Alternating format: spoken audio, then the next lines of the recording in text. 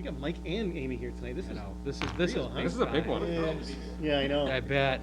You guys all set? Nobody had plans on a Friday night. I'm going to call the August 7th, 2020 meeting of Ludlow School Committee to order. First order of business is Pledge of Allegiance. I pledge allegiance to the flag of the United States of America and to the republic for which it stands, one nation, under God, indivisible, with liberty and justice for all. All right. Thanks, everyone. Obviously, today we're going to be exclusively talking about the reopening plan or plans. Dr. Gaza is going to present the plans to us, make a recommendation. We will have some discussion amongst the committee, and then we will open things up for questions from the public. I think everybody's kind of seen the method of doing that. So I think we'll start, Dr. Gaza, whenever you're ready. Give us your presentation on the reopening plan. All right, thank you, Dr. Kelleher. Members of the school committee, the plan I'm about to present is really the culmination of really the last 6 weeks of work. This plan really represents the collective efforts of the admin team, which really, a little shout out to the Ludlow Public Schools admin team who are with us tonight via Zoom. These individuals, since March 13th, when we closed our doors and sent our students home, have been working 24 hours a day, 7 days a week. First, to try and adjust to the situation that confronted us, and then, after that, to chart a path forward. So I would just like to thank them for their efforts. I could not have asked for more out of any individuals than what they gave. All right, I'm going to click off you guys now. So, this is our 2020-2021 return to school presentation.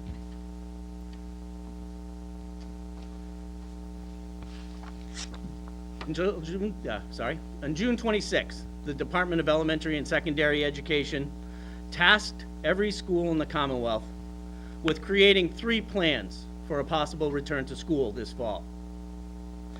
100% return to in-person learning with new safety requirements, a hybrid model, which reduced the number of students in the building and provided for some in-person and some remote learning opportunities, and then a fully remote model. So we had to, as an administrative team, create a plan that would address all 3 of those possible ways to return. Oops.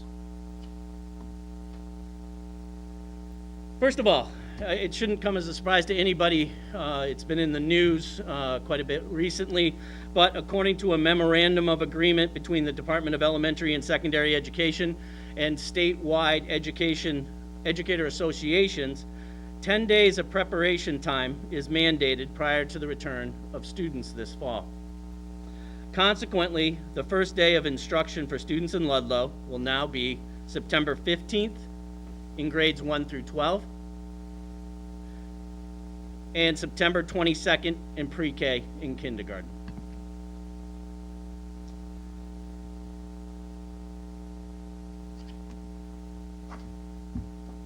Development process. This plan is the culmination of, as I said, 6 weeks of a lot of hard work. But we had a lot of input into this plan from stakeholders from within our community. Parent, student, and staff surveys regarding remote learning this past spring and what that looked like. Remote learning this past spring was a response to an emergency situation. We put it together quickly. Our teachers stepped up to shift from teaching face-to-face to teaching online. And they had to do it quickly and on the fly. The result was an emergency response. The effort was there, but we recognized at the end of that, and after hearing from surveys from all parties, remote learning, the elements that we use in this upcoming fall, will look dramatically different than they did in the spring. And I'll explain a little bit more about that later in this presentation. So we took that information that we got from parents, students, and staff and used that to help shape those new elements in our plan for next fall. We also did parent surveys regarding their thoughts and how they felt about their children returning to our buildings in the fall. The result of that survey was that about 80% of the people who responded, and it was a good response rate, it was around 1,150 responses, felt that about 80%, it was a hair over 80%, wanted to come back to the building in some form this fall. 20%, just under that, wanted to keep their child home for a fully remote option. In that email also, or in that survey also, was an opportunity for parents to give feedback as to things for us to think about as we began putting our plan together and shaping what it would look like for our return in the fall. A lot of good suggestions came out of that, and they were incorporated into our plan. One of which, quite frankly, was a way to present that information so that everybody could view it as we're doing tonight. We also reached out, and I would like to thank the town officials who we worked with closely, both to determine what resources were available and to help us ensure that as we created these plans, we remained in compliance with all local safety regulations. So we had input from the fire safety inspector, and the chief of the fire chief. In order to, our building inspector has had input into what has happened and what is occurring in our schools, because this is a health and safety emergency, but we still need to ensure that we approach this in a manner that keeps our buildings safe for everyone. Working with the town administrator and town accountant with respect to finances and available resources, so we could determine what money we had to respond to this situation was essential. Coordination with the Board of Health and officials from the Board of Health in order to make sure that we had the most up-to-date information and procedures that we can incorporate into our plans to make sure that we can keep our students, staff, and communities safe in the fall. Teachers were incorporated into this process. 3 weeks ago, the draft plan was shared with department chairs and grade level leaders. 2 weeks ago, we began discussions with the Ludlow Education Association and shared that draft plan with them. And then 1 week ago, it was shared with all teachers at faculty meetings. At each step along the way, from parent surveys through teachers at faculty meetings last week, the plan was amended as a result of their feedback and input. And it looks very different than it did 3 years ago. Feels like 3 weeks ago. It does feel like 3 years. The final recommendation, although I'm not going to say we reached a consensus as to what the correct path forward, however, the plan does reflect the input from those discussions. It's important to note, these plans are still preliminary. We have 6 more weeks at this point before students walk into our buildings. The basic structures of these plans will remain the same for everyone back, hybrid, and a fully remote plan. One of the things we tried to do was keep schedules as consistent as possible between the 3 plans for all back, hybrid, and remote, so that if we have to transition over the course of next year between one or the other mode of teaching and learning, we could do so in a manner that was less disruptive to students and parents. We tried to standardize a lot as we approached the fall. because one of the things we recognized was last year, as we kind of shifted on the fly, parents were having to go different places to find different ways to log in their students or different apps to use. And so this summer, we rolled out professional development for all of our teachers on remote education, and they participated remotely. But we moved two of our professional development days that were typically one right before the start of the school year and one in March, and made that remote time that they could utilize during the summer to hone their skills in teaching in an online environment, so that they could hit the ground running and have a little more preparation going into the fall than they did when we left in the spring. So as a basis for our district now, our remote platform, as it has been in the past, will be Google, and Google Classroom will serve as the foundation. But we have upgraded features, and there will be other more consistent elements from grade to grade.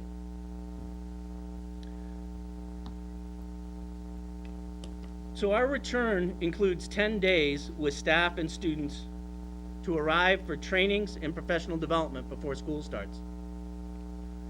We need that time. It's going to be crucial to creating a safe environment for everyone this fall. We need to do trainings on the new safety procedures, not only for staff, but then for staff to be able to work with students. There will be trainings on remote education and how to teach in a remote environment so we can further refine skills and practices for the fall. There will be trainings on mental health. Our students haven't stepped foot in our buildings since March. This has been an incredibly anxious and stressful time. Their life changed on March 13th. And our children are adapting to that. And we need to recognize the stress, anxiety, and trauma that this has created. And we need to be ready to respond. We need to recognize the fact that, quite frankly, the children who walk in our doors in September will look different than the ones who walked out. They've had a different experience over the last 5 months that none of us have ever had before. So we need to be in a place to support them when they return. So that'll be part of what we do. So we'll look to have some training with respect to mental health, with respect to and don't get me wrong, we're not turning our teachers into counselors or psychologists, but we want to give them the tools to recognize why a child is struggling, or how a child is struggling, or recognize warning signs so that they can refer them to the appropriate person. That's kind of what we're going to be looking for in some of these trainings. We still need to elaborate, expand, and refine some elements of this plan, which sounds strange when you recognize that the plan is 78 pages long. We are basically trying to recreate public education in a new environment, responding to the reality that we're living in right now. And so when our teachers come back, their input is going to be essential to working together with administration and the community to ensure that our kids are supported academically, their social emotional health, and to ensure that we keep our community safe during this healthcare crisis. We will still need, once you all take a vote tonight, there are still elements of this that we will need to negotiate and discuss with our unions. And that process will continue. So far, those discussions, while, like I said, we did not reach a consensus on a path forward, they have been collaborative and productive, and I expect that to continue. Why are we even having this discussion? Turn on CNN, Fox News, or any other major news outlet today, and all you see is talk about rising COVID rates across the country. Why we are having this discussion right now is because we have taken appropriate measures as a state to mitigate the impact of this healthcare crisis in our communities. Right now, updated as of August 5th, 2020, the Department of Health's COVID-19 Public Health Report states that since the beginning of this crisis, there have been 135 confirmed cases in Ludlow. Total positive tests in the last 14 days have been 4. And percent positivity is 0.75. If we were in Florida, Arizona, Georgia, or a number of other places across our country, California, I would not be standing here having this conversation with you today, or it would look very different. Because I would not be advocating to bring children back into our buildings. I am today. Why? Because we can right now. The recommendation I'm going to make to you later today is the recommendation for now. Each step along the way, I said in my email out to parents that this is like one long snow day call, where we are constantly assessing the information as it comes in to determine the next course of action. Right now, my recommendation, I'm going to kind of blow the surprise, although it's already been blown, will be to return in a hybrid mode. Because I feel we can. Now, might that change? Yes. When? I don't know. It could be 2 weeks from now, it could be 5 weeks from now, it could be 4 months from now. We have to keep continually assessing the scientific data and listening to the advice of the medical professionals and take appropriate action.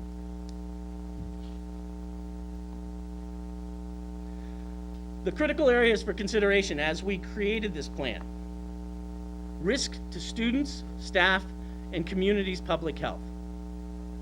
Yes, there is absolutely no doubt with respect to contracting COVID, it is safer to stay locked in your home. However, with that comes other risks to health and safety. I'll be honest, the reason I am really committed and feel passionately about getting our children back into our buildings in some form next fall is because we haven't laid eyes on these kids since they left in March. For a lot of our children, that's not a big issue. They come from stable homes. They have loving, supportive families. That is the vast majority of our parents in our community. But there are a lot of our families that experience challenges. And this stressful and anxious time period with people often struggling financially has only exacerbated that. I want these kids back in our building so we can take stock of where they are to ensure they're safe. That dovetails right into impact on students' learning, mental health, and social emotional well-being. All of these are wrapped up into the decision to return this fall. Readiness to safeguard all stakeholders.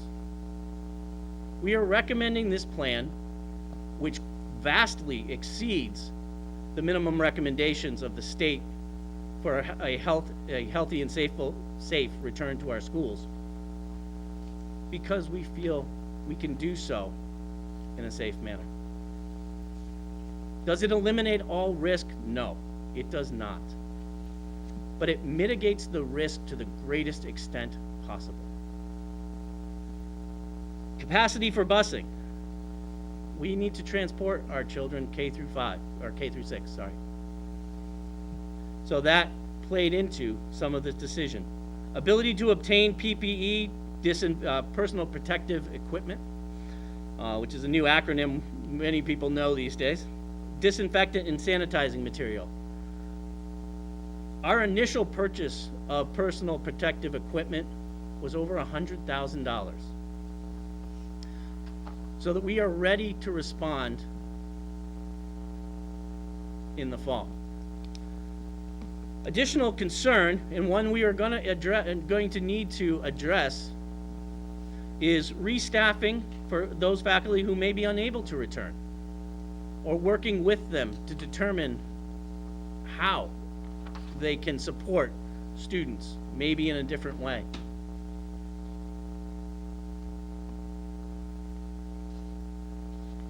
Sitting in this room today with me is Kristen Bunton, our healthcare coordinator. I could not have gotten through this crisis without her. She has been incredible, the work she has put in, the coordination with both the Department of Public Health in Boston, the coordination with our local Board of Health has been amazing. And she has helped us respond appropriately and safely throughout this crisis. I'm going to turn this slide over to Kristen because this really impacts our core health and safety strategies. Kristen, go ahead. Thank you. So multiple layered mitigation strategies are based on the best practices that we know from public health, of best practice strategies that we have to mitigate the spread of the disease. So that basically comes down to stay home if you're sick, frequent and adequate hand washing or hand hygiene, mask wearing at all times, and physical distancing, preferably at 6 feet. And we are going to need to relook at all of our standing operating procedures and ask teachers to look at all activities that they plan on doing through the lens of what those best mitigation strategies are. We're going to be asking all staff and student caregivers to walk through a self-certification checklist of symptoms and exposure risks every morning. Kristen, can you hold on one sec? Mike, Sure. I'm not sure the mic is really picking that up. Is that mic on? Yeah. Okay. Am I good to go? Okay. Go ahead. We're going to be asking staff and students to walk through a self-certification checklist of symptoms and exposure risks every morning before coming to school. And we will be providing checklists and handouts and further information to help individuals understand what that needs to look like every morning. We're going to need to change how we run our school health offices to prioritize a nursing assessment and immediate dismissal of individuals who become ill during the day, while maintaining clean clinical spaces for students who need medication and medical treatments. Individuals with symptoms on the most current COVID-19 symptom lists will not be allowed to return to the classroom or common spaces in the building. And we recognize that this may present challenges for some individuals and families, but with the lack of immediate clinical evidence at the moment to support another disease process occurring, we must have the school nurses err on the side of dismissal and the highest standard of preventing disease. And the Department of Education has set up very clear protocols regarding the criteria that must be met in order for staff, students, or individuals return to classroom setting. Hand hygiene and sanitation will be reinforced by signage, the availability of portable hand washing stations, hand sanitizer, frequent reminders during the day and set times where staff and students need to re-clean hands, plus education and training sessions for both staff and student in these protocols.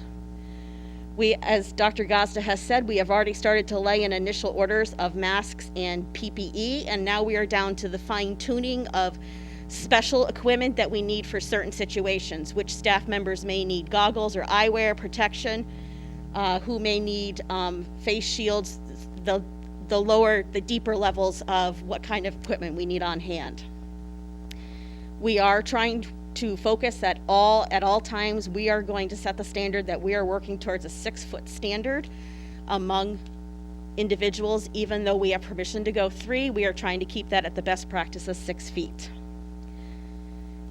We are making sure we have hand sanitizer in every classroom and every location of the building, via whether it's a pump bottle on a desk or additional stations. We have adequate and additional cleaning supplies available for surfaces. We are also re-looking and redesigning what the roles of the custodians will be in terms of what are priority cleaning areas compared to what we have done historically. because we want to make sure that common touch surfaces are being cleaned regularly, consistently, both during the day and at night with full sanitation. And then we are continuing with additional signage reminding for mask wearing, PPE, also marking floors and the ground to make sure that we remind students and staff and give them those visible images of they need to maintain that distance. Thank you.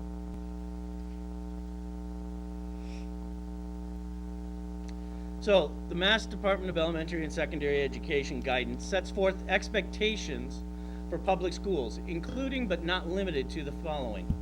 Students are responsible for providing their own mask and face covering.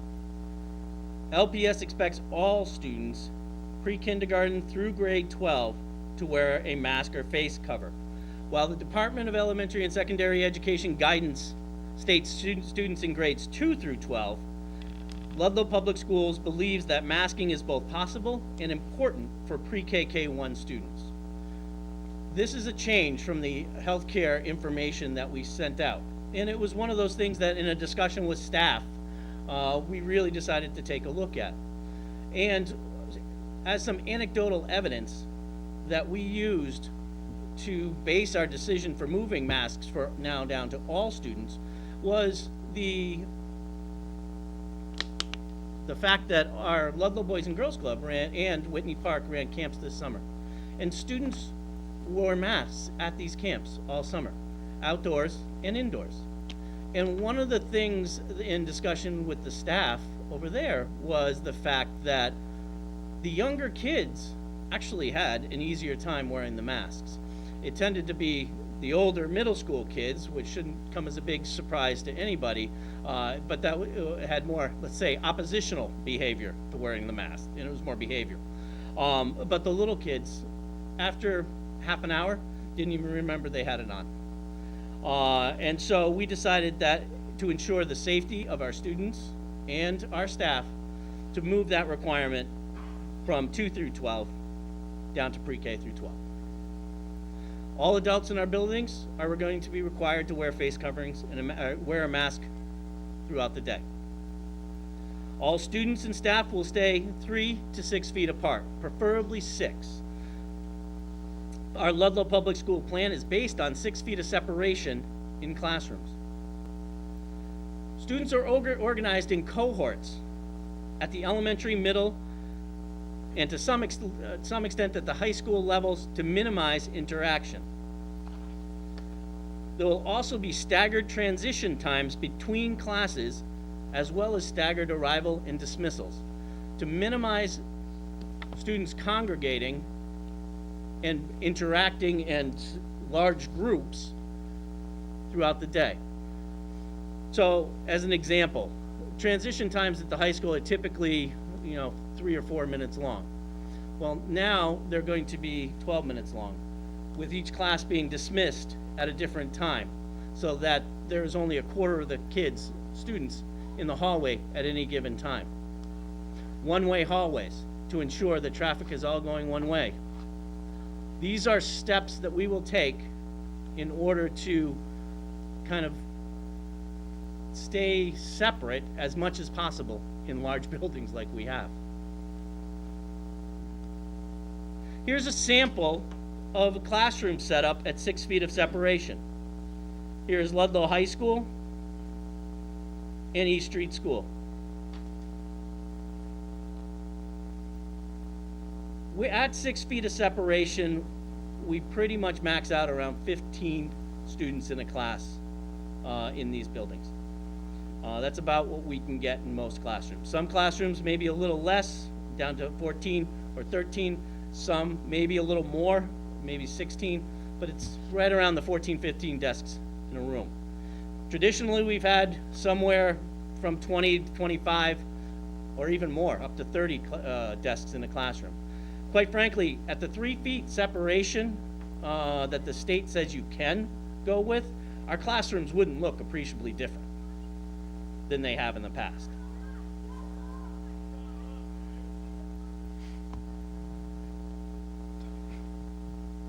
Facilities-related prevention strategies. Hand sanitizing stations, and supplies. We are in the middle of a viral healthcare crisis. Disinfecting, hand washing, wearing masks, these are all proven strategies to mitigate the spread of COVID-19.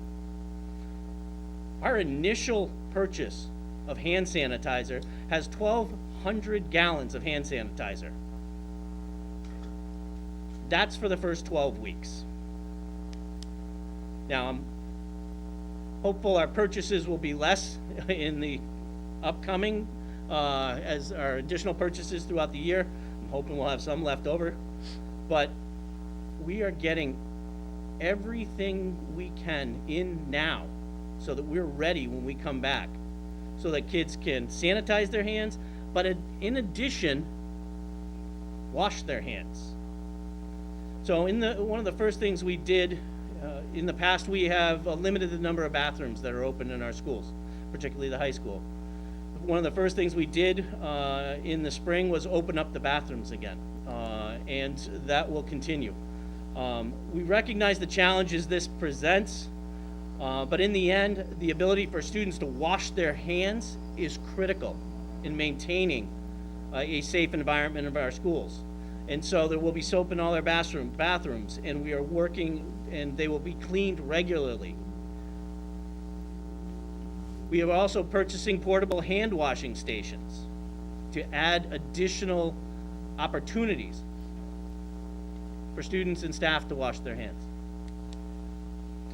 Enhanced frequency of preventive maintenance routines. We've added 2 custodial staff since the spring. Now, you remember we did reduce our custodial staff by 4 in our last budget. We brought 2 of them back. What we are also doing,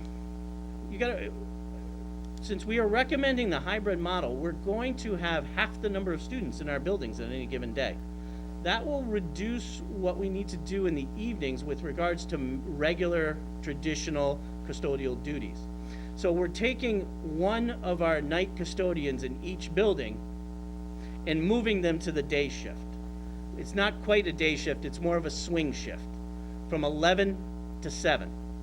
That way they'll be able to support cleaning both for lunches during the day in conjunction with the day guy, and they will be able to coordinate and continue disinfecting into the evening. So basically we went from 5 custodians on during the day in our schools to 12 by adding those 5 night guys during the day and the 2 we brought back, or will be bringing back. We haven't yet. We'll bring them back once we start back up in the fall. Enhanced facility disinfection. We acquired electrostatic spraying equipment so that we can disinfect the surfaces in our buildings effectively.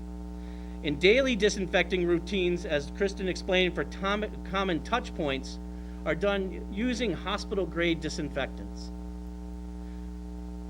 to ensure, to the greatest extent possible, that our buildings are cleaned and sanitized every day.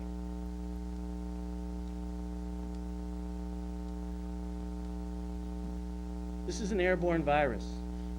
So a crucial aspect to keeping our students and staff safe is ventilation systems.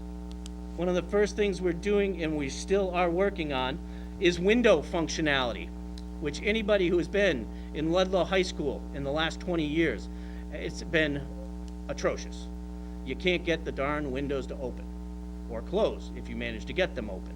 And so we are looking, our first go was to try and lubricate them and get them to slide up and down, and that wasn't working. So, we're working with a company to try and redo the springs. If that doesn't work, we are working with our building inspector on a workaround for inserts that we can put into the buildings so that we will be able to open windows and close windows in our buildings to allow for outside air to come in. One of the benefits, in addition to the professional development for 10 days in the fall, is hopefully it'll get us through some of the hottest of our days around Labor Day, because we recognize that could be an issue. and we will adapt accordingly. But also, HVAC function has been a major focal point for our facilities department this summer. Each building's fresh air return system has been inspected by an HVAC certified professional, and routine maintenance such as cleaning and replacing filters have been completed for all units and buildings. We have spent hundreds of thousands of dollars, and this is where the federal COVID money has come in handy. Because to repair and ensure that our systems are operating effectively and efficiently as possible. What does this mean? It means that every exhaust fan on the roof of our building that pulls the stale air out has been inspected, it has been cleaned, replaced, if necessary, any motors replaced, so that all of our exhaust fans are working on the roof of all of our buildings. That's in the process right now and will be completed by the fall. The other element of that, so that's pulling air out, we need to pull air in. And so the univents on our buildings have been newly refurbished to ensure that we can pull fresh air in from the outside and then vent them back out through the exhaust fans. So all of the univents have been either repaired or major overhauls, particularly at Baird, was where it needed the most work on the HVAC systems. East was actually in pretty good shape because that was a component to what we did during the boiler repair a couple of years ago. And so we, all the exhaust fans and univents and all that was up and running and refurbished a couple of years ago. So East was in good shape. Chapin and Vets, the univents are actually okay. We had a number of exhaust fans that needed to be fixed on the roofs. But Baird was, the univents were a mess and the exhaust fans were a mess. And so that was where the lion's share of this expenditure came in, to get clear airflow through the building. So this work is happening now and will be complete before our student and staff returns for the start of school. Transportation. This is a sticking point. According to the department guidelines, we basically are reduced, our buses are reduced to 1/3 of their capacity. This is one element that eliminated getting all of our students back. We simply couldn't transport them as we're legally required to do. What you see here is a diagram of what a full bus in this environment looks like. All students are required to wear masks. They're required to sit every other seat and alternate row and window. This one I know is going to be hard for some of our parents, but we're forced to eliminate pay-to-ride for the 2020-2021 school year. We are legally required to transport any student who lives over 2 miles away from the school. We transport anybody who is over 1.5 miles, and then historically have offered pay to ride for those students who are under 1.5 miles. We have to eliminate that in order to be able to do transportation even with our hybrid model. We looked to see if we had to increase it from 1.5 to 2 miles. We don't.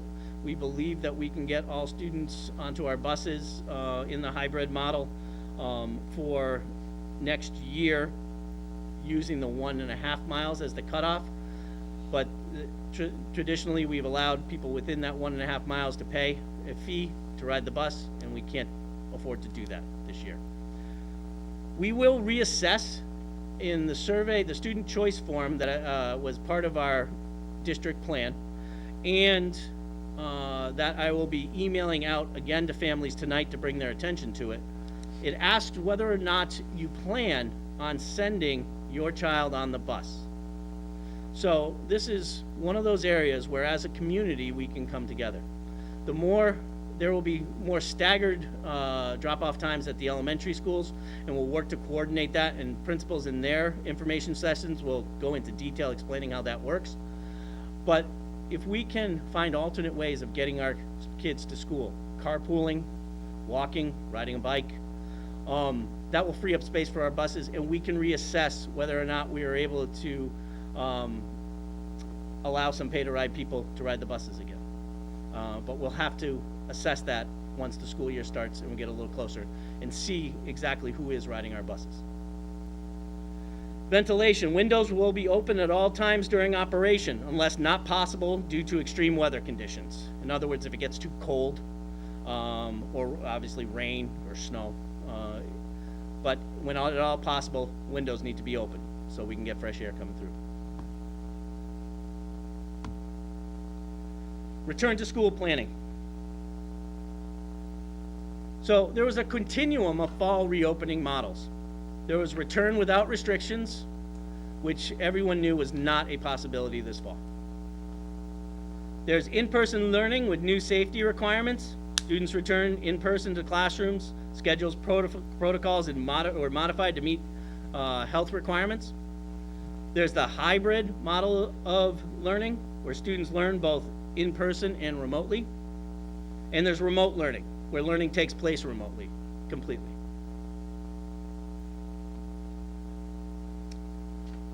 Some vocabulary that may be new to people.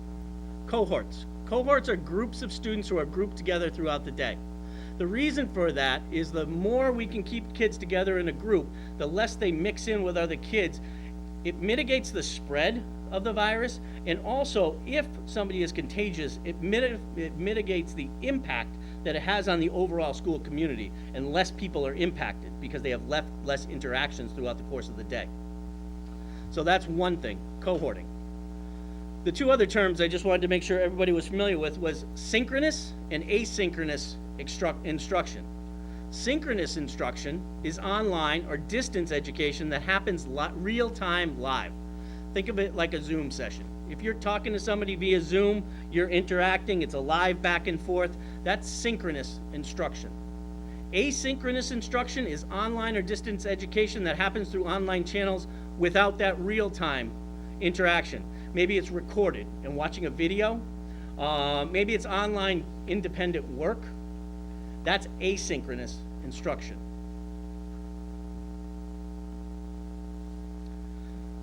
Full reopening for in-person learning. All students, so this is our first model that we have to present to the Department of Ed. So the advantages to this are that it's in-person, face-to-face instruction. It returns students, families, and staff to close to a normal daily instructional routine. And the restoration of important opportunities for academic and social emotional growth are all there. This is close to a normal school day. Closer. Masks are still required. One of the things, and the reason I'm not going to go deep into this right now is that our hybrid model, the in-person version of our hybrid model, is the same as it would be for full remote. For full in-person back. Our remote learning elements of our hybrid model are the same as it would be for fully remote. Once again, to make those transitions between the three models as smooth as possible for everyone, should that be necessary. So, what are the obstacles and challenges? So, one of the elements of this in-person learning is, we're still looking at things like block scheduling at the high school. Why? Well, because it reduces the number of transitions. Transition mixes kids together with kids that they weren't with initially. So once again, it spreads those contacts. The more we can minimize those transitions, the more we minimize contacts, which minimizes the spread and minimizes impact should there be a positive test. Now, the big obstacle with this full in-person learning, full return to in-person learning, is it really is inconsistent with the state's careful and systematic phased-in reopening of Massachusetts. Why have we been so successful as a state with reopening as a state in our communities?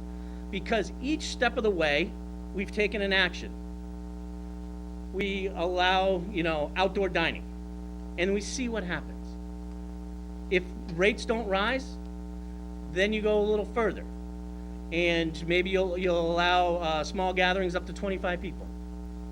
And so at each step of the way, there was an action, it was phased, it was measured, and then it was evaluated. What was the impact that had on our communities? Did our rates rise? What essentially this full reopening model for in-person learning and was like jump into phase 4. Let's bring them all back and see what happens. Well, we didn't do that for our state. Why should we do that for our school? And so that's a big part of the reason we're not recommending that full return model. There are other challenges. As more staff and student equals more density. That's more problematic. The problem times are lunch, arrival, dismissal, transportation. We could not get all of our kids here under a full in model, not with the limitations placed upon it for transportation. More staff and students in a building in a single day equals more contacts, should there be a positive test. The 3-foot standard is not consistent with everything we've been told since the beginning of this, which is stay 6 feet away from everybody. The 3-foot distance classroom means there's minimal student movement and staff movement. Even with 6 feet, it's going to be greatly reduced. But with 3, it was reduced even more. The 3-foot standard wouldn't allow for mass breaks in the classroom. Kristen, I'd like you to jump in here because we discussed the other day, what does a mass break in the classroom look like? We're going to try to have mass breaks. We're going to try to utilize our outdoor spaces on nice days more than we have in the past, and especially for breaks, especially at the younger grade levels. But what does it look like? How can we do a mass break in a classroom? So currently the recommendation from the Department of Education is a minimum of 2 mask breaks a day, which is an opportunity for staff and students to remove the mask and take a few minutes to breathe and inhale air without masks, because we all recognize that this is a big change for us. The advantage of having classrooms where students are sitting 6 feet away as opposed to 3 feet away is that we can allow mask breaks to happen in the classroom every other row, which means that in theory, if we're doing every other row for mask breaks, students will be more like 12 feet away from each other on those off rows that are going to take their masks off for a few minutes of a break, and then we can flip the rows of who takes a mask break. So that will allow us to have more mask breaks than just 2 a day, which I think is going to be important for comfort and for success. And by once again focusing on that 6 feet between students, now when we do a mask break, we're looking at a greater distance of 12 feet, which is, as I think, is best practice that we can do. So we can't hit 6 feet of separation in our classes with all back. We simply don't have the space. I don't know a school system that actually can.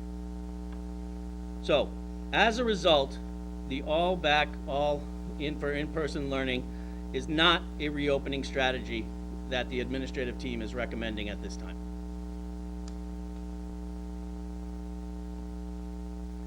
I'm going to skip to the full remote, and then I'll come back and explain the hybrid. Because as I said earlier, the hybrid is going to be our recommendation. So full remote. This means that no student comes into the building and everything happens remotely. There may be some provisions even under a full remote model for high need students to get some type of in-person education. That's something that we would have to work out because some of those students simply can't function and learn in a remote environment. So some accommodation would need to be made, and we would need to work with the staff to figure that out. But essentially it means everybody's home. All the students are home. This reduces the density of individuals in our schools. These are the advantages, and reduces transmission and community spread. If you're not around each other, you're not going to catch it from each other. Maintains daily instructional routines that mirrors the remote learning days in the hybrid model. As I said, the schedule was consistent, all back, hybrid, and fully remote. Schedule and learning expectations mirror remote learning days in the hybrid model. Challenges? Let's face it, online learning is hard for many of our students. and it does not fully replace in-person instruction in the classroom or the broad range of services that are provided by our schools.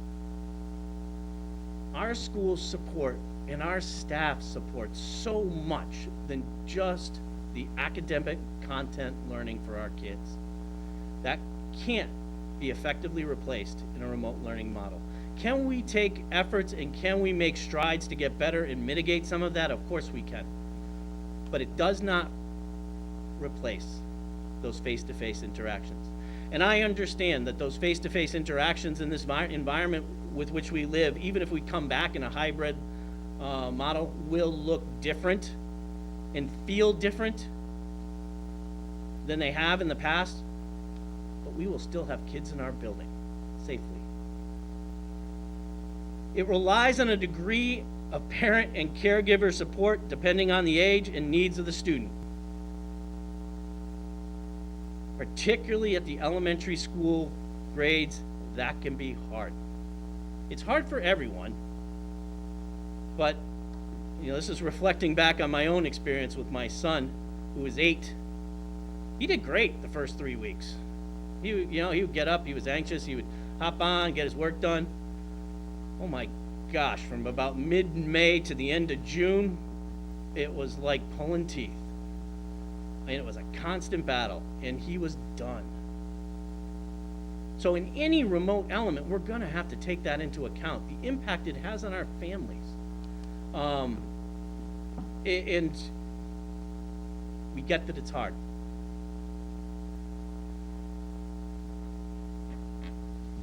This fully remote strategy is not the recommendation of the administrative team at this time.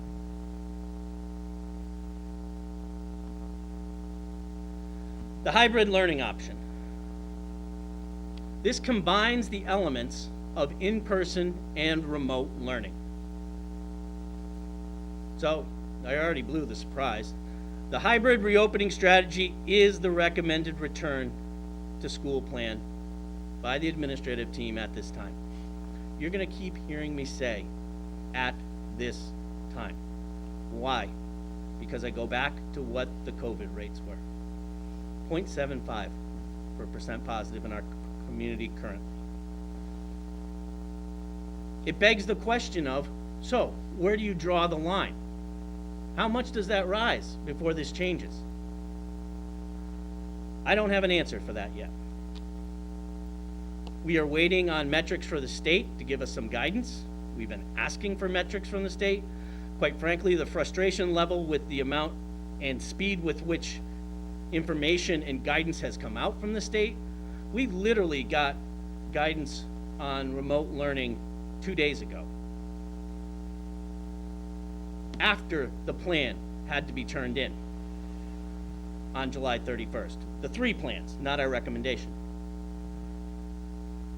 So I anticipate that guidance out soon. I most definitely know the guidance will be out before students return September 16th. I can't give you what that number is right now, where that cutoff is for increases. But that is a situation where myself, Kristen, we work closely with the Board of Health here in town to assess the guidance from the Department of Health and work with state officials to make a determination when a change has to be made due to increases. What I can tell you is, I do not believe that rate is 0.75. And that's why the recommendation at this time is for a hybrid opening of our schools.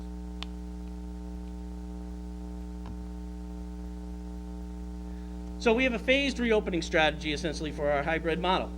The first phase was preparation and planning. This commenced in the spring and is ongoing. As I explained earlier, stakeholder surveys, collaboration with town officials, Department of Elementary and Secondary Education engagement. We have had weekly, sometimes 2-3 times weekly, meetings with the commissioner and members of the Department of Elementary and Secondary Education in order to discuss this situation and plan a path forward. The Board of Health has reviewed Ludlow Public Schools return to school plan, Kristen, you interacted with them on that? Yes. And what was the feedback? So the feedback from the Director of Nurses for the Ludlow Board of Health was complimentary, and she expressed amazement at the level of thought, care, and details, and preventative strategies that were put in place in the plan. And that was using best guidance from DESE, but also I have been committed to participating in the statewide Department of Public Health conference calls that occur several times a week. And both information from herself, those conference calls, and DESE was all instrumental in adding into the plan. All right, we're taking, just out of curiosity, is it out on the, is it still going out live? We're having a little technical difficulties right here. You're up. You're back Okay, now we're back up. And by the way, the answer is not 45 minutes, it's an hour, exactly, as to when that camera turns off. Oh, the projector. The projector, yeah. So, school committee meetings.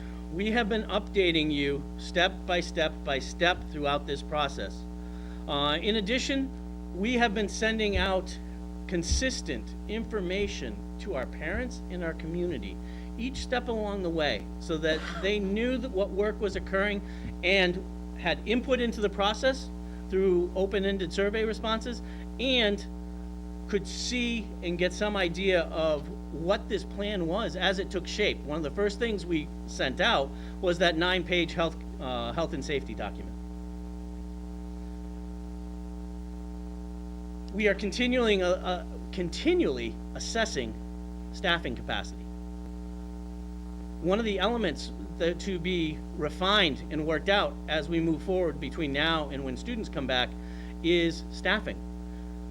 For many of our staff who may be medically compromised, it may not be safe for them to return into the buildings, and we need to take that into account and determine what we can do to accommodate. Supply requisitions, we got ahead of the game, ensuring there is currently school systems across the Commonwealth are scrambling to get Chromebooks because everybody wants them. We're fine. We got our order in fast, and part of the reason was it was helpful years ago when we transitioned to a one-to-one Chromebook district, but we also had the processes and procedures in place already to get those purchases rolling. So that was the first step immediately we did, so that we aren't in a situation where we're scrambling right now to get Chromebooks. We did the same with PPEs. We had our orders up, ready, and processed. We did the same with disinfecting and the electromagnetic sprayers. The lead time for those was 6 to 8 weeks. Now we have them coming, we've already got them in. We've got 3 of them in, we're waiting on, I think, 3 more. So we've been ahead of the game in responding to these situations. We began a couple weeks ago dialogue with the Ludlow Education Association. As I said, we have not reached a consensus on the path forward, but the dialogue has been respectful, civil.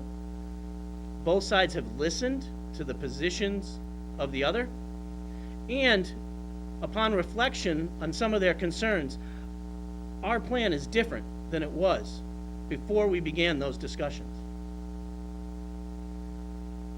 Training. We began right when this started, with Kristen and I going and meeting with all of the custodians and reviewing new protocols for disinfecting and sanitizing. That will continue.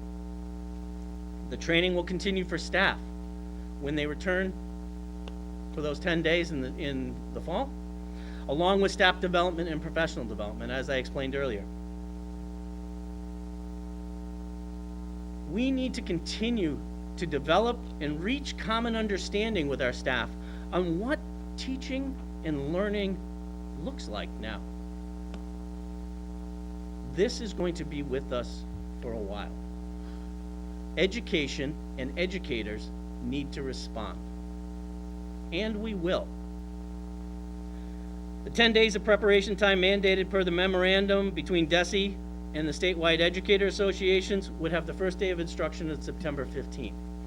We have a little breathing room still. We got 6 weeks right now to still refine our plans.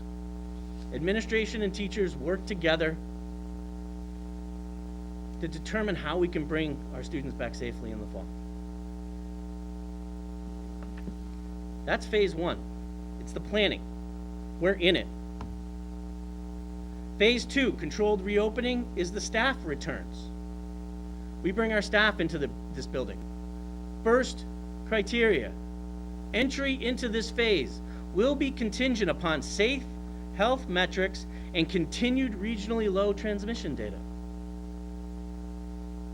As I said, this is an extended snow day. We are constantly assessing the situation on the ground and the data to determine whether it is safe to take the next step.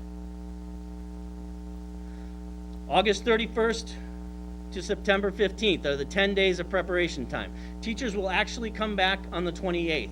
That's our traditional invocation day, convocation, sorry. It will look a lot different than it has in the past. We are not going to get our whole staff together in the auditorium like we have in the past.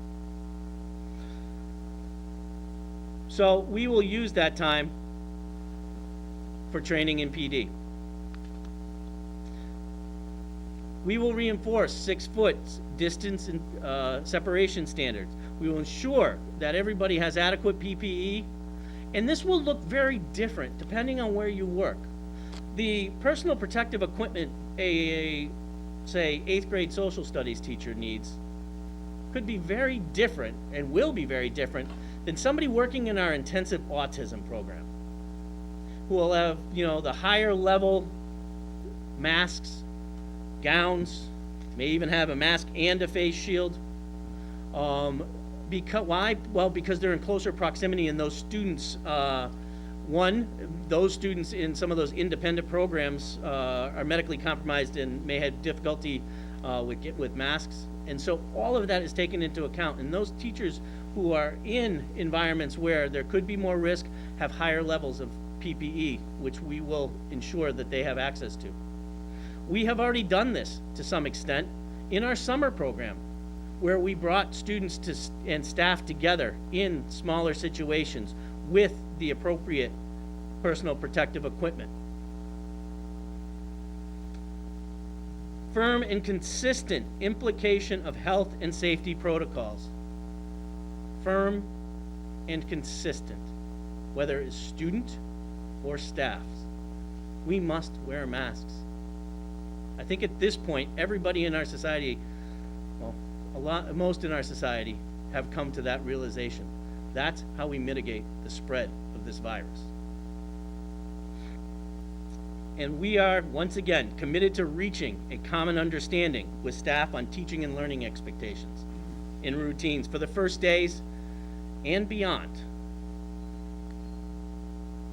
There still is no vaccine for this disease. We don't know when there will be. It depends what media station you listen to. Until that happens, this is going to be with us in some shape or form, which means our normal operating procedures will look different and won't be normal, at least what they were in the past, for a long time. We need to adapt.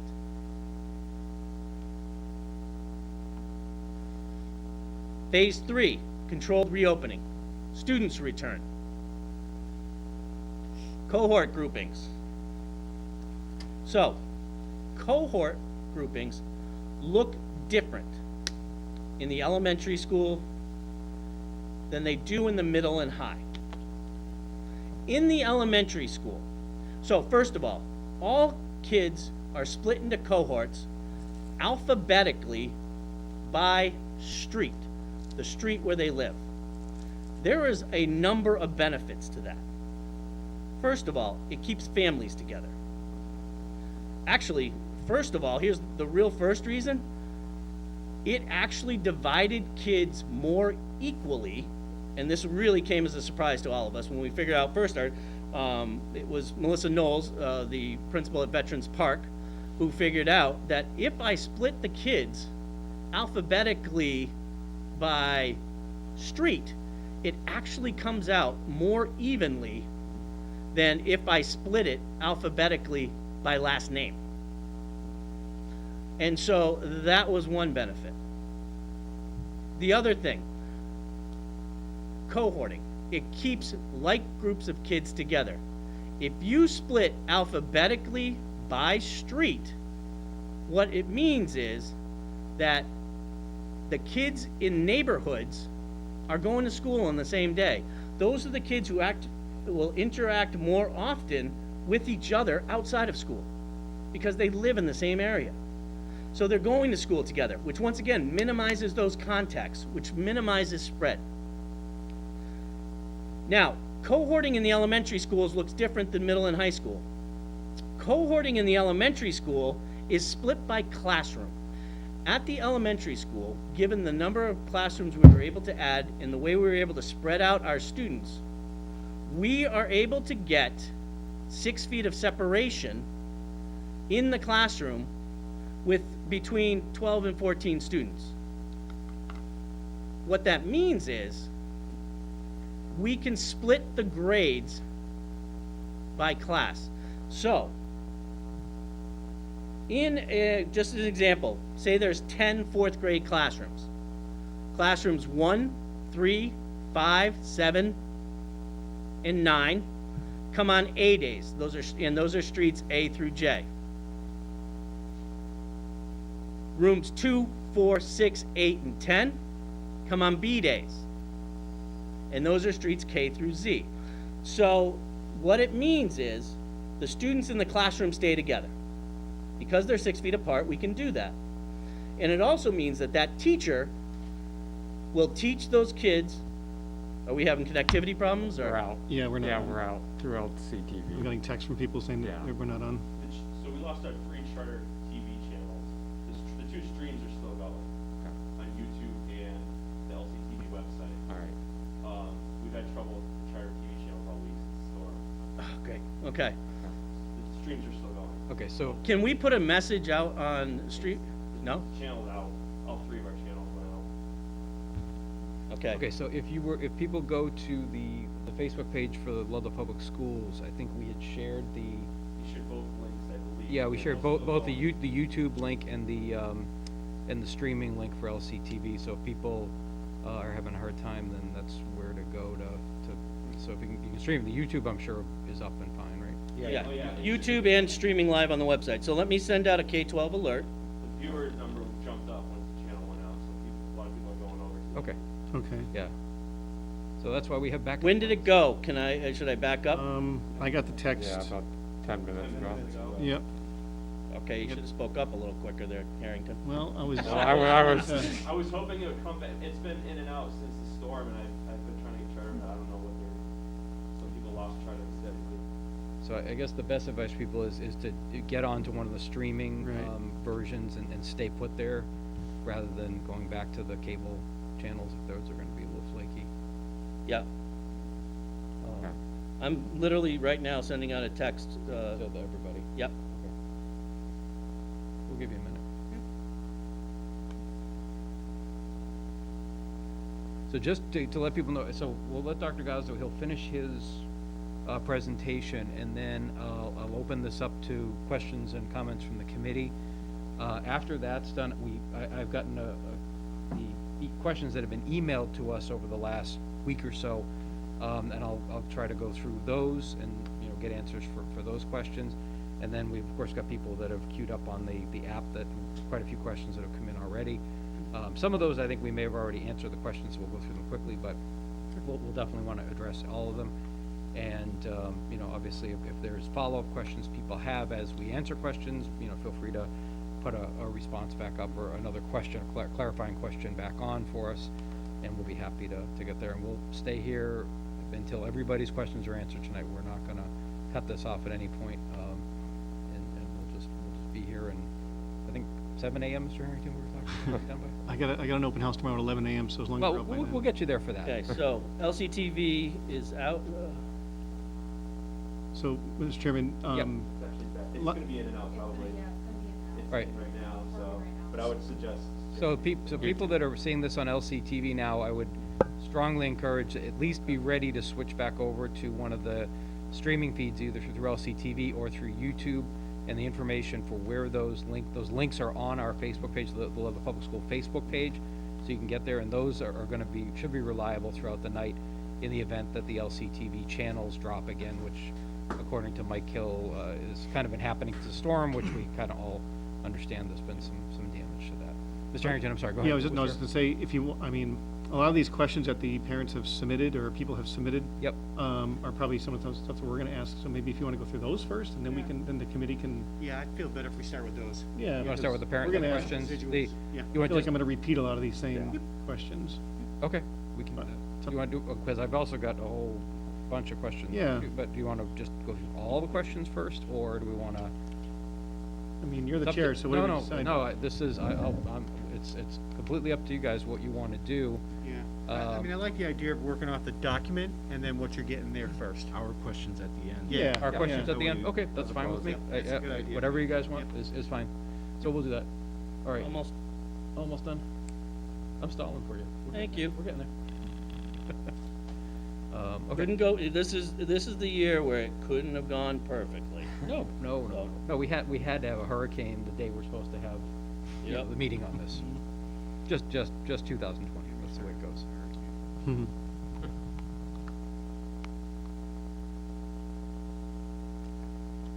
It's all right.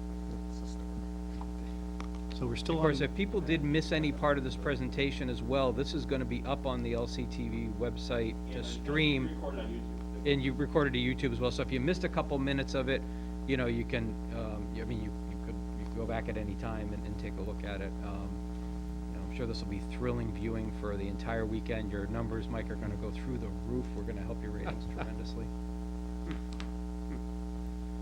All right, Gaza, you. Mike, when it's back, when we record it and LCTV is back online, then you'll probably put the video, you can, put that up on the actual TV. The video of this right now. Oh, yeah, it'll be broadcast. Okay. Great.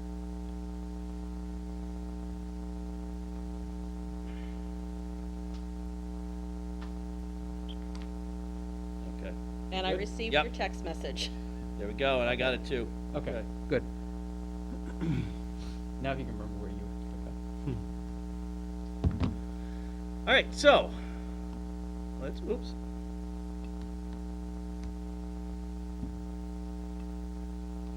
Let's start, just to make sure everybody's on the same page. Phase 1, preparation and planning. We've been in this since June, May, before. Stakeholder engagement, collaboration with town officials, Department of Elementary and Secondary Education engagement, Board of Health review of our LPS return to school plan. Kristen, once again, what was the feedback we had on our plan? That there was a lot of prevention and thought that went into the plan, and that it was more thorough and detailed than they expected. That it was clearly that a lot of work had gone into it to think of every strategy we could and all the touch points that we need to consider and dive more into detail before we finally allow students and staff back into buildings. So, like I said, the dialogue with the Ludlow Education Association, although we have not reached consensus on a path forward, has been civil, respectful, and productive. As a result of that dialogue, this plan was changed and looks very different than the initial proposal by the administrative team just 3 weeks ago. We are going to continue working on those common understandings and utilize that 10 days of prep time for PD and trainings for staff. Phase 2 is a staff return to the building. Now, entry into this phase will be contingent upon safe health metrics and continued regionally low transmission rates. August 31st to the 15th, those are the 10 days where we will have staff for training and professional development. We will work to reach those common understandings We will enforce 6 feet of separation and utilize that and learn what it looks like on a daily basis. We will ensure everybody has PPE so that they are safe when students return. And then firm and consistent implementation of health and safety protocols.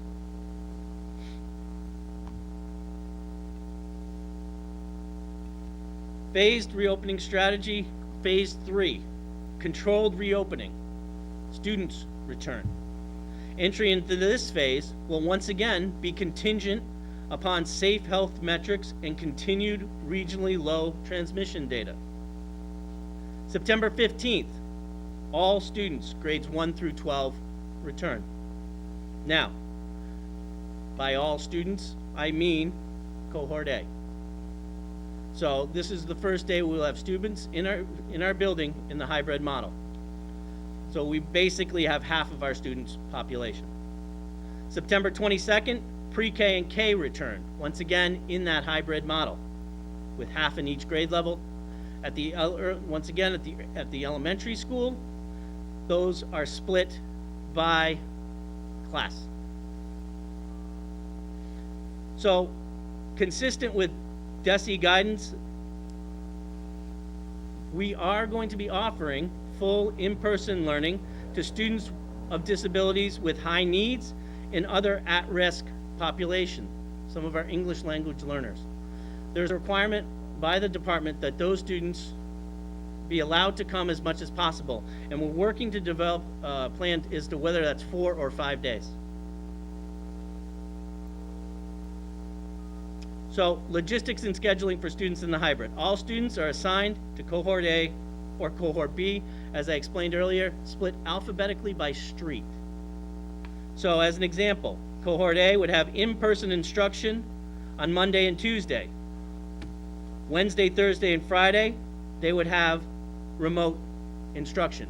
That would be both synchronous and asynchronous. So that would be both live, face-to-face, and or working independently. And that's one of those areas we're gonna have to work with staff to ensure and figure out exactly what that looks like. That's gonna be part of the next 6 weeks. And it's gonna be part of those 10 days. Here's what I can tell you though. There is a requirement by the Department of Ed for more synchronous learning on the part of teachers, or synchronous teaching for teachers and synchronous learning for students. And that was something that clearly came across in the parent and student surveys. More ability to interact between teachers and students online. So that will be a component of our remote learning schedules. Students will be scheduled to classes at certain times throughout the day where they'll have to check in, often synchronously, where the teachers will interact with them and then they'll have work to do. So it's not like they're gonna be on the computer consistently when on their remote days for necessarily, 6 hours. It could be where they either watch a video or the teacher, or join the teacher for an online lesson and then come off to do some work independently and then get on for the next class. So it's gonna be almost more like a real school day, where if you walk into the class, the teacher might do some instruction, and then you work on an assignment independently in class. Small group work, that's one of those areas that's gonna take a hit. Although remotely, one of the things we're learning to utilize is breakout groups in Google Meets, so that you can have that work group in a virtual environment. And these are all elements we need to work with our teachers to refine over the next 6 weeks and have discussions on what it looks like. So what happens with Cohort B? Well, they have remote instruction the first 3 days and then in person on Thursday and Friday. Once again, half the number of students in the school. Somehow I must have missed that slide on the first way through because I don't remember showing the grid. But I do remember this. So, as I explained earlier, we are split alphabetically by street,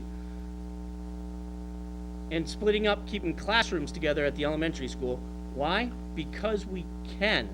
at the elementary school due to the ability, through the classrooms we added, to have 6 feet of separation. So, although it doesn't reduce the size of the number of students in the class at the elementary school, it reduces the number of kids in the building in half. This allows for greater coordination with the teacher and the students, because the teacher, when they are teaching the kids face to face, they have the kids. But then, when those kids go remote for 3 days, the teacher doesn't have new kids in front of them at elementary school on that Thursday and Friday. And so it allows for them to be able to interact more flexibly with those students at the elementary school level who need greater support for their online learning. Now, what is the benefit of this? It reduces the number of students in the building by half, freeing up staff to support younger students in new and health and safety requirements. Teaching the kids how to wear a mask, how to wash their hands, how to stay 6 feet away, 6 feet away from other students, how to walk on a certain way in the hallway. Particularly with our younger students, this is going to need more direct instruction. With our older students, it'll need more reminders, but that's probably due to, behavioral things. But with our younger kids, it's going to be more teaching, how we do this and how we function in this new society. And do it in a way that makes them feel safe, that doesn't make them feel anxious and stressed. That will be one of the challenges we have to overcome. But by having half the number of kids in the building, it makes that easier to get them to adjust to this new situation. Small numbers in classrooms, 12 to 14 at the elementary, make it possible to keep 6 feet between students. As I'll explain in a minute, that's not possible at the high school. We can't get our class sizes down that small, which is why we have to split each class. This is necessary for transportation. Teachers teach the same groups in person and remote, as I explained. So no split class. It facilitates a more robust learning experience for our younger students who are less able to work independently. Extra space in the school allows us to spread out, reducing the density of bodies in the building. And less students in the school makes it easier for cleaning and disinfecting surfaces. So what does it look like at the middle and high school? So the cohort groupings in the middle and high school are once again split into an A group and a B group, and they're split alphabetically by streets. But each class is split. So example, take 10th grade high school English. You may have 18 kids assigned to that class for that teacher. Half of those kids, 9 of them are in cohort A, 9 are in cohort B. Cohort A comes Monday, Tuesday face-to-face, Wednesday, Thursday, Friday remote. Cohort B goes Monday, Tuesday, Wednesday remote, Thursday, Friday face-to-face. Everybody's remote on Wednesday. And yet it's the same material, same content. And one of the challenges we're going to have to work with teachers is how do we utilize technology in a way that allows us to have some synchronous contact with those students who are remote to let them participate in the lesson. That's going to be one of those challenges that we need to work on. Because like I said, remote learning needs to be more robust than it was in the spring.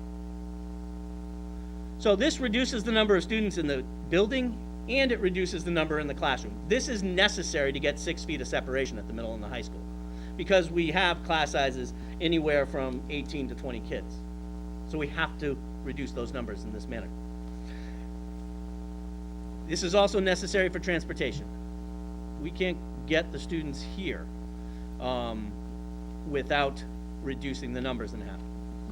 Less students in the school make it easier for cleaning and disinfecting services, and Wednesdays can be used for deep cleaning between cohorts, so that those kids who are in there Monday and Tuesday have a day of separation between the kids who come in Wednesday, Thursday, and Friday.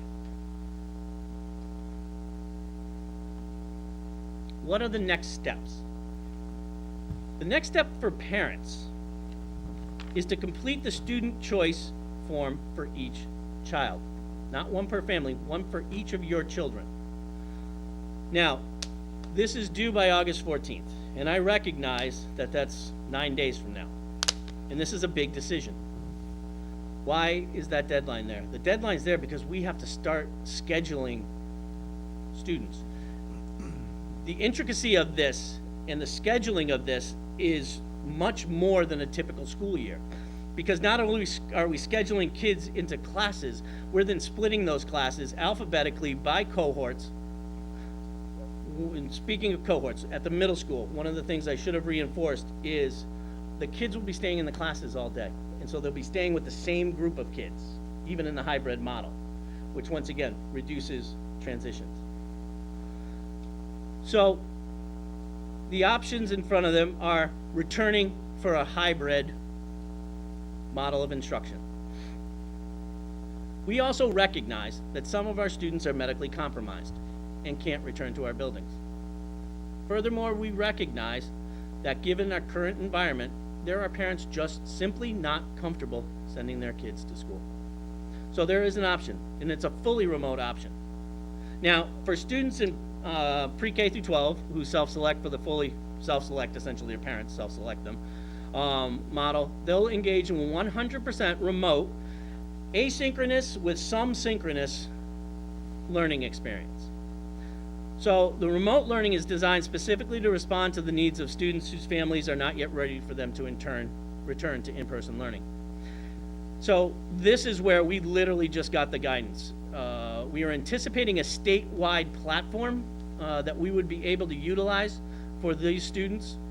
And it was released a couple days ago. It looks dramatically different than what we were told it is going to look like all along this whole process. So we are trying to amend our thinking on how to incorporate that into our plans. So at this time, we know that it is, in all likelihood, full remote learning will involve the state-provided platform. Remote learning curriculum will be based on the Massachusetts curriculum frameworks, and there will be some element of participation and contact with Ludlow Public School educators. So we're not just throwing them up on an online platform and cutting them loose. There will be involvement with the educators from the Ludlow Public Schools, and we are still working to shape and determine what that is. Now, I recognize it's hard, and when you're making that determination for your child, when you don't clearly know what that platform looks like.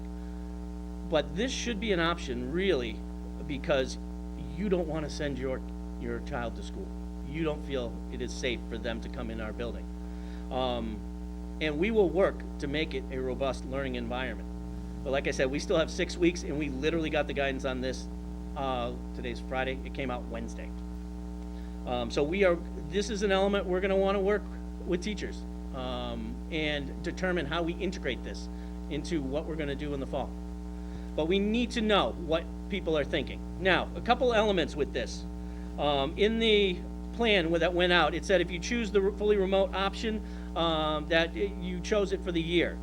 That's not accurate. That will be changed. And so what we're looking at, it will be transition times. I think right now what we're looking at is it makes sense to transition kids at the quarters. So if you choose this remote model and you think it's just not working for my son or daughter, there will be a time where you can transition off and have them come back over into the remote model, or into the hybrid model. So that opportunity will be available. Or vice versa. If you make a determination that all of a sudden the hybrid model isn't working for you, you can transition to the state platform. However, what we can't do is have people flipping back and forth, because there is a cost associated to the district with that platform. So, it's essentially, you can switch either way, maybe once is what we're contemplating. And those switches will be controlled at certain periods along the way.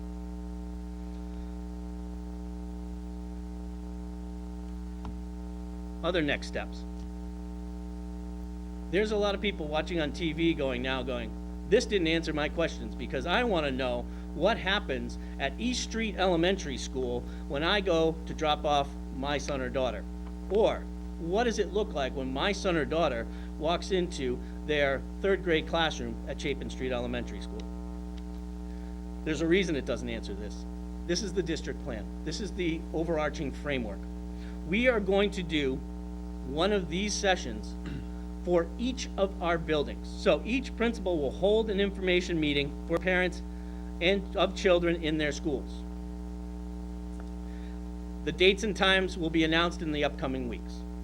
Once again, it'll be a format where parents will be able to utilize the chat platform to ask questions and watch a live feed. Furthermore, the Director of Special Education will hold an informational meeting for parents of children with special needs so that she can answer any of their questions as well. That is where those granular questions will get answered. What does my child's schedule look like at Ludlow High School? If you look through the plans, you get some idea. However, that's in those meetings in upcoming weeks prior to the start of school where people will get that detailed information.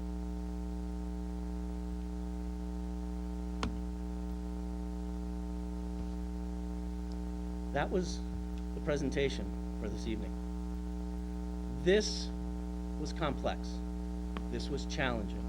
This involved reaching out to all stakeholders to get feedback into this plan. Like I said, it's 78 pages long, and so it marked a great effort to do the best we could in a difficult situation. The world changed on March 13th. Public education is trying to change with it. This is the first step in that change, is to really wrap our heads around what next year looks like. This is the framework. We still have to put some meat on these bones. That's going to happen over the next 6 weeks, and it will involve discussions with our teachers, and it will become much more detailed at the building level. I'm thinking people might have some questions. Just a few, probably. Huh? Yeah. Okay.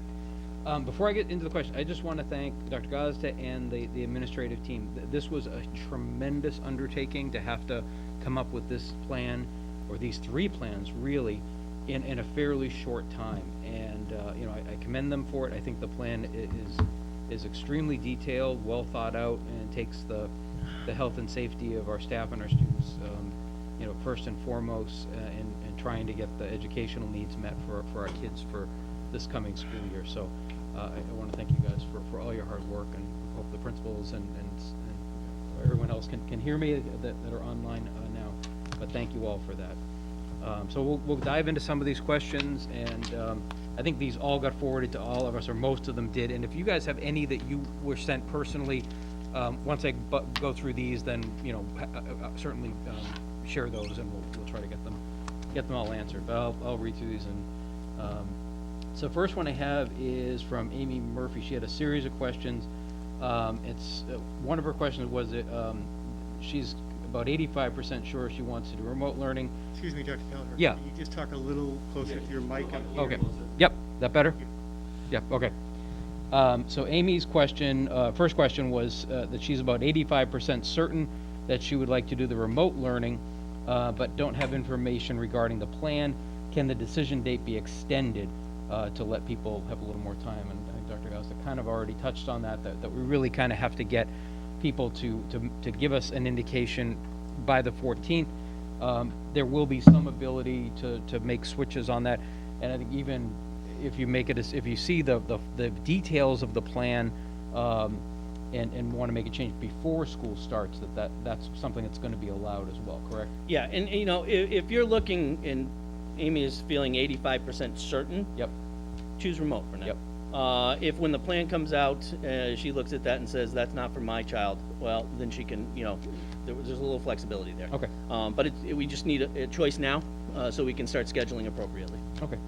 Okay, so that, and then she talks about, since we're forced to commit to plan A or B for the entire year, which we're now telling people, no, that's not the case. We're gonna be kind of giving people the ability quarter by quarter, so that there is an ability to change. For one We can't time. have people flipping back all Right. the time. That would be an Right. absolute logistical Yeah, nightmare. no, I completely Okay. get that, but so people have the ability to make a change one time if they choose remote and say, oh, okay, this is not really what I thought it would be. or go the other way if they do. Okay, so I think that kind of covers what her questions were.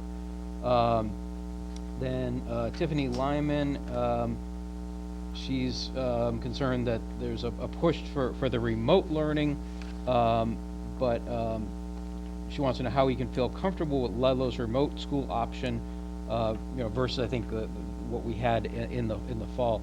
And she's concerned that the 10 days of additional PD may not be enough to increase the robustness of the remote instruction for the fall. But I think what we've seen here is this is going to be a very different animal on the remote portion of this plan than what we saw in the fall. You got to remember, when we had to shut this down in the fall, really at a very quick notice. We didn't have much time, so it was a scramble.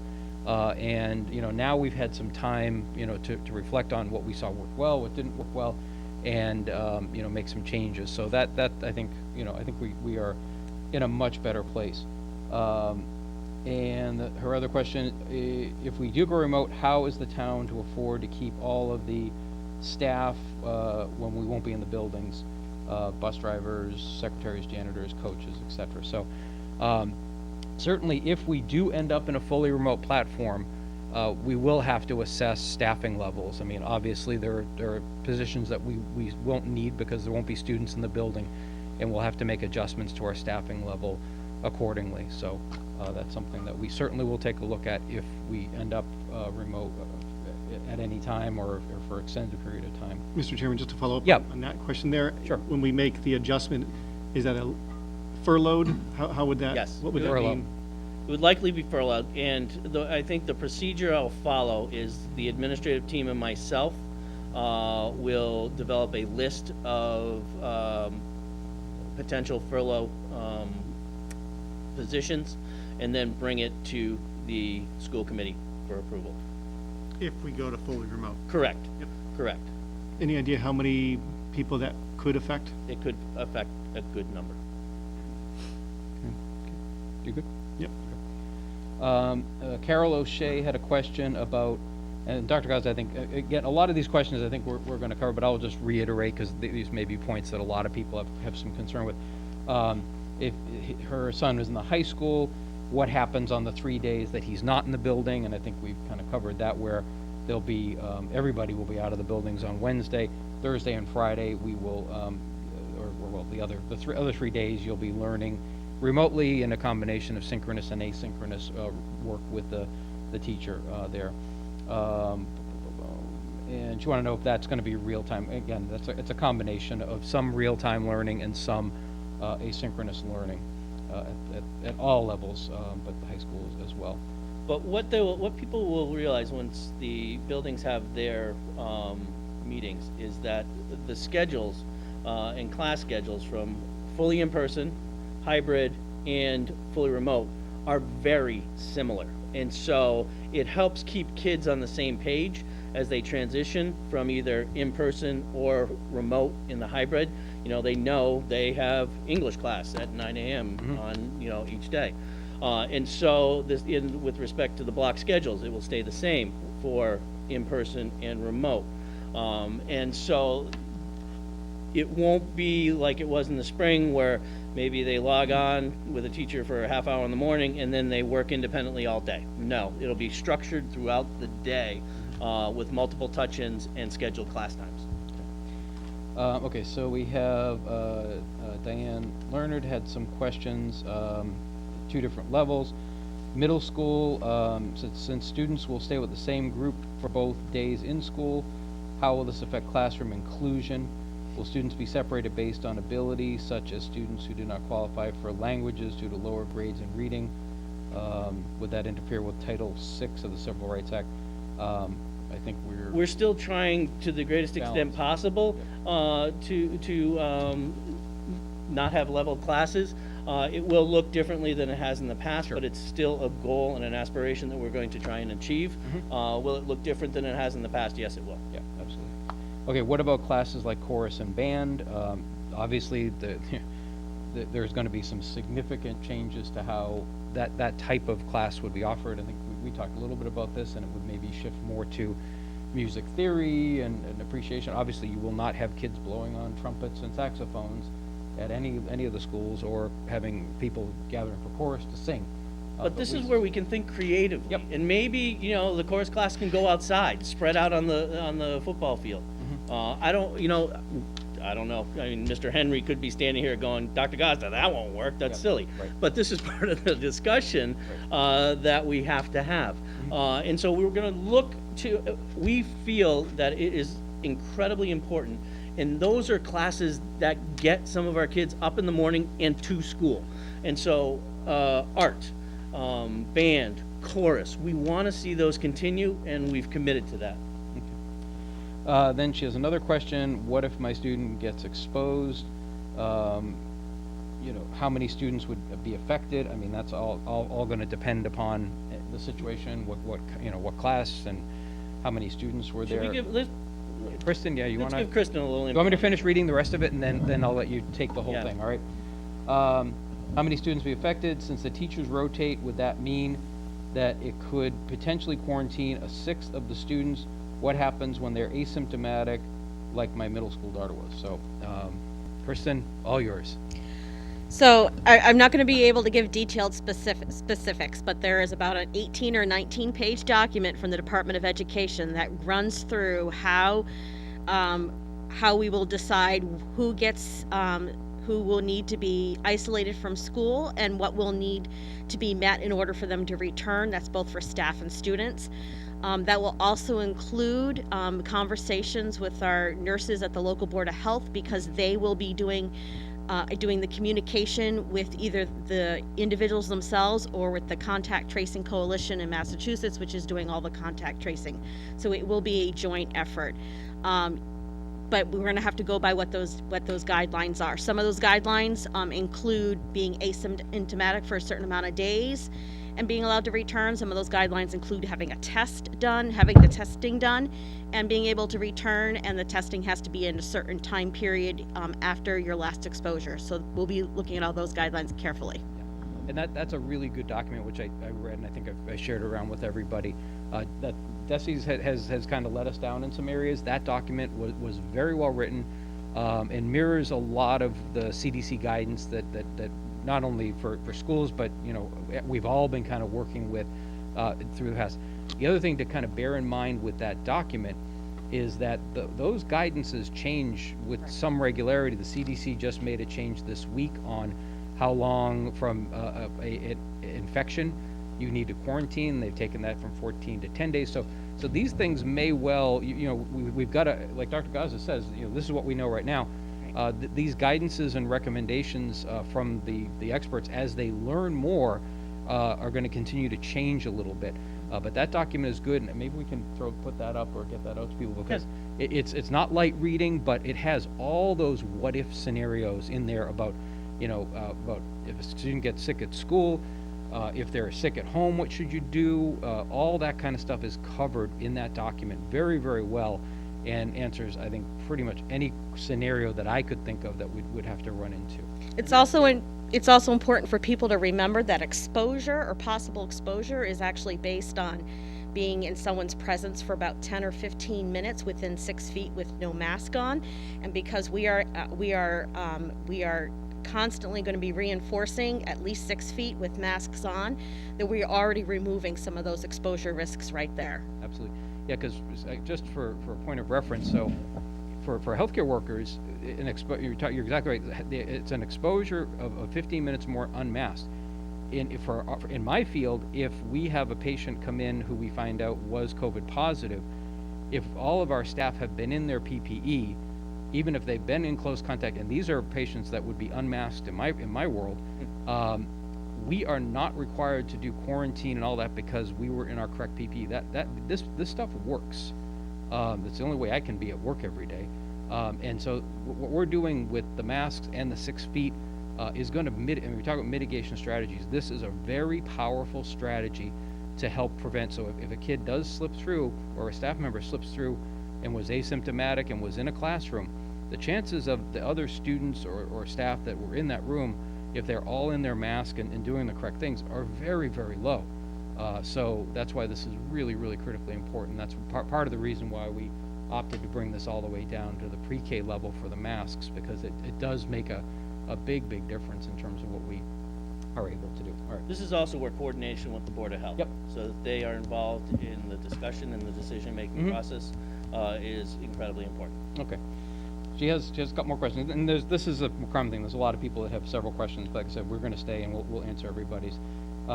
She also wants to know at the elementary, where are the teachers eating, which, as far as I understand, everybody's eating in the classroom. There's no staff rooms or anything, because her concern was the issue that happened at Bay State. Yep. Yep, we get it. I mean, that's certainly something we have to be careful about. So no, the teachers will not be going off to the staff room. They'll be eating in the classroom. Wants to know, how will the classrooms be disinfected and aired out after the students take their masks off for lunch or breakfast? And who will be required to clean the surfaces? Or is it the students and teachers? You know, how is that exactly going to work in terms of the cleaning? And will the children who receive free and reduced lunches be able to get them on days where their cohort is not in schools? That one, you know, we've been dealing with that already for the entire time, where we've had the grab-and-go meals for kids that haven't been in buildings at all. So that, I'm sure, will And with respect to cleaning and disinfecting during the day, some of those processes and procedures still need to be worked out, but Yep. that's also part of the reason we moved the custodial staff. Yes. And shifted more of our manpower to earlier in the day to help cover those periods where traditionally you could have one custodian handling a cafeteria. That's no longer going to be workable. So Yep. we recognize that. Yeah, so, yeah. Okay, next one is, what if any measures will be taken if a student doesn't keep their mask on, and who will enforce this? I can tell you the one measure, Excuse me, Mr. Chair. yeah, That, Zoom, The admin team was on Zoom, okay, so I'll get them back if we need. okay. one of the steps that we will take with this is that we will have a policy before us at our next meeting regarding masking, so this will become a school committee policy. But then from there, it will be, you know, up to the teachers and the administrators in the buildings to enforce the mask policy. And this will be enforced. This Yeah, is one of has to those be. things. This is how we keep each other and our community safe. We wear our masks. That is going to be reinforced from day one in the buildings. That was one of the things I wanted to make sure. So you said at our next. At our next meeting, we got a sample policy from MASC, which was pretty good. I think we have to tweak it a little bit, but we'll have it for first reading on the 19th. Becky, you can have it back for the 19th, Todd?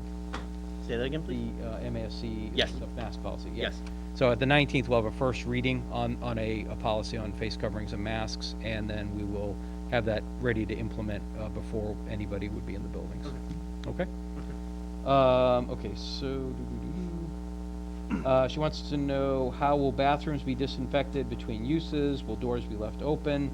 Who will be monitoring bathroom breaks? Staff. Yeah, I mean, we- they'll be monitored. I mean, it's one of the, these are one of those things that in those 10 days, this is why we need 10 days with our staff to Yep. help us. So I mean, far. our staff is the people that work day to day with these children, and so we need them to help us establish some of these really detailed and granular, procedures on how we approach this safely. Yep, and these are the kind of things that are gonna vary. I mean, some of our question here, this is stuff that I definitely would address to the building principal, because some of this is very, very nitty-gritty stuff, and, but we may not have answers for that right this second either, some of these very, very detailed bits. But that's something I would definitely, register for the principal for whichever building that your child is at, so you can ask those very detailed questions about, bathrooms and cleaning and all that sort of thing. Yeah, and I certainly understand that a lot of these questions are granular, right? But I think some of these granular questions can be part of the future correspondence Yep. that each of the building principals Yep. will use as part of their presentation. Oh, without a doubt. Yeah. Oh, yeah, absolutely. Because, how the bathroom breaks are gonna work at the elementary level are gonna look dramatically different than the high school or the middle school. So, rather than try to give a blanket answer for that, we can let the principals kind of deal with that on a building by building basis. What happens when my children's teacher get ill from COVID and they can no longer teach? What's the substitute pool like? What happens if a teacher dies, of COVID? Will the students be able to receive grief counseling, and who provide it? Are teachers required to plan an entire year in case of illnesses? You know, obviously, we're hoping nobody gets ill, but we have teachers that get ill all the time from lots of other things during the year, and we have substitutes to cover that. This will be, you know, probably not a lot different than that. Substitutes are, you know, it's gonna be one of those things where we may have to cover more internally. You know, but on a hybrid option, that frees up some staff. And so, you know, that's one of the benefits to the hybrid. But our substitute pool will also be going through trainings on how to, you know, on health and safety strategies with respect to COVID. Ms. Bunton and I have already discussed, you know, getting them in for trainings. Yep. Mr. Chairman, just Yeah, go ahead. question on substitutes. Have we polled the substitutes as to who may or may not even come back and agree to be a sub in the district? We honestly don't know from one day to the next. You know, there's a, although we have some consistency in some of our subs, there's also a lot of transients as well. So, you know, we have had subs call and ask about what it looked like next year and express interest. You know, we've also shared that we will be doing training. So we'll look to begin pushing out information to the substitutes so we can get an idea of what it looks like, as well as, you know who would like to come in for the training. Thank you. You're welcome. Yeah, and in terms of counseling, I mean, anytime we have any tragic event in our schools, and we unfortunately have had them over the years, we have counselors and staff ready to help students in all those situations. She wants to know, if my child contracts COVID, can I go after the school system for damages for pain and suffering? I'm gonna kick that one over to our lawyer, Dr. Costa. You know, the school system is, you know, liable in the normal sense for negligence and the Yep. like. I don't know a specific answer to that question. Okay. So yeah, I don't have a good one on that. Okay. If I choose fully remote for my child and the child is struggling, who would I reach out to help? So we will have, if it's a fully remote system, there is still gonna be some Ludlow staff, and depending on the type of system, there may be points of contact within that remote platform. That's gonna depend upon, you know, what we find as to how that is run, but there certainly will be people that you'll be able to reach out to, and if you choose that, you will be given all the information on what that would look like and who the right people are to ask the, you know, certain questions. Let's see, many parents rely on family members who are at risk to watch their children on days they're not at school, like grandparents. Would this increase the possibility of transmission to those family members versus a fully remote option, and what amount of risk is acceptable? Yeah, like Dr. Gaz said, if we all just stay home until a vaccine pops up, whenever that may be, yeah, we will cut our risk down. I think that, you know, we're looking at metrics, and when we're looking at a transmission rate in our town of 4 cases in the last 14 days, if that holds, our odds are extremely low of that kind of thing happening.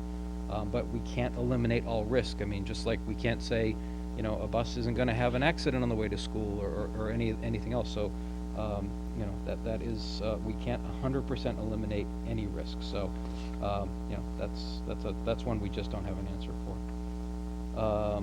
Let's see, then we had, Amy Brown,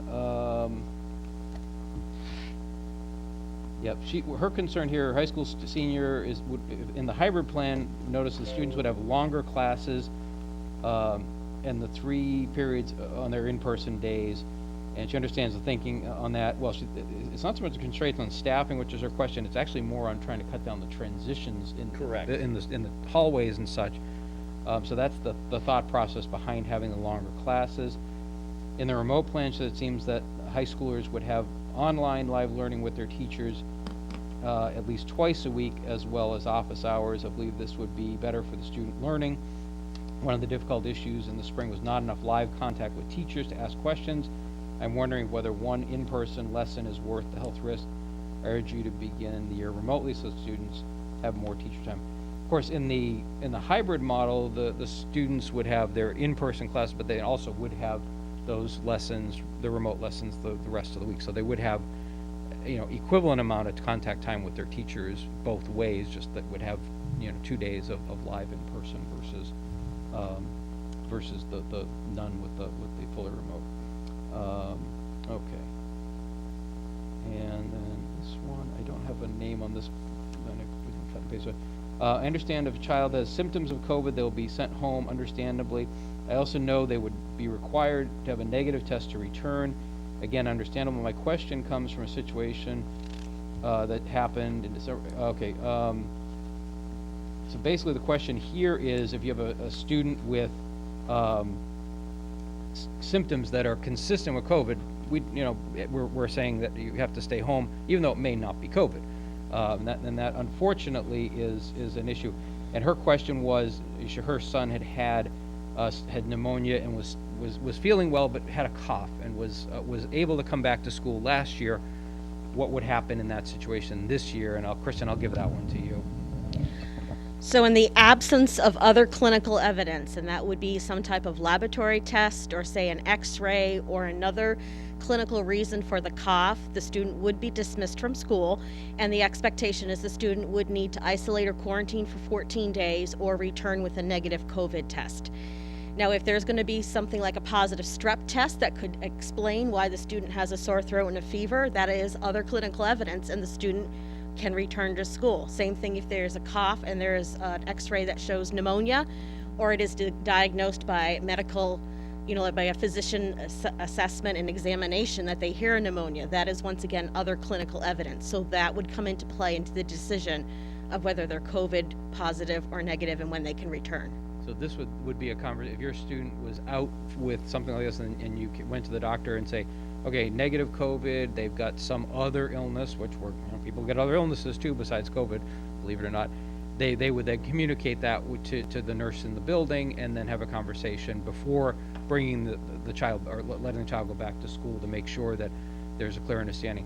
And the other issue is that I know the physicians, because I happen to know one very well, and if they have any of these kind of symptoms, they're sending them for testing.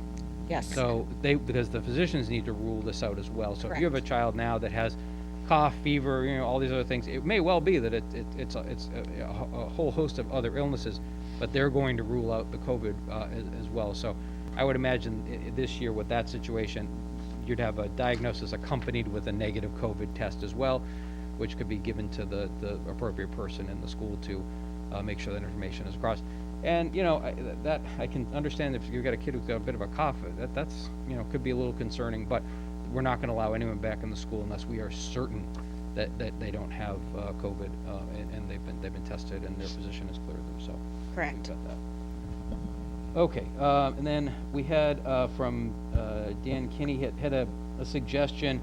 He was advocating us starting back fully remote, and he had an idea of using for the parents that, and this is obviously a big issue for working parents, that they can't, it's going to be difficult for them to work if especially if you've got younger kids, using the paras in the school to kind of run sessions to have the kids do their online work in the building, but the para is monitoring the kids as a way to help with child care for some of the younger kids. So, I mean, it sounds like a good idea. Then I started thinking about it and said, well, first of all, how many people might opt into that? And we might end up having more people in the buildings than we have in a hybrid model. And if it's safe enough to have kids in the building for that kind of a situation, then really isn't it safe enough to have half the kids, or maybe a little less than half, depending on how many people opt in or out. So that was my thought on that, Dr. Guz. I don't know if you had any input on that one. As this situation progresses and evolves, I appreciate emails like that. Yep. Because it makes us think of something we may not have thought of Right. In the past. And even if we can't use the whole idea, Maybe something. elements of it trigger ideas that we can use in other ways. So I have, throughout this whole situation, I have done my darndest to respond to every email question. There's been some people who haven't asked questions, and so I've read every email. But anybody who asked a question got a response from me, whether it was an email or some individuals actually got phone calls. So I've done my best, but I really appreciate people sending ideas. Absolutely. Because it really does help shape everything as we go along, because they may have a perspective that they see something differently that can help us work more effectively going forward. Yeah, man, I thought it was an interesting idea, just as you started trying to think, how would we implement this, I think that gets to be, but, it's definitely a thought. I did have one parent who reached out that was, basically advocating that we bring all the students back, fully, and that we should not be requiring masks. And I did respond to that parent, but just because this is, I think it's a small percentage, but there are some people out there that are still of the mindset that we could do that, and we can't. I mean, we just can't responsibly bring students back into these buildings without, the precautions that we've laid out, I think are excellent, and it's a way we can do this safely. I think short of that, that's just a foolish decision, and the masks, I know this has become a bit of a political thing. They work, there's a lot of stuff floating around on the internet, and I get it, and it's hard to know what to trust and, who to believe, but, for me, the people that really know this information, 100% that the masks are effective, they're important, and they're our first line of defense at getting this thing under control, and allowing, us to kind of get back into our society and start doing things like bring kids back in school, but being able to do a lot of the other things that we've been able to do. And part of the reason why Massachusetts has been reasonably stable and successful has been that we've been very careful about that, and careful about, phasing things back in and not just putting everybody back together too quickly. So, I would love nothing better than to just say, okay, yep, let's put everybody back in the buildings and we'll get back to normal. That'd be great if this virus were to disappear tomorrow. That's just not the reality. So we've got to be smart at it. So that's kind of where I think the district's position is, where my position is. I'm sure everybody's on the same page with that. Okay, so that takes care of the emails. Did you guys have any, Chip? I think you had one that I hadn't gotten. So if you want to go through that one, then I have two since the meeting has started. Absolutely, go ahead. So, first, this is from Carmen LaRiviere. If your child has to, and it's kind of been addressed, but I still want it to be read into the record. If your child has been out of school for common cold symptoms, which may be similar to COVID, or even a headache, allergies, or what are the requirements to get them back to school? Will they have to get a negative COVID test? Will they have to quarantine for 14 days or before going back? Or do they just go back once they're feeling better? So I know you addressed that, and I think we're going to be sending out the guidelines that the DESE has put together with CDC. I don't know if you want to. The current guidelines, The current ones, yeah. Current just- ones. because I anticipate they will change. They will change. But it'll depend on the situation. This is where we're going to really need parent cooperation to work with our school nurses and also the primary care doctors or pediatricians for these children, because there is going to have to be a three-way dialogue as to what is going on with the student. Because if a student prefers not to be tested, there are metrics in that guidance that talks about how many days they need to be symptom-free, where they can return if a COVID test is not performed. Okay. Thank you. And I want to just reiterate this one thing. This is, parent cooperation with this is going to be really key for this to be successful. If this is not the year to, your kid's got a little fever, to give them some Tylenol or Advil and just send them out the door. We absolutely cannot, we've got to be in on this together. Everybody's got to do their part in it. And parents have a really, really important role, because again, one of these levels of mitigation is trying to keep people that might be COVID positive out of congregate settings. So yeah, parents, you're going to have to pay attention. If you're going to have to ask your kids every morning how you feel, and just check them and make sure everything's okay before you send them in. And it won't catch everything, because we know there's some asymptomatic people that can spread. But again, every layer that we can do helps to keep this thing a little bit safer. Mr. Harrington, sorry, go ahead. Yep, this is from Brianne Crowther, trying to stay up with the meeting. Not sure if this has been asked yet or not, but are we allowed to switch cohorts due to a lack of childcare on certain days?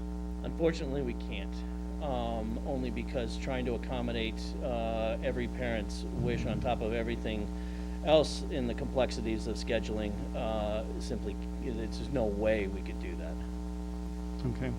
All right, and I did have one more that came through. That was a conversation I was having with someone yesterday on social media about, and I'm pretty sure this is how it's working, but with the staff. So the days that so say if it's an elementary teacher they're in, say, an A cohort, they're teaching, so they're in the building Monday, Tuesday, but then they're at home Wednesday, Thursday, Friday. Is that correct? No, staff will be, at this point, Staff and will it's be in part the of the building. discussion we have to have Okay. with our staff, but the initial thought is that we'll have staff in the building 5 days. Okay, so then they'll be teaching the lessons, the remote lessons from the school, the classroom. As I As said, of it's still now. part of, it's still Okay. part of the discussion. So to be for now. determined. Correct. To be determined, so, Yes. okay, that's fine. Okay, so I guess I'll go to the online questions and this. We got a couple more, actually. that Oh, came oh, in through our Jake, email. if you guys, go ahead, I'm sorry. Yeah, so one came in just recently. Will lunches in classrooms be staggered, same as mask breaks? Could you repeat that, please? Sure. Will lunches be, in classrooms be staggered, same as mask breaks? They could potentially be, that's the level we are actually working on right now, but that is one of the possible solutions in terms of making sure we have adequate space and protection for everybody. At a minimum, they have to be at least 6 feet and they have to be facing the same direction. So even if we were to use a cafeteria, we cannot use both sides of the table.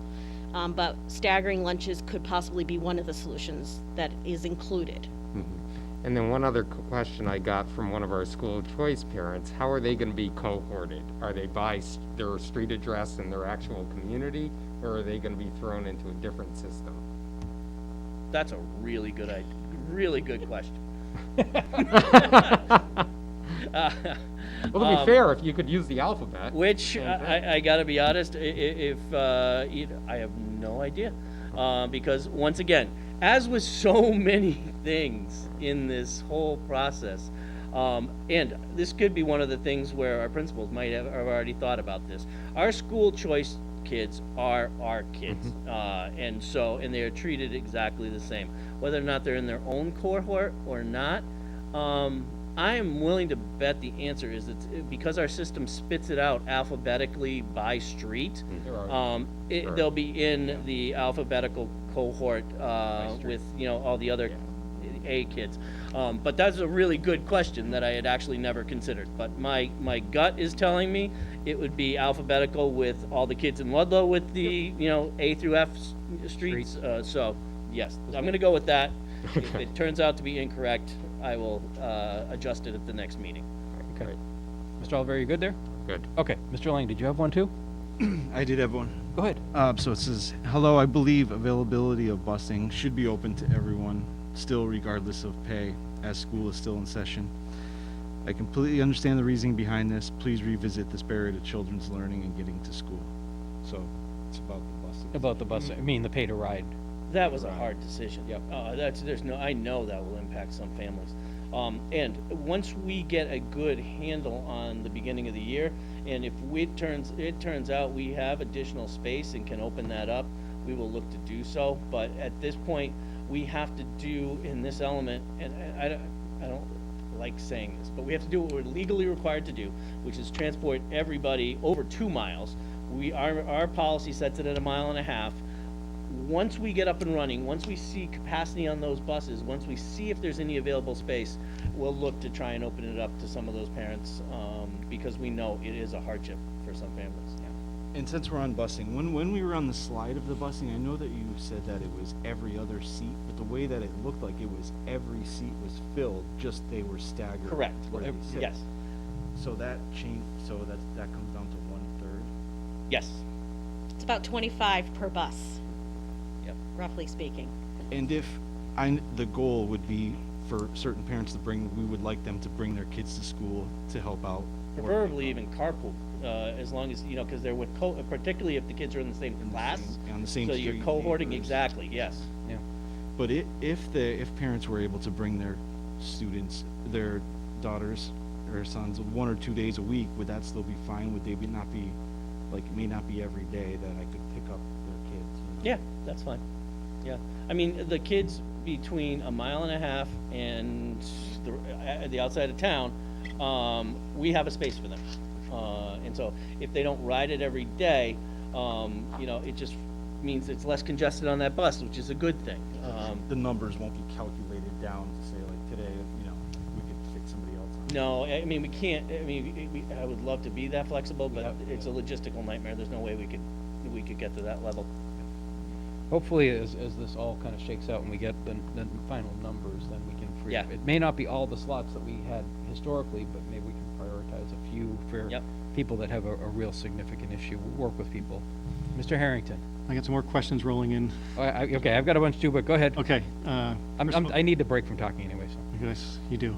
I haven't seen a full bus in Ludlow in 20 years, by the way. So Yeah, good point. Yeah. That's going to be a problem. So this is from Andrea Lombardi. My son will be entering first grade. Can we have the schedule for the remote learning days with the hybrid plan before the survey is due on the 14th? I need to prepare my childcare to assist with online learning and give them time to asynchronous or synchronized lessons. I am a teacher and will not be able to help them remotely during the day. He needs to consider letting parents change cohorts. I think this is to you, Todd. I need to align my son's cohort with another family member. They are my child care.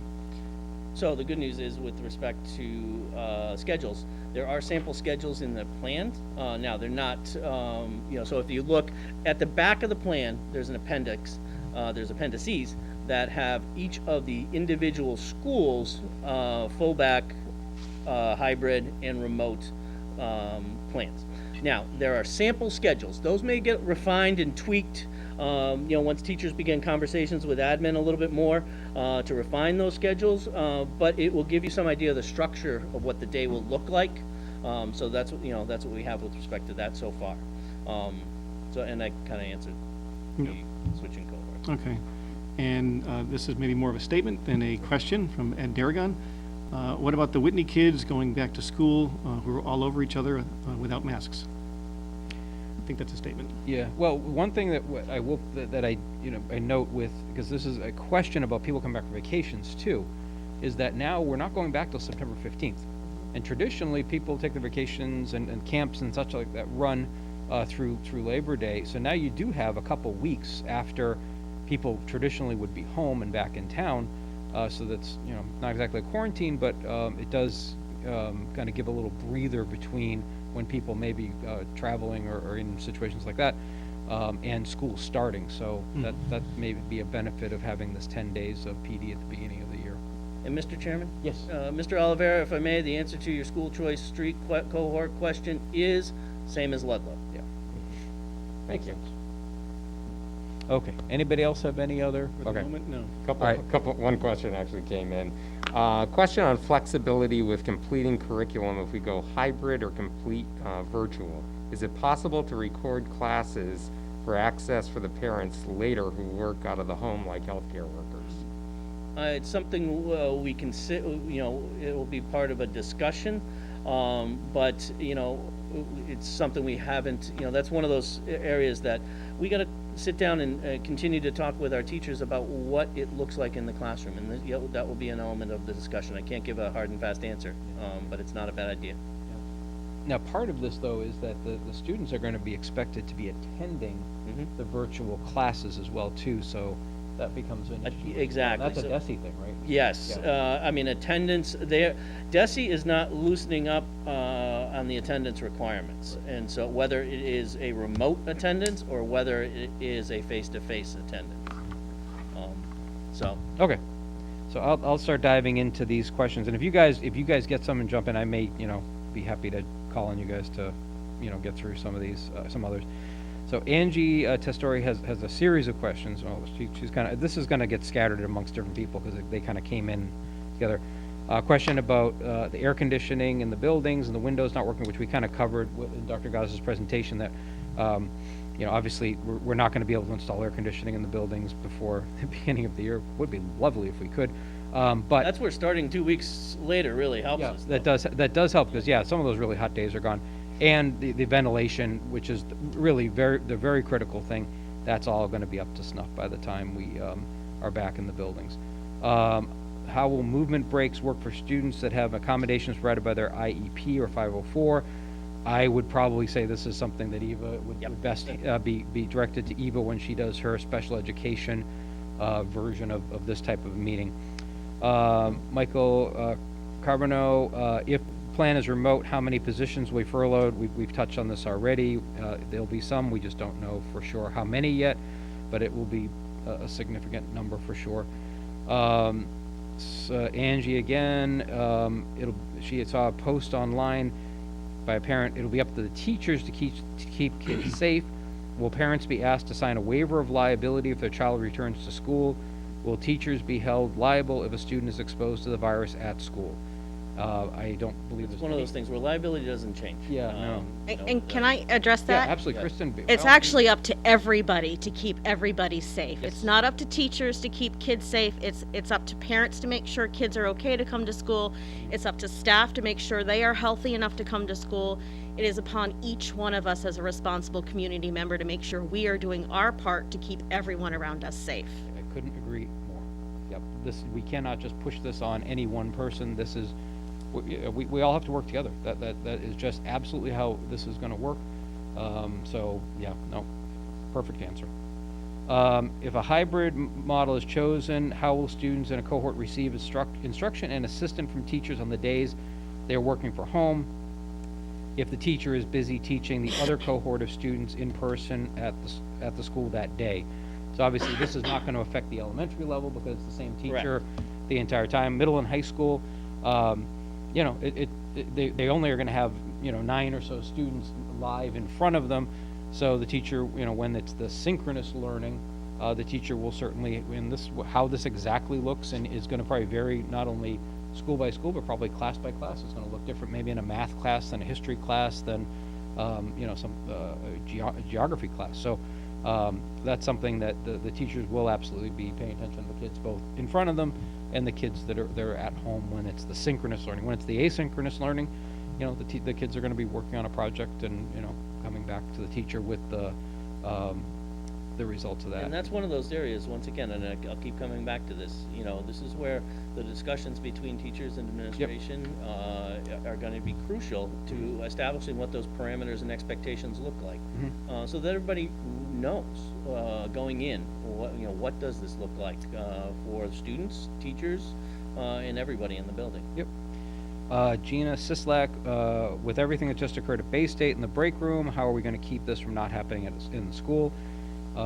This was a hospital with safety measures. Well, this goes to Kristen's point that, everybody's gotta be responsible, and what happened at Bay State was frankly one person in particular, and then a series of people that chose not to wear their masks carefully around other staff and patients.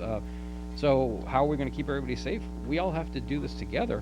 And we're not gonna have the break room situation like you do, and I understand that is a real big issue with businesses and hospitals and all that sort of thing. So we're just not gonna have that situation.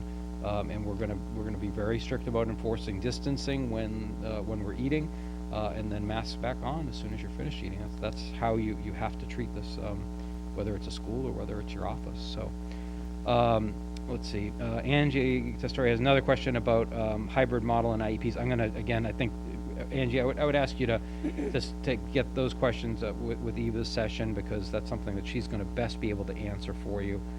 Samantha. So I think to some of Oh, those sorry. sessions, right, so do we have rough idea for when those are gonna be taking place? Dr. Ghazi, you have? A little closer towards the end of August, yeah. Yeah. If people Well, just before stay ki- tuned. stay Yep, tuned to your anticipated email. likely, right there in that, last week in August kind of area. And we'll make sure they don't overlap with each other, because you may. Oh, no, we're gonna schedule them out each on different days. Different days, So yep. that if parents are in multiple buildings, they'll be able to ask questions of the principal in each one of their children's buildings. So, yes, we'll make sure that they're spaced out. Yep.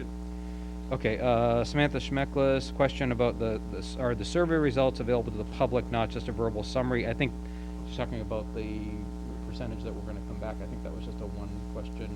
I mean, I can share those with the school committee, we can put the quantitative results on there. Yeah, but it was just it was- 80-20. Yeah, it that's really all was, Yeah. yeah.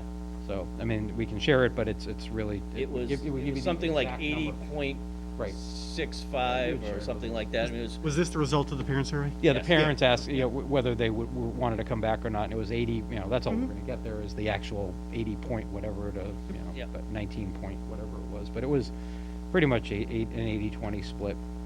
All right, so Angie again, under the Baird Middle School Hybrid Plan, cohorts will be arranged based on students' math class as well as reading or foreign language. Isn't this tracking? Isn't this a violation of Title VI? Again, we talked a little bit about this already, and we're going to try to keep the kids arranged the way we all already have. Oh boy, I'm not going to be able to pronounce this last name, or the first name, and I apologize. Last name is Idem. Most disinfectants and cleaners have an overpowering chemical smell, which is an airway irritant. How will the schools protect students with asthma from getting sick from chemical irritants that may linger in the buildings? Most masks don't block these smells. Yeah, I know that the disinfectant that they're choosing is a what's used in hospitals. Correct. I know that in my practice, we use a particular disinfectant. I'm not sure if it's going to be the same one in the schools, but anything that we're going to use in the buildings will have to be safe with the kids, and not something that's going to make anybody sick. Okay. Angie again, if the hybrid plan is chosen, what teacher assistance, if any, will be provided to students whose families opt to enroll them in the remote learning platform established by the state? And how will services for students with IEPs provided under special education with the state platform? We just don't have an answer. There will be involvement with Ludlow Public School staff with those students on the fully remote. Yeah. Regardless of what it looks like, there will be involvement. We will also still be required to meet the goals and objectives of students' IEPs. So those are elements that we will have to address. Yep. And we just don't know what that looks like just yet. No. But it is a Literally factor. came out 2 days. 2 days Right, ago. right. Yeah. But it is a factor that you will Yes. have as part of it. We will. Correct. Yep. Yep. Okay, and then if the district opts for remote learning, wouldn't it make more sense for the students to follow a regular schedule just as they would if they were attending school every day under normal circumstances, so that they could attend each of their core academic classes 5 days a week, not 2 to 3? I mean, once again, with respect to that, it's a discussion, and it's something that's on the table. But at this point, we had leaned towards that state option because of staffing issues. And so nothing is fully set in stone with respect to that yet. We know there will be an option available for those parents who want it. We know it will involve some involvement of Ludlow Public School educators. And we know it will align with the Massachusetts curriculum frameworks. Okay. Another question, who will be supervising the students when they're eating breakfast or lunch? We've talked about this, they're going to be in the classroom, so the teachers will be there. What precautions will be taken for students and staff with life-threatening food allergies? We have a whole, we got a whole procedure on food allergies. So Kristen? We have a very detailed procedure on food allergies in the classroom, and that whole procedure is in the process of being reviewed and looked at with those best practices, again, of what we have to do to mitigate disease. Keep in mind that students are going to be 6 feet apart and not going to be close. They're going to be farther apart than in the classroom. And we're going to, yeah. and the lunchroom, and we're going to have to, we're obviously going to have cleaning as part of it. But that whole process is going to be looked at through the lens of what we need to do to mitigate disease.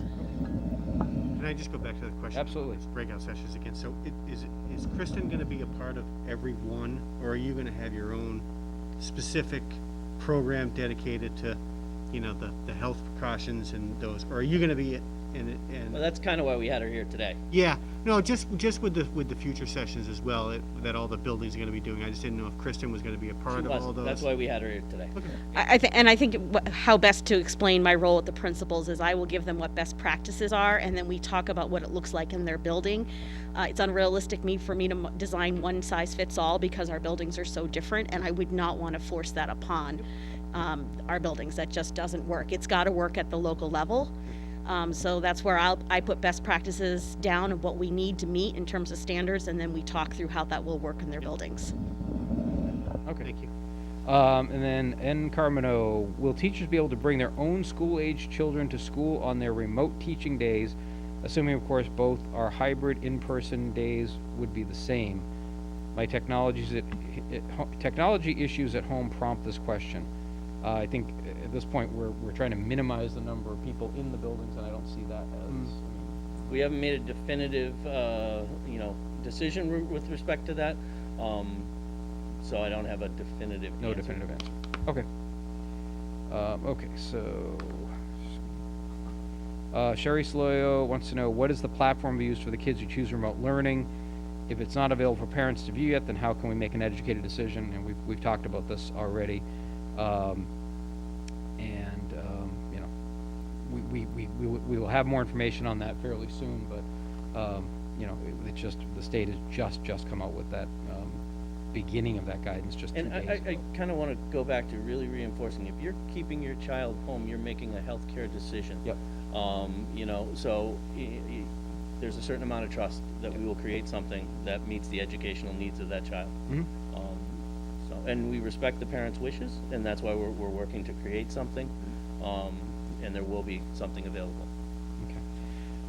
In Carbonneau, again, with budget cuts and custodian positions being cut, how will everyday duties and sanitizing be done effectively, or efficiently rather? And we brought back 2 of our custodians, and we touched upon this in Dr. Gaza's presentation as to how that's gonna happen. We're gonna be having half the kids in the building, so we have, you know, even though there's some fewer custodians, we don't have as many kids in the school, so that will help quite a bit. I really like that Wednesday day. That's a good day to Yeah, get in there to and catch up on things. midweek and Yeah. cleaning, yeah. Yeah, absolutely. Angie Testoria again, is the hot water now working in all the restrooms? Will the all have soap, contactless flushers, soap defense, and paper towels? So, want to know, yeah, so obviously we will have soap in all of the restrooms. Hot water working in all the restrooms now? I can tell you that at Baird, they have been going through and changing many of the faucets. Yep. And making sure that they are up to code, and there has been a vendor in there doing that. What that means with water, I've already had to learn about univents. I can't go to the water level. But I will tell you that there has been vendors in there this week working on faucets all over the building. Yep. Mr. Chairman, if I Yes, may, go. it just seems, I want to clear something up right now. It seems that Mass Live has jumped the gun and announced that we are going with a hybrid mode of a hybrid plan for next year. And I just want to say that that is the recommendation of the district administrative team, but this is your decision. Right. And you have not made that decision. So they have a- Quite frankly, I'm a little annoyed They have a time that machine. we're in the middle of a meeting and this is being released as a done deal when our school committee hasn't even taken a vote. So what an excellent example of jumping the gun. So I'm going to throw that out there. Delightful. Okay. Let's see, Angie, again, questions about ventilation in the restrooms. We talked, all the ventilation in the schools have been fully gone through, and everything is working probably better than it has been in decades. Where and how often the mask breaks for students and staff, we talked about this already. Such on days when weather may prevent going outdoors. That's one thing I think, you know, we're gonna probably try to make better use of outdoors than we have, so, you know, maybe bundle up and get outside even on the cold days, because, you know, getting outside is a good thing. Let's see, okay. Someone asked just, what about kids with special needs? I'm not sure what exactly the question is there, but, obviously we're, you know, special needs kids, we have a whole separate, Eva is working on that and developing plans specific to the kids, and to the types of programs that we run. Let's see, Angie again, what happens when there are multiple students in a class who need to change their Chromebooks, or charge their Chromebooks, I'm sorry. Students can't double up on tables near their power. My understanding is the Chromebooks last quite a while. The charge on those is like a full day, basically. So make sure, again, parents, make sure your kids charge the Chromebooks before they go to school.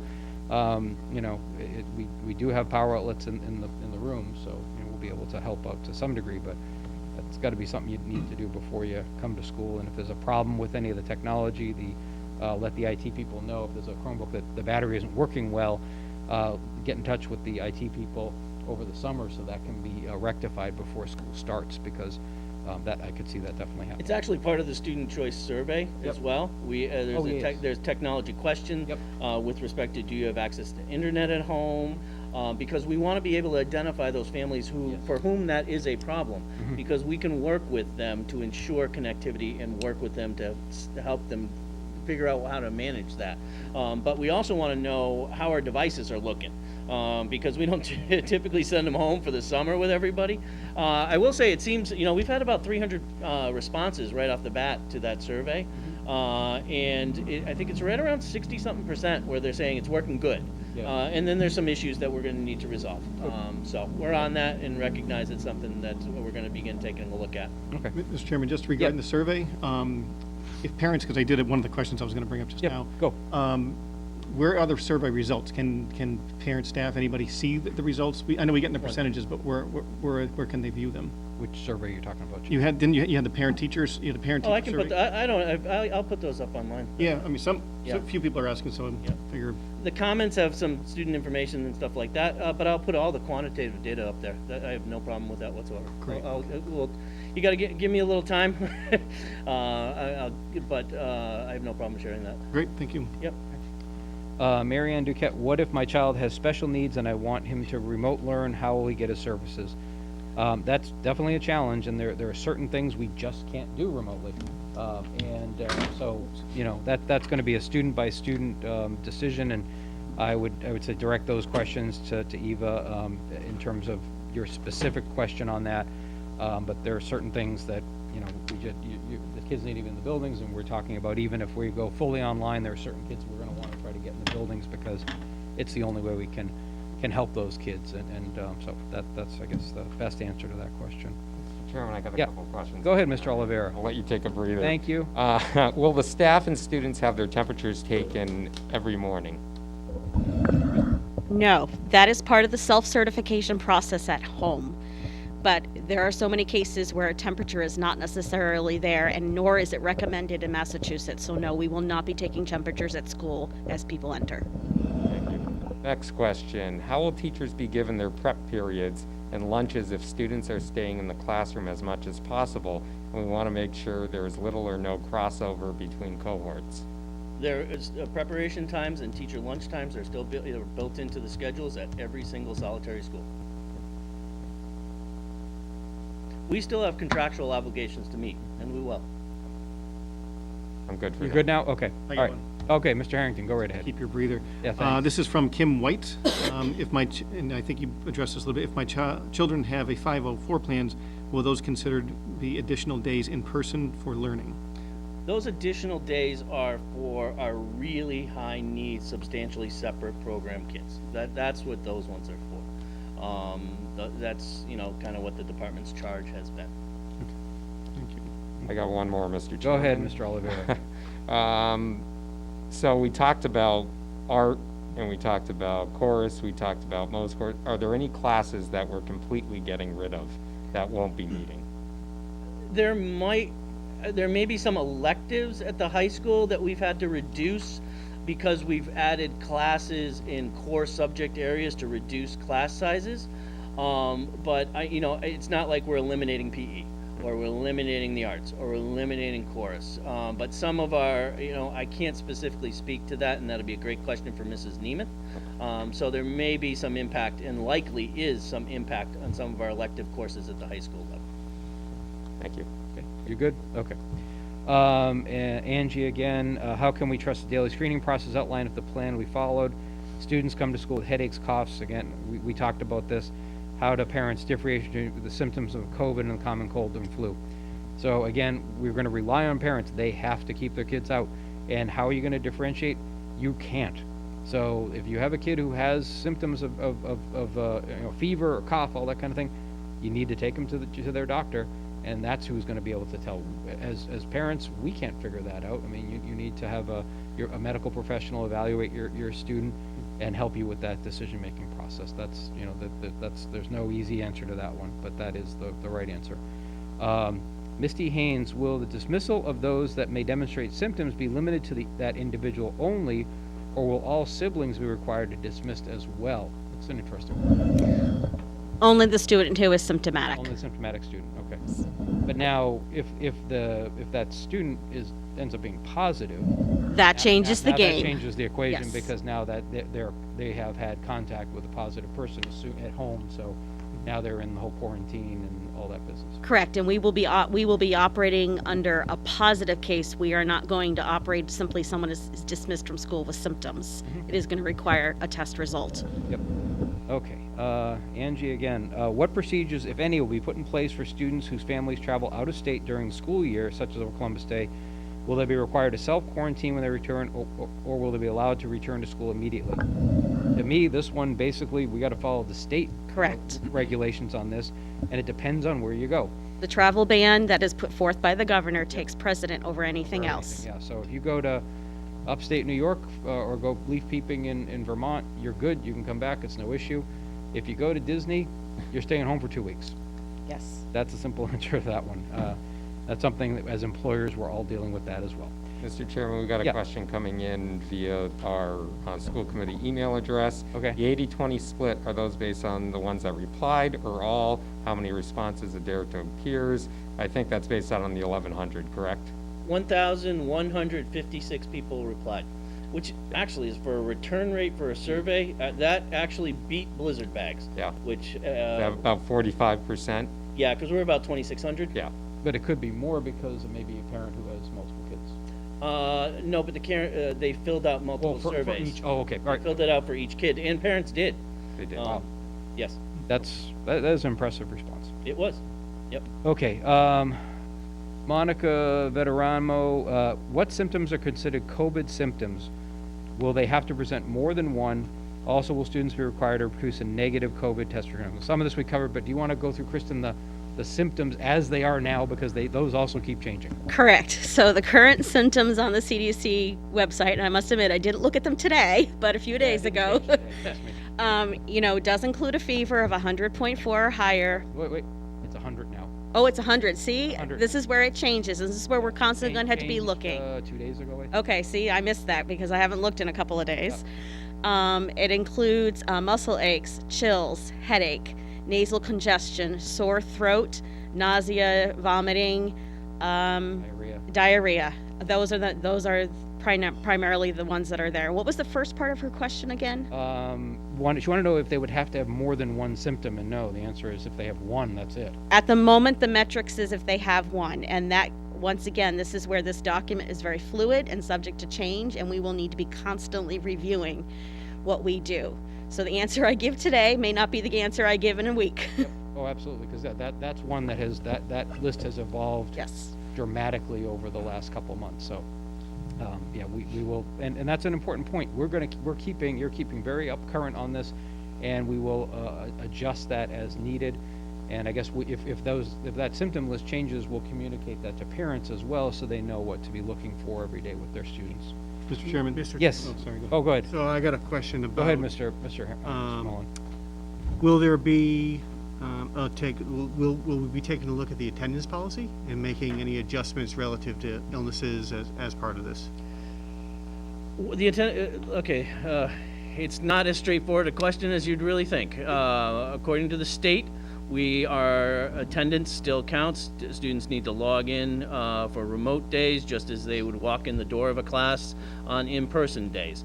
Now, we still need to take a look at what does it mean given the current environment and the parameters, if a kid has to self-quarantine. All of that is going to be taken into account in determining attendance. Kristen, have you been involved in conversations with that at all? I mean, we're really at the beginning stages of looking at that policy. Certainly if someone is in isolation and quarantine and asymptomatic, that is different than someone who is actually ill. But this does bring us back again about that really consistent and thorough communication between parents and the school nurse and also the school physician and that partnership. Yep. Because it, depending on what is happening, may determine how that plays out. And one thing too, if a student has to quarantine in their home and they're feeling well, they could certainly join the remote portion of, just being basically both remote cohorts, and go ahead and do their learning that way. So it won't be like a kid would have to miss as much potentially, because we have a bit better ability to service a kid who has to stay at home. Mr. Harrington, did you have one too? Yep, from Michelle Costa. She wants to know, what's the plan for high-risk staff? Will they be routinely tested for COVID, and will their temperatures be checked daily? High risk in, High risk. Staff, if somebody has a pre-existing condition, I'm assuming, well, staff member. yeah, I mean, No, there are no guidelines or expectations that we're going to be checking staff's temperature or testing them for COVID, even if they're high risk. Keep in mind that a COVID test is basically good for that one time period, which is why there is arguments against saying we're going to test everybody before they come back to school, because in 3 to 4 days, that test is no longer really accurate. Okay. And if it was a staff member or a student for that matter who has health, I mean, if that's the question, high risk for developing COVID, I mean, those are the people that are gonna have to make a decision, both parents and staff members, are they able to be in a, congregate setting or not? And for some people, that the answer is that's gonna be, they're gonna have to be staying home, and either working remotely or, doing their education remotely because of their, whatever the health condition may be. I think maybe that was, I'm not sure if that was the question or not, but. Yeah. Y'all good now, Mr. Oliveira? Question came in, if staff are furloughed, what happens with their health insurance? It's one of the things I need to check with HR. I believe in a furlough situation, their benefits stay. But that's one of those things I need to confirm with HR. Yeah, I'm pretty sure that's the case. Yeah. Okay. Let's see. Angie Testoria again, has the fact that many of our students and staff members live with family members who are high risk been taken into account? I don't know that that's something we. To the greatest extent possible. Yeah, there's only so much we can do on that along those lines. Angie again, have additional substitute teachers been hired to help provide coverage when teachers are quarantined or at home? Or will teachers be expected to cover additional classes and thereby increase the number of people they're being exposed to? So we touched on the substitute situation already, and Dr. Gazda is going to be working to make sure those substitutes are available and have the proper training to be in our buildings. Angie again, if a staff member needs to be quarantined or becomes ill, will they be placed on paid leave? Will they be required to use their sick time? That's another HR question, but that comes into that whole FERCA business. Yep. So obviously, whatever the current, there's legal issues under the CARES Act having to do with leave for quarantine that obviously will be following whatever the relevant federal guidelines are on that. See, N. Carbino again, public should be aware that desks are not all 6 feet apart. Based on 6 feet is not accurate. I would disagree. Mr. Lang and I went through the buildings. We don't have all the rooms set up yet, but we went through, and all those desks are 6 feet apart. And the 6 feet spacing comes from chair edge to chair edge, Yeah, not table chair to edge chair edge. So the table edge. students are 6 feet apart. The students are 6 feet It apart. doesn't matter how close the furniture is, because there are some of those rooms that there are some tables, smaller tables, but the chair is in the middle of that table, and the distance from that chair to the chair at the table next door is going to be 6 feet at minimum. And some of those rooms, especially over at East Street with the bigger classrooms there, those were even, I think, a little further apart. So, we're not going to be skimping on that. They are going to be 6 feet apart. Jessica Germain, how do you plan to keep kindergartners 6 feet apart? Yeah, that's a good question. This is one of those situations where we put the spacing as much as possible, and then it's a learning and teaching experience for the kids. It's going to look different. Anybody who thinks we're walking in the fall and it's going to be business as usual, it's not. It will look different. But this is really, the plan is predicated on the importance of at least getting our kids back in the building in some form.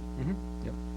I'm not saying there won't be challenges. There will. There will be, without a doubt. But, all right, Christopher Dodd, if a hybrid model is chosen, will classroom instruction be presented via video camera every day so all students receive consistent instruction every day regardless of the actual days physically in the school? I think that's something we're still working out as to exactly how that hybrid remote day is going to look for students. But it will be dramatically different than what we saw in the springtime, much more robust, and we Scheduled classes throughout the day. Yep. So there will be, whether that's an actual live video or if that's some kind of a Google Classroom Or a combination of the two. something like that. It will be pretty robust situation. There are multiple ways we can go about this, and that's going to take some. And that may also look different at different levels too, because. If you're a elementary teacher, maybe it's not quite the same as if you're a high school teacher. High school, you may be more of a lecture type thing. whereas elementary, it's, you know, a little bit different. So, that's something that we will definitely talk about. And again, I would encourage to go to the sessions for the individual schools to learn how exactly that's gonna look in each building. Jessica Germain again, if one of my children is exposed to someone showing symptoms of COVID and has to self-quarantine, does that apply to siblings who are in different schools? Kristen, I'll give you this one. I think I know the answer to this one, but go ahead. Can you repeat it? I just want to make sure I understand the phrase. So if say you got a group of siblings, one of the children is exposed to a potential COVID patient, COVID student in their classroom, do all the siblings need to No. quarantine? No, yeah. Not unless that individual themselves becomes symptomatic or comes back with a positive test. Exactly. So this is like degrees of separation. Correct. The idea here is that if you are exposed to a COVID positive patient, and you were unmasked and didn't have PPE, you now have to do the quarantine. But if you're exposed to someone who might have been, who's been exposed to somebody, it's a different thing. It's that one level I've had to field that question at my office on several occasions with both staff and patients. So, yeah, that is, you know, something that you want to keep an eye on, but no, you wouldn't have to have all your kids out of school. Mr. Chairman. Yeah, Mr. Oliveira. We all got a question coming in on our email. Yep. There are always parents that will send their kids to school sick, and sometimes will refuse to pick them up. Do we have a plan for these situations? Well, it's a tough question, and that's where I'm saying this is going to take every one of us in the community to be responsible. So we need parents to be responsible, but we also need staff to be responsible, not to be coming in when they're not feeling well. It's a two-way street. You can believe that if someone's not going to come for their student, there is going to be further discussions of how we proceed, whether another administrator has to get involved or whether we have to go as far as seeking further help from, say, social services or something. Not saying that's what we're going to do, but we will have to take this seriously. Okay. You good, Mr. Oliveira, now? Yeah. Thank you. Jessica Germain, how do you plan on getting kids in the buildings without a huge crowd at dismal? Dr. Gaza already spoke to this, and we're going to be Staggered staggering arrivals and dismissal times to eliminate that, because it's a good question. And principals will all, that'll be covered in their session. Yeah, exactly, because it's going to be different. in It will for each all the building. different buildings, so. Emmanuel and Lisa Pedro, facilities, looking to clarify, how is it less work for the custodians if there are half the students in the school? They still need to do the same cleaning for half the students they would for a full school.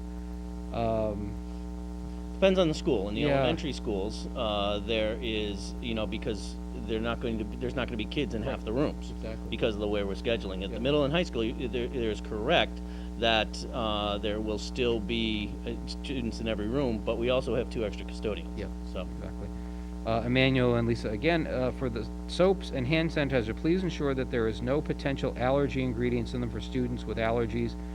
Ingredients such as shea butter, coconut, arachis oil, I don't even know what that is, almond oil are just a few of the ingredients to be concerned with, so, And I would say if a parent has specific Yeah. worries about their child because of specific allergies, then they should email me and reach out to me, and definitely, I would, yeah. we will facilitate a plan going forward. Yeah, I mean, just in general, if you have a student that has you know, significant allergy issues, and both my kids had, make sure you're communicating that with the school nurse, because, you know, it may not be hand sanitizer, maybe it's an art supply or something that you have to be concerned with. So make sure, under all circumstances, that kind of thing is communicated back to the schools. Jessica Germain, wouldn't it make more sense for children to have assigned classrooms and have teachers rotate out? This would prevent crowded hallways and less contaminated surface caused by kids sharing dust. I think at the elementary school, that's kind of exactly what's going to be happening. well, I mean, Pretty much. at the elementary school, they're going to be in the classroom Yeah. with the kids each And- day. And then we're going to Yeah. bring the special subject teachers in. And we're gonna work and class. see even how that happens, but Yeah. yes, Yeah. yes, they won't be going to like art or going to PE. Right. Although they might go to PE if it's a nice day outside and they can get outside. We are going to encourage getting Outside. kids outside. And quite frankly, at a school like Chapin, it's a lot easier where you have those exterior doors. Yes, right over. So, you know, in Baird, we have that opportunity as well in many of those classrooms. So we're going to be looking to expand our schools into that outdoor space as much as possible. And at the middle school and high school where the students would change classes to do. At the high school, it's more challenging. Yeah. And that's where, the cohorting doesn't work as well. At the middle school, they're gonna be with the same kids all day. Right. And so, we're looking at that as well. At the high school, there's no getting around it, but that's where the staggered transition times, so that you reduce the number of kids in the hallway by a quarter. And, Mrs. Nemeth will be able to go through some of the more intricate procedures that they have established. Okay. Megan Zadanis, and if I'm butchering anybody's names, I apologize. It's I'm not the greatest at You pronouncing. got it, that was right. Was that right? Yep. Okay, well, Potatoes. yay, Irish guy, Do we have any information on the remote learning choice will be run by the state? Okay, again, we've kind of gone through this one about the state platform. We don't have all the information on that yet. As soon as we have it, we'll get it out to everybody. Paul Gomes, busing. What will happen with families where mom and dad don't live together? Historically, we've been able to sign up for different buses, morning and afternoon. Is that still possible? It's something we'll have to look at. Yeah. Got one that came in Go via ahead. email right now, from Amanda Winslow. I'm wondering what happens when parents share custody and have streets that are in different cohorts and have children with new spouses as well. Can they all get children involved in the same cohort? If not, that negates the purpose of cohorts if they spend 50% of the time with other kids anyways. It's one of those areas we'll have to look at, and that's a conversation specifically with the building principal. Okay. Mr. Chairman, Yep, Mr. to Harrington. email Sarah Mozio. Yep. Let's see, I see the majority of the nitty-gritty will be determined when they talk to the principals. If that's the case, all elementary schools could be using different methods, which I find difficult having children in different schools. So does that mean there will be an umbrella plan for the schools, and then each school will have a separate plan? Now, if you look at, there are going to be slight differences at the elementaries between East, Chapin, and Vets due to the building, due to the developmental age of the kids. But when you look at our plans, we have an elementary plan, a middle school plan, and a high school plan. So the elementary school principals have all worked together to develop essentially the same plan. And that way it will help parents with children in multiple schools with a sense of consistency so they can have the conversations with their students and know what to expect on any given day. So, yes. And we also have a special ed plan too, basically. Yes, So correct. that adds to it. We have a question on kind of the special ed side coming into our email. With parents with special needs in autism classrooms where masks won't always work for some nonverbal kids, how will parents be aware of all the symptoms because children can't communicate with them? How will these things be addressed, and what will those classrooms look like?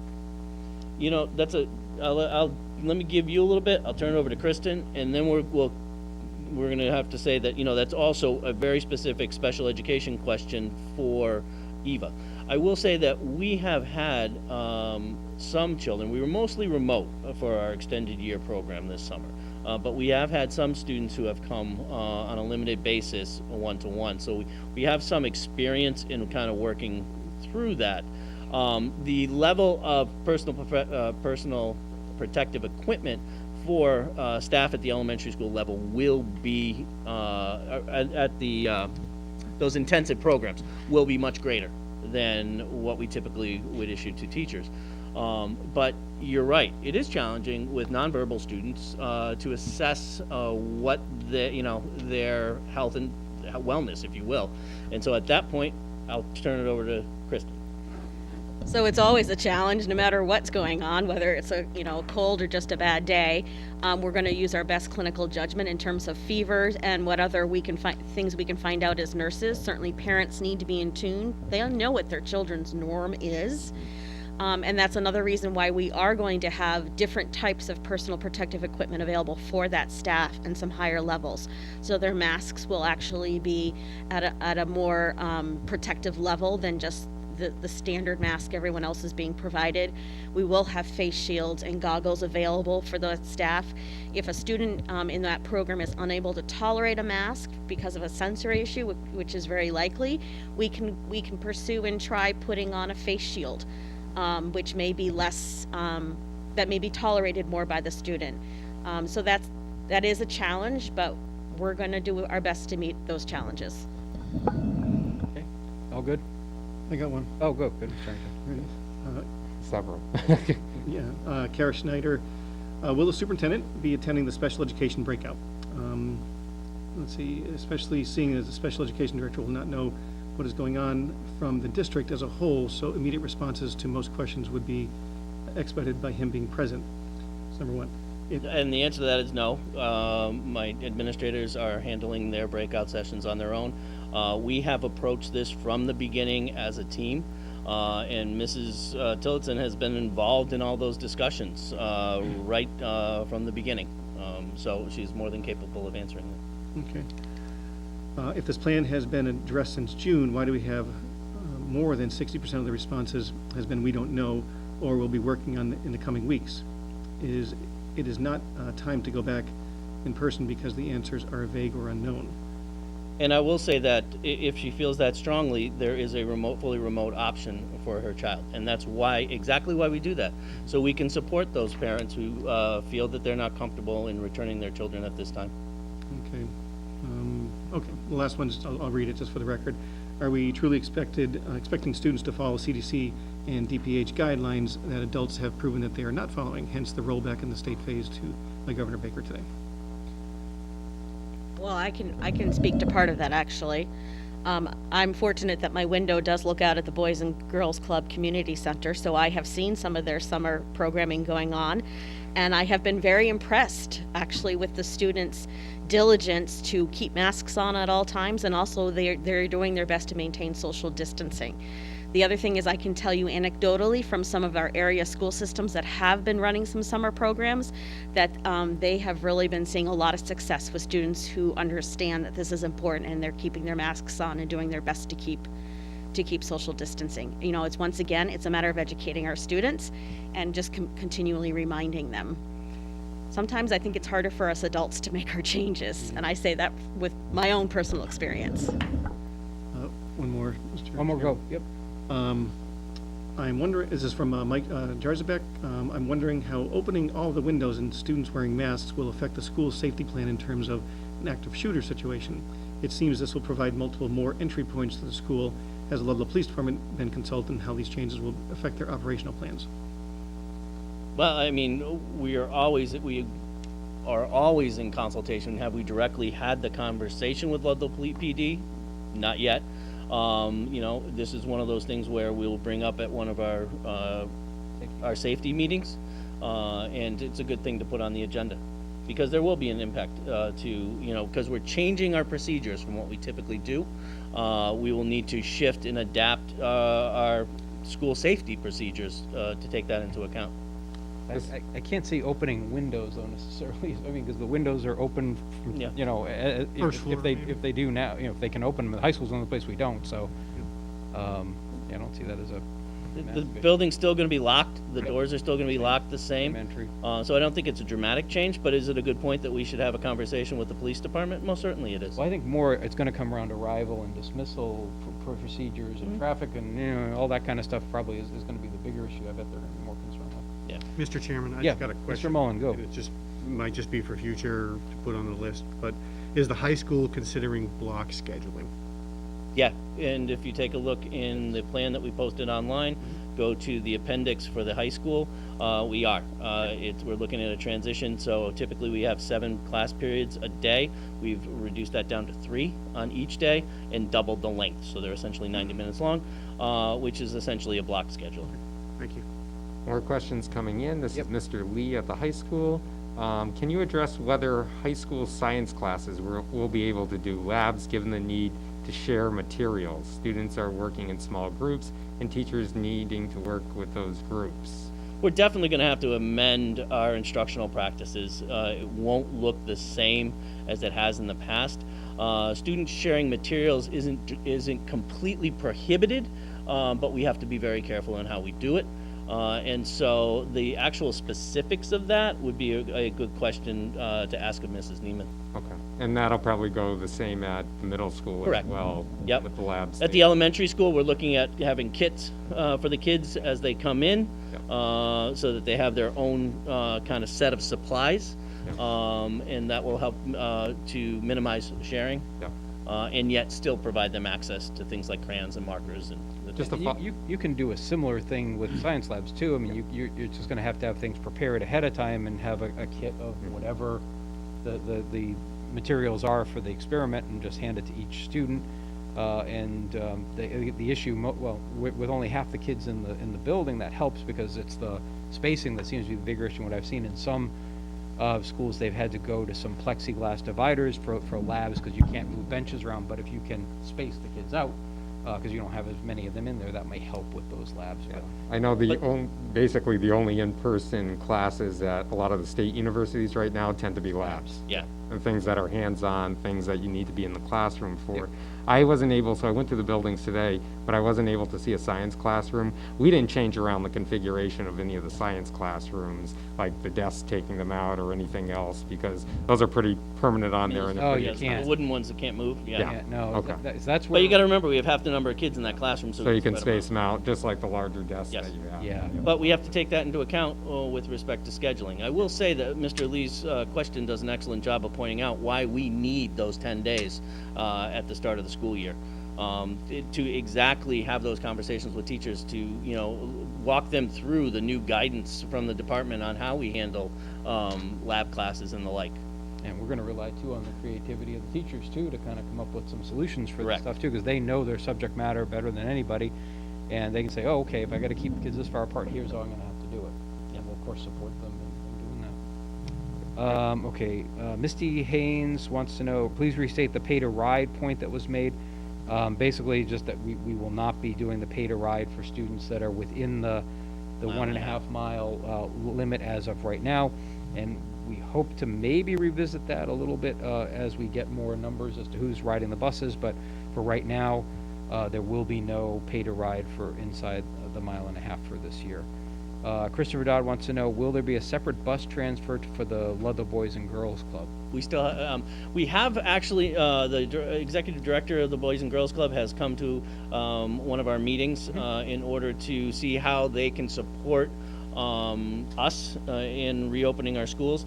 And so we haven't, I'm not sure, because that's a bus that is actually really crowded on a typical day.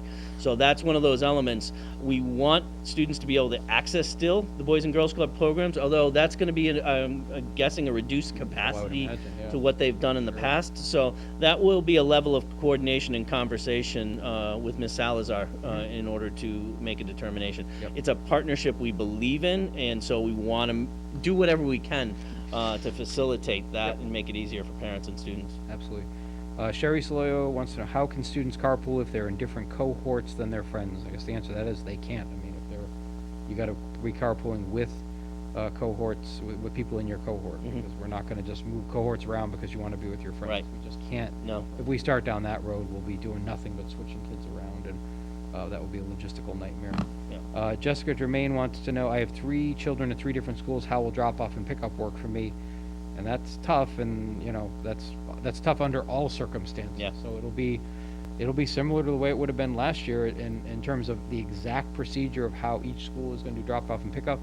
Again, I would attend those sessions for the principals of those 3 schools so you can learn exactly how they're going to do it. But we do What recognize time. there are parents with Yeah. children at multiple schools, Yep. and that we have to plan accordingly. We do, yeah.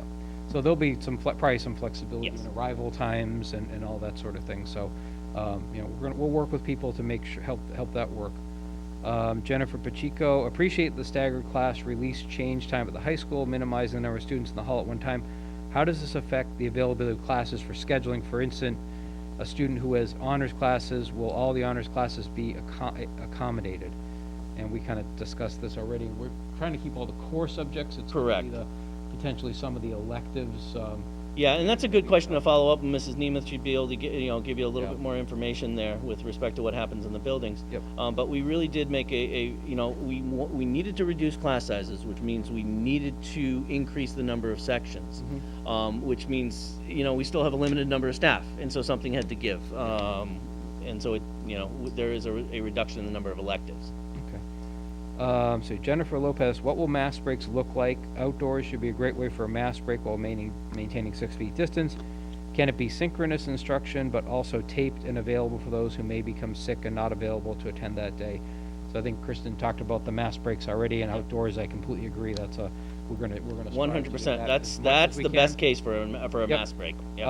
And in terms of taping the synchronous instruction, that's something we will have to. It's not a bad idea, It'll and be it's a- something we're exploring. Yeah, I would like to see that happening. It's a point that we'll have to work with the teachers on. Okay, someone was wanting to know if the meeting is over. I think this is when we were shut down. I'm catching up with questions that came in at 5:45, by the way, just so. Someone wanted to know why she didn't hear a discussion. That must have been when At we. some point, we might need a little break. Yes, and and if anybody feels, we've been at this now 3 Kristen, hours. you're the expert. When do we need our mask break? We've been at it for 3 hours. Hey, Not the mask that's No, creating a even break- start break mask we need. break. No mask break. Let's keep rolling, let's do We're this. gonna keep rolling. All Mr. right. Chairman, we got another question Go. coming on here. So this gets back to the summer camp issue over at Whitney Park again. People seeing students or kids without their masks on, pulling them out. I think the difference between a school district and a summer camp is I think the school district lends a lot more authority sometimes in repercussions than a summer camp.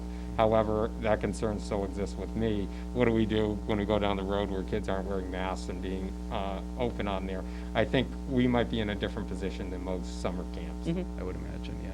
Yes. I also gotta remember that the people moderating those summer camps are high school students a lot of times, and, our students, I think for the most part, respect our teachers and our administrators, and if they're instructed to do something, there's, I think there's a little more weight behind that than, if it's just a counselor at a camp over the summertime and they're outside and, so, yeah, we will certainly make sure that is a top priority. Can I read Go ahead, Mr. Harrington. This is a statement actually from the Ludlow Education Association. Okay. They sent it to all of us and asked that it be read into the record. Okay, The Ludlow Education Association continues to advocate starting the school year in a robust remote learning model. This will provide the same quality of education as the proposed hybrid model without any of the risks. We took this position primarily based on our concern for the health and safety of staff, students, and the community, and need to begin the year with a most stable and consistent model available. As the results of our member survey, especially the survey which indicated that 68% of respondents did not feel comfortable returning in-person instruction at the end of August. Since we met last with the school committee, UMass, Smith College, Mount Holyoke all have decided to teach remotely for the safety of their students, staff, and community. The Springfield, Granby Elementary, Hadley, Longmeadow, and Northampton districts have chosen the same remote learning path to begin next year. Ludlow is not an island, and you can't ignore the events in the communities. I think she meant to say can't ignore the events in the communities that surround us, where our citizens and educational community members live, shop, and visit. While there are no good options, we strongly believe the student, staff, and community safety needs to be a priority. It is our position that this remote learning is the only way to begin the school year, and we look forward to a time when we can put this all behind us and teach our students in person. thank you. All right, let's see, Megan Veteramo, I'm concerned with how many hours students we expect to be logged on when working remote. The space to set up multiple desks, ergonomics, attention span, and constant need for redirection when working remote. Is there homework on top of classwork? This is one of those elements where synchronous and asynchronous, is kind of synonymous with classwork and homework. So, do I think, this is one of the elements we're going to have to explore? Yes, it is. Do I think it may look different at elementary, middle, and high? Yes, I do. But this is part of that discussion that needs to happen with our teachers to say, this is a new learning environment. So what does it look like, and how does that impact how we've done things in the past? So I would expect that it will look different. I will expect that there's changes. But at the end of the day, I think it will be a discussion with our teachers to make a determination of what's best for their classes and developmentally appropriate for their kids. I share that concern with a lot of screen time. Yep. And so how can we build in a variety Yep. of lessons and learning opportunities for our kids? I mean, we've been finding over the last bunch of years that project-based learning has been a really popular thing, and, if we can incorporate some of that in, I think that'd be great, and that certainly can still be done remotely, and you can still have kids working together remotely on projects, so working on that kind of thing. And I guess the homework question, I mean, it's gonna depend on what grade level your student is at too. I mean, if you're In the class and the teacher, class and teacher, so it's all, and that's gonna probably vary. It's just the way it would vary if we were in person. Yeah. Homework is is part of school. So, you know, you go to class for your 6 hours, and then if you're in elementary, you're probably not gonna have that much. If you're taking all honors courses at the high school and some AP classes, you're gonna have some homework. Yeah. And that's just kind of the way school works in general. Jeffrey Stratton, sorry. Hi, are there any plans for routine testing, particularly for staff? Thank you. I think Kristen already touched on this issue with the testing, and that, you know, the routine testing is not super effective because a test doesn't tell you it tells you what happened the day you took the test. It doesn't really tell you what's happening on the day that they walk in the school. So it's something that, you know, testing is important, but not something that I think we have any plans to just screen everybody through the buildings. It'd be great if we had some magic test that we could walk everybody through before they walked in the door and have a 100% answer as to whether they had COVID or not. That doesn't exist, and I don't think that ever will exist. So we do the best we can with the technology that we have. Paul Gomes, if dropping off children at school, they're staggered times by grade. What if we have children in 2 different grades? Do they have to wait in the car another 10 minutes for their turn, or can they walk in with their sibling? That's a good question, and, you know, like, we're gonna try to make this as easy for parents as possible. So it's, you know, most definitely something to consider, and it's a viable, it's a justifiable concern. Reasonable request. Yeah, Yep. So I think we could work on that kind of thing for sure. 'Cause that, yeah, that wouldn't make sense to make a parent just sit No. there in the parking lot for 10 It minutes would not. while It until would the not. next kid go on. no, absolutely not. Heather Cruz, what additional tools have you given teachers to run online learning? Is it the same scenario as March and June? We covered this, and no, it's not the same scenario. I mean, we had already started rolling out did. We- additional PD with the staff over the summer that Yep. they were attending kind of on their own and replacing one of the PD days. 2 of the PD Two of the- days. I'm sorry, 2 of the Yeah, I PD mean, days. Substantial PD over the summer. Yeah, so we've already done, you know, or will have completed 2 PD days for remote learning with all staff members, and then we're going to have 10 more days that will not entirely be on remote learning, but will certainly, Correct. in large part, I mean, focus on. That'll be a big focus of the learning, but, you know, this is another we want to talk to our teachers and figure out what they want Yeah, where are the for holes? that Yeah. Yep. professional development, what they need to be effective in a remote environment. This is one of those areas where we still don't know about the next federal stimulus package, but there very well may be additional federal money coming down. But even if there isn't, the federal money that we've already received will help to support professional development for our teachers, so that we can throw some money behind this as well, so that it's high quality professional development geared to what our teachers say they need to get better to teach in an online environment. So that's all of what we're kind of wrapped into it. But I'll be honest, another component of this is, as I discussed briefly earlier, this component of mental health and the fact that our kids have been through various levels of trauma over the last, 5 months due to this situation. And so there'll be training and professional developments for teachers on how to identify mental health issues and anxiety and stress and depression, so that we can help get our students to the correct support professional to be able to ensure that they are supported in their physical, mental, and academic needs. Another question, Gina Sislak. It only takes one infected person to infect a whole school of children, hence the situation in Georgia where over 300 children and staff came down with COVID. I'm not aware of that one. So why are we even discussing numbers of cases locally and one person who infected over 18 people at Bay State, only takes one person? Kristen, do you want to? I can take that. Yeah, that sounds like a, Trying to get your attention, kicking the desk. oh, So it is important to remember that in some of these cases we've seen in other states, these states have not had the level of mitigation factors that Massachusetts has been committed to, which includes mask wearing and social distancing. I myself reviewed several other states' return to school plans, and some of them, masks were maybe mentioned once in a brief statement and then were not focused on again. So I think that's important to remember, that how these other schools and other states opened up was not at what we're trying, at the level we are planning on opening up. The other thing, we're also talking about states that have a higher community spread. And I really do not think we're gonna see any lower than 0.75 is amazing. That is about as low as you can get without eradication, and we're not near eradication. okay, thank you.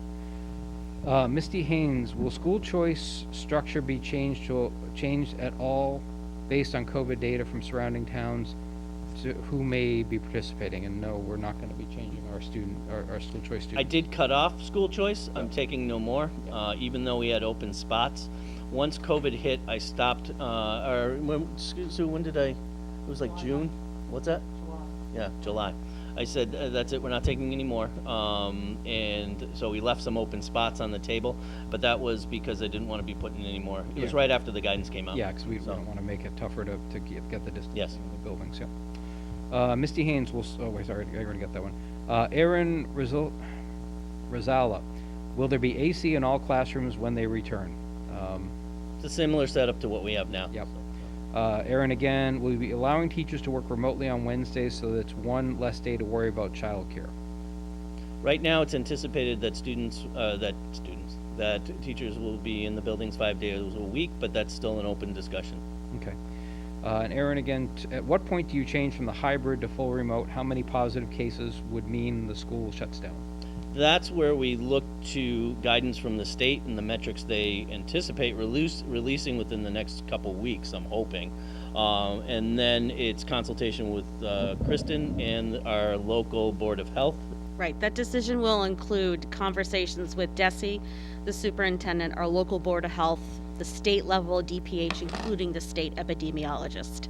And that's where we will determine what metrics and what scenario causes us to need to shut down or move to the next plan. And those are conversations that happen quickly. So this isn't a conversation that we're talking, days, weeks kind of thing. This is where we're at. We need guidance. Give it to us now. Okay. And Luis Hernandez wants to know if the remote option is still available.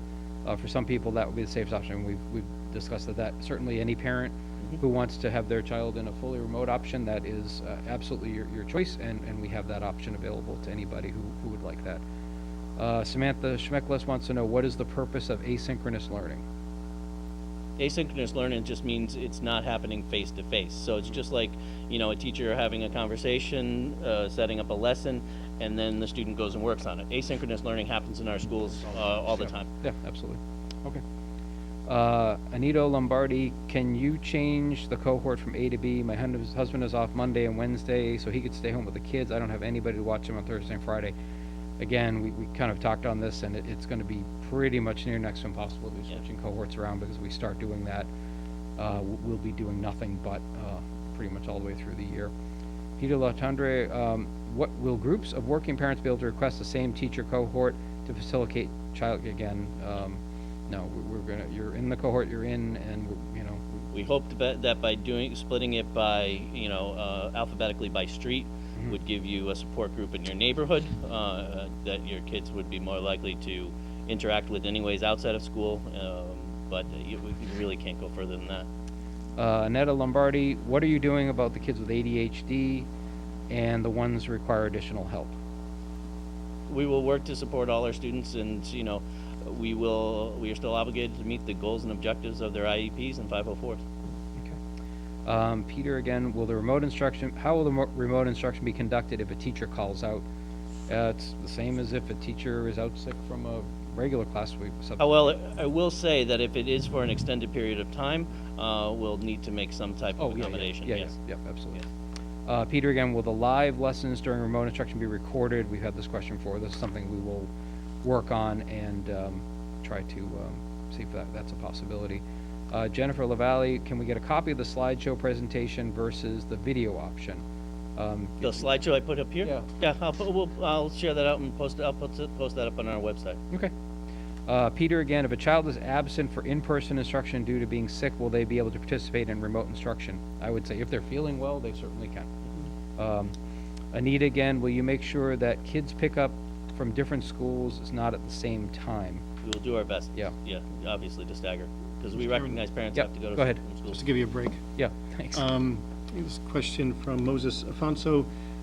For students who have to go to the nurse multiple times a day for medical reasons, how would this work? This is going to be Good more question, for yeah. Kristen. That's one. Two, my child has some issues. She gets minor issues a lot. Based on the process outlined, she'd be sent home a number of times, even though she does not have COVID. If sent home, will she be able to log in and continue for the day? Also, having to get tested each time is hard, especially if the primary care doctor, or the PCR test She's been tested twice, both negative. Having to go through that number of times is harsh. Is it the test required going to be the PCR type of test? If you choose a remote option, is there any information on how assignments, testing, and evaluations will occur? Okay, I'll try to remember all those. We need to make sure that in our health offices that we are screening students actually before they walk into that room, because we need to maintain clean spaces for students who do need treatments and do need to take off their masks to take medications or use inhalers. So students who are coming down to the nurse's office, at this point, we're looking at a model where probably the teacher will call ahead and say the student is coming because they don't feel well, and in which case the nurse will stop that student and screen them before they enter in. And if they are symptomatic, they will be moved to a second space so that we have a clean space, and then we have a space where we may have 6 students, because I do recognize that for kids who have medical treatments, we need to keep them healthy. That was the first question. What was the second question? Second was more along the lines of, based on the process outlined, she'd be Yes. sent home a number of times. And that is going to be that will be a difficult discussion. Once again, that's where the parent and the physician involvement in the conversations with the nurse. I know who he's referring to, and I understand that this is gonna be a challenge, and we're gonna have to figure out a plan and do the best we can. Okay. I wish I could give him a black and white answer, but I can't. Yeah, and if you choose the remote option, maybe Dr. Gazda, is there information on how assignments, testing, and evaluations are going to occur? Okay, Mr. Chairman. yeah, go ahead, Mr. Olivera. So we got one question in from Crystal Foley. Will kids be required in the elementary level, kindergarten, for example, to bring their Chromebooks back and forth? And what happens when they forget them? So an elementary school question. Yeah, that's a great question for Mr. Welch. I mean, it's right down at that elementary school level. We recognize developmentally it's very different in kindergarten than it is in, the higher elementary, middle, and high. And so, those are things we'll have to learn to accommodate and adjust to. Flexibility is really flexibility and adaptability going through this year is going to be crucial. But, still maintaining the level of support for all our kids. We may have a situation too, because we didn't always have the younger kids bring home their devices, so maybe when they've got their 2 days in school, you may bring it in and leave it, and then just take it home for 3 days of the remote, something like that. Especially if we transition to something else, you want them to have that device. Yes, Yeah. yeah. Just in case we need to pull the plug quickly. Another question came in, for kids coming to the school in pre-K, evaluations for IEPs were not done over the summer. If parents choose to go 100% remote, would these children still be able to get into school for these evaluations? Ask Eva. We will still need to do evaluations for our students. We have been doing evaluations for many of our students over the summer, but not every student. And so we'll need to make sure those are done. And still, we're working to meet our state and federally mandated timelines. Okay. Peter, again, will the live lessons during remote instruction be conducted with students in the classroom?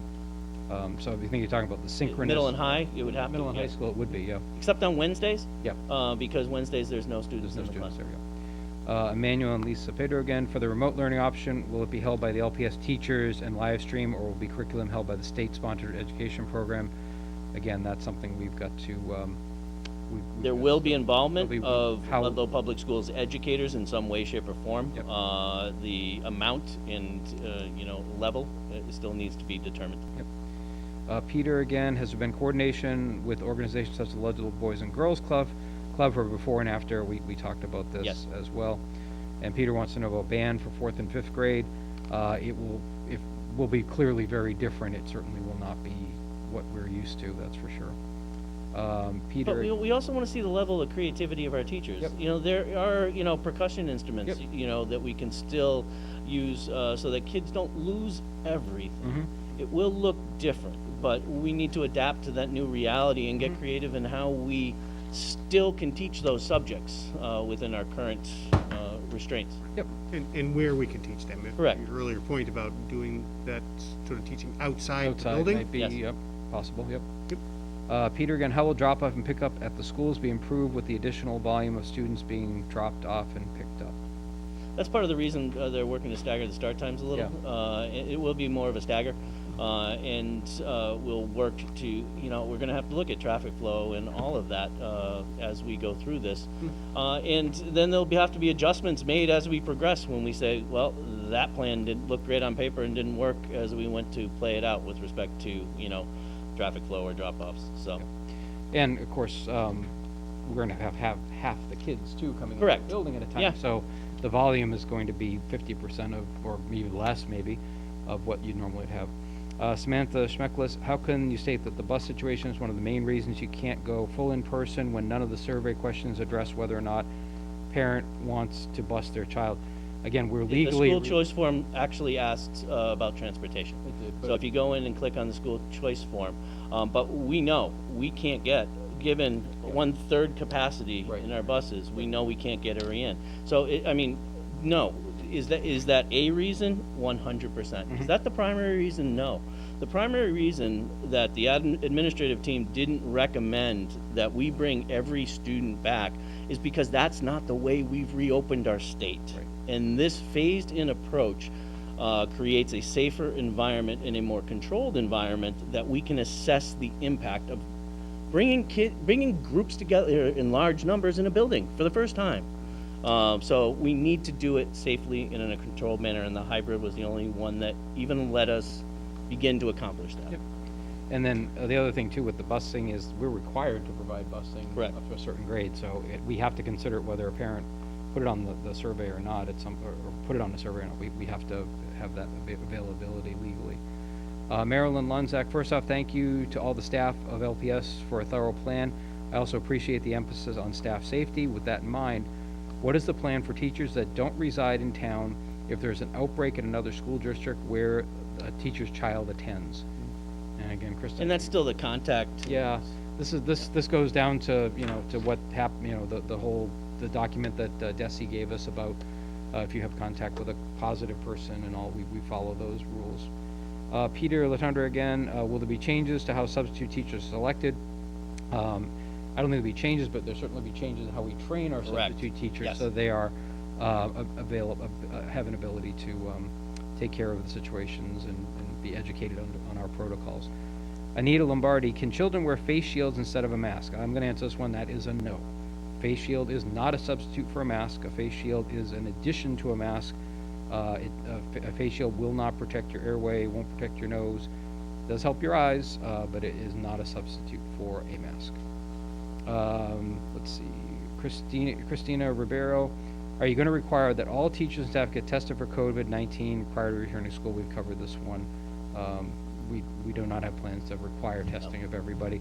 That makes sense if you're going to be, I know some of the universities that are talking about that, they're going to test the kids before they come on campus, and then they're going to be required to stay on campus and not interact with, you know, they're going to create the bubble like the NBA is doing, or try to. We can't do that because our kids come to school, they go home, and, you know, we can't kind of create that bubble. That would be great if we could, but Colleges can't do it either. yeah, it's not going to be, yeah, they're going to try to, Not happening. but it's yeah, it's going to be a challenge. But the NBA seems to be doing a pretty decent job with it. But that's the NBA. They have a little bit more money than They have a little do. more money, and they've got a lot at stake and ad revenue too. Darlene Santucci, how is the attendance policy going to work when we're expected to keep our children home if they're having symptoms? Will they be penalized by any attendance policy? How are you going to keep track of students during this time? I think we kind of touched on this earlier. And there'll be many more conversations Yep. between administration and staff and parents Yep. regarding, because, you know, we still have to keep track of those students with a lot of absences to help determine why. Is it something we can do to help support and, you know, encourage attendance? We're legally required to, and quite frankly, morally. So Dan Kinney, how are students, especially lower elementary, going to be provided with the needed ability to move their bodies while maintaining 6 feet of distance outside of recess? Yeah, I think we talked about is we're gonna get these kids outside as much as possible.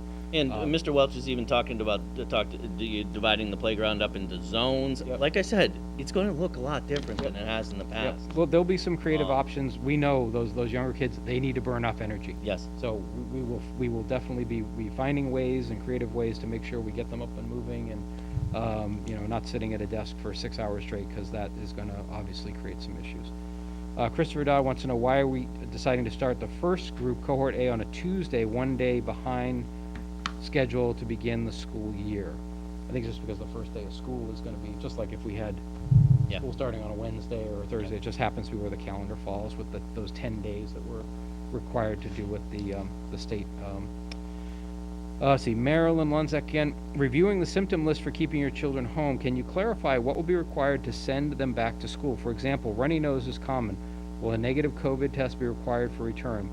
Also, what remote platform will be used for hybrid students that they need to be, will the remote platform be used for hybrid students when they need to be out due to an illness? And the answer to that one is yes, we've covered that one. Well, no, with respect to, if a student's enrolled in the hybrid program, no, they wouldn't use the state platform. Not the state one, but they could, Correct. we could go into the Yes. the Yes. online for their cohort. Correct, Yeah. yes. And Kristen, do you want to touch on, I mean, we kind of hit this again, but if you, it's certainly probably bear repeating on the.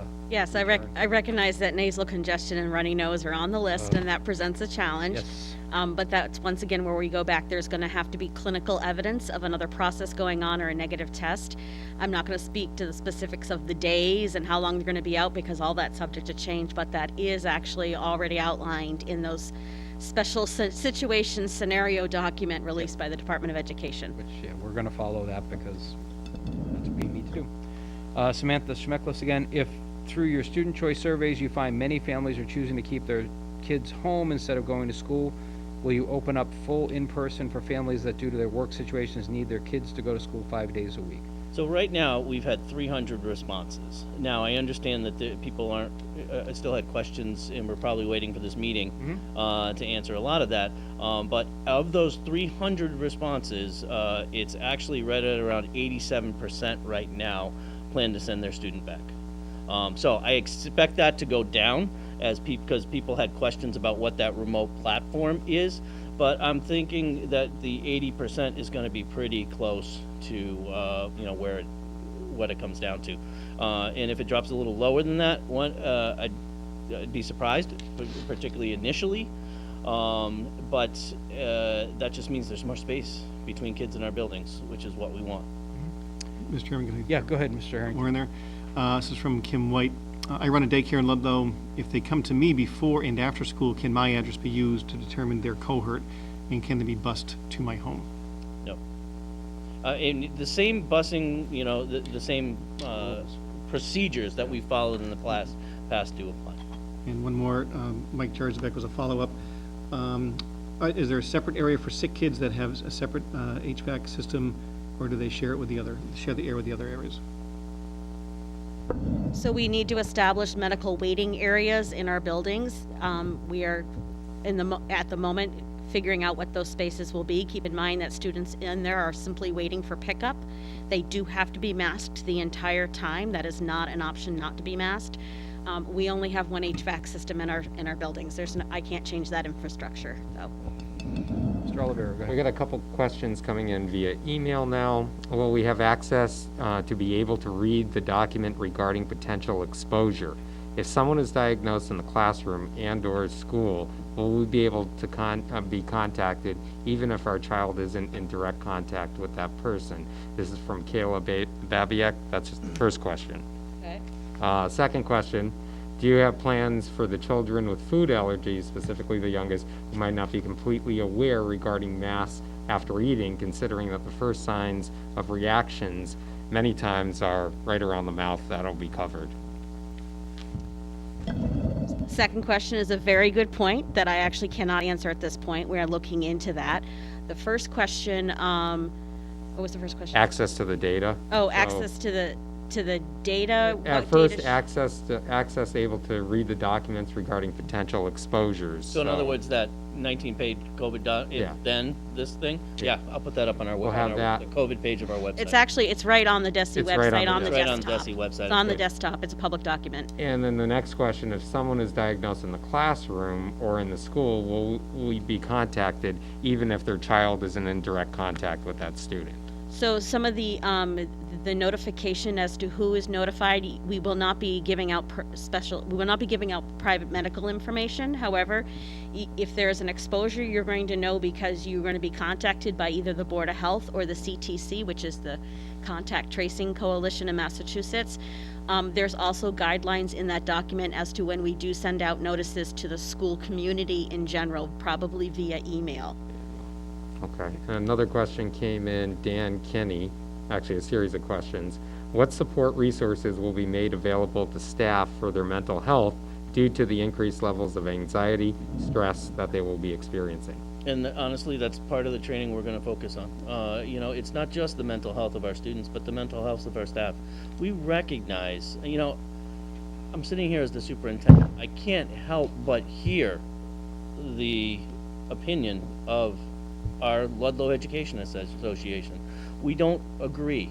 That doesn't mean I haven't heard their concern. And so, you know, yes, we are very conscious of the impact that, you know, and the concern and the level of anxiety and stress that return involves. And so we will work to make sure that they are supported. Second question, what is the hierarchy of response and consequences for students who ignore 6 foot of distance, masking, etc., or for families that send students showing obvious symptoms to school more than once? I mean, that's part of the You know, procedures. some of it's a learning curve. You know, the discussion is different as opposed to at elementary, middle, and high. Yeah. Only different in, you know, how the conversation happens. At the end of the day, if you do not wear a mask, you have self-selected to be remote educated. That's what it comes down to. This is a healthcare emergency. We have to have people with masks in our buildings. That's all there is to it. Last question from Dan Kenny. If a faculty member needs to go home and stay home, then wait for a test each time that they exhibit any symptoms, how will the district accommodate teachers without requiring them to use all of their sick days? This is specifically when following the guidelines for any symptoms, not when a teacher actually tests positive and is required to quarantine. Yeah, that comes Right. It comes, I mean, there are multiple leaves with respect to COVID. There's 2 new ones that came out, and so we will follow all state and federal guidance with respect to available leave for our employees. Last question, this is Dare to Peers. Often for police and firemen, if injured on the job, etc., they get reimbursed, medical stuff paid, etc. Will this apply to teachers when they get sick on the job? I mean, their medical coverage is, you know, what it is. Yes. Workman's comp still applies, but I don't think COVID is a category that qualifies for workman's comp. Ms. Harrington, you have one? Yes, I do. Megan McBride, what will the teacher accountability be for remote learning? As we learned in the spring, there was no standard of a classroom. Each teacher did their own thing. High school math varied from no videos or Zoom from one teacher to the extra work from the others. Does the school, and this is the second question, does the school system have a technology infrastructure to support the large-scale based platform? Yes. That's, okay, let me answer the second one first, which is, yes, we have the infrastructure. We've been working, and our director, you want to talk about somebody who's been out straight? Our director of technology has been, ensuring we have all of the technological devices and infrastructure to support this transition in our educational process. With respect to accountability for educators, well, it's going to be built into the structure. One, it's, you know, there was no set schedule like there is going to be each day for remote learning with expectations for both teachers and students. And so that will be consistent. And then, you know, if that's not happening, we need to know. Principals will be able to, you know, just as they're able to drop into a classroom, they'll be able to drop into a Google Classroom And now that we've kind of adjusted to what this environment is, that will be happening more often with greater consistency. And so, but it's still, some of it still falls down to, if that's not happening, we need to know. And it will be addressed. Okay, just one Go ahead, Mr. Harrington. Yep. One follow-up, I guess, this is from Sam Schmeckless, and this is more of a statement, I guess, for perspective, according to the July 1st, 2019 census, out of 21,233 Ludlow residents, 135 confirmed COVID, have been confirmed COVID positive. Yeah, we touched on that Yes. at the beginning of and that's the only reason we're considering coming back in hybrid right now. If those numbers were, what we're seeing in some of the states across the country, we wouldn't be. So that's why we're able to consider this option. Marilyn Lunzak, when is more information on the remote platform going to be provided? Yeah, we've kind of covered this one several times. And just let me say, I so share people's frustration. Me too. We've been waiting for this since the initial guidance was released. 2 days ago, we finally got something, and now we're trying to process how do what we is it? utilize this and put it into our plan. So I'm there with the frustration level for those individuals who are asking and deserve an answer. Yep. Maria Fonseca wants to know, how do you figure high school classes will be 50-50? There could be 15 kids on streets A through J and 5 on K to Z. Yeah, We it literally actually works did it. out. We actually, yeah. It actually works, and it actually really surprised the heck out of the principals. Yep. It works for different. It even works when you do it for special education students. It really is a strange little quirk. We'll take advantage of it. It works. Yep. Yeah. Paul Gomes wants to know, does 100% remote option offer the same classes that would be offered in hybrid? Example, AP Honors Level or Portuguese language? I would say that we don't know the answer to that right now for sure, and it really depends upon what that state platform looks like. Correct. There may be, Portuguese is not a common subject being taught throughout the state, so if it's a state level platform, may or may not be offered, but then again, it's a larger platform, so maybe there are more options. We just don't know yet because they just started telling us about this 2 days ago, so we'll have more information as soon as we possibly can on that. Maria Fonseca wants to know, will desks be cleaned between classes? Well, you got to remember, K through 8, the kids are going to be pretty much in the same room all day long. Yep. And so the same kids are in there. So there's the transition is in the evening. So yes. With respect to the high school, that's a procedure. Well, Kristen. Yes, that is a procedure we're looking at, actually. Because you're thinking about if they only have 3 classes a day, we only have to have it twice, and then the custodians can take care of it at night. So that is a procedure we're working on right now. Let's see, Emmanuel and Lisa Pedro want to know, if the teachers are already teaching 5 days a week, why can't all classes be streamed and be synchronous? It's one of those elements, that we're going to be Be discussing. working on, but like as you said, not all instruction is live synchronous. Right. And there are times that Even when you're in the classroom, In your the teacher's classroom, not they always say- standing up at the front of the room Yeah, talking at you're you. going to work on a project. Yes, it's not 6 hours of lecture like maybe you have in college or something like that. Misty Haynes wants to know, will gym band and similar electives remain an option for students? We're going to try to make them options. They're going to be different than what they were last year, but we definitely want to make sure we keep that those elements of our school in place because we know how important they are. Heather Rollins Chapel, what is the curriculum plan for remote learners and how will it align with pacing and teaching of standards in the hybrid classroom? If school would return to full in-person, will the hybrid and remote learners be on the same page with regard to learning of the frameworks and standards? So good And question. that is one of the challenges for those students on the state platform, in that it does align to the Massachusetts frameworks, but it doesn't necessarily completely align with what we do in our classrooms. And that's why we can't have people flipping back and forth. Yep.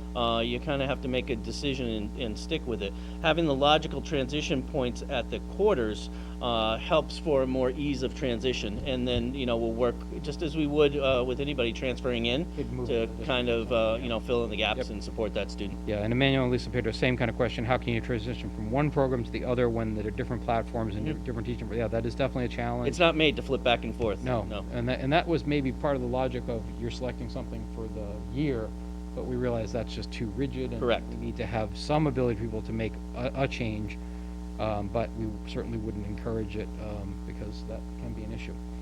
Marilyn Lanzak, can you provide more clarification on middle school? Will teachers be rotating to classes, or will students be moving classes? Will music, art, and PE be offered? I think it was said that they weren't happening, but I don't see it addressed in the plan. Music, art, and PE will be happening, and then I would suggest to, this is a conversation and will be covered by Mrs. Monette at Yep. her building-based hearing. Okay. Her building-based hearing. Building-based meeting. Meeting. Yes, Yes. it's getting late, we're all getting punchy. Get a little bit. Yep. Maria Fonseca, why can't the fully remote be taught by our teachers on our platform? If we can remote learn for 3 days a week, why can't we do it for 5? It's a possibility, but we have to be able to staff it, Yep. and also that becomes a challenge potentially for certain subjects if we, don't have teachers to teach all those courses. Moises Afonso, if you choose the remote option, is there any information on how the assignments, testing, evaluations, we've kind of hit that one already. Sutharian, since students are 6 feet apart, this means no small groups, no centers, no working together, just sitting there. This isn't developmentally appropriate. How can you make sure that my 6-year-old can actually learn while staying safe? What will a typical in-person day at East Street look like? Again, I think Mr. Welch would be the best one to answer that, because that does get into the nitty-gritty of how you're going to teach a kindergartner. There'll be challenges, but 6 feet apart in the building is probably a lot better than, miles apart at the end of a computer line. Virginia Kilbania, can we please resend the link to parents if we choose, in which we can choose what option we're deciding on to return our children to school? I will be sending out that email tonight to all parents. Okay, great. As soon as this meeting is over. Excellent. Alicia Whalen, just curious, if Baird's ventilation system was fixed, if hybrid was to be the choice. I know Dr. Gosder or someone else mentioned it was almost $250,000 to fix, and that work is underway and will Yes. be completed before school would start. Correct.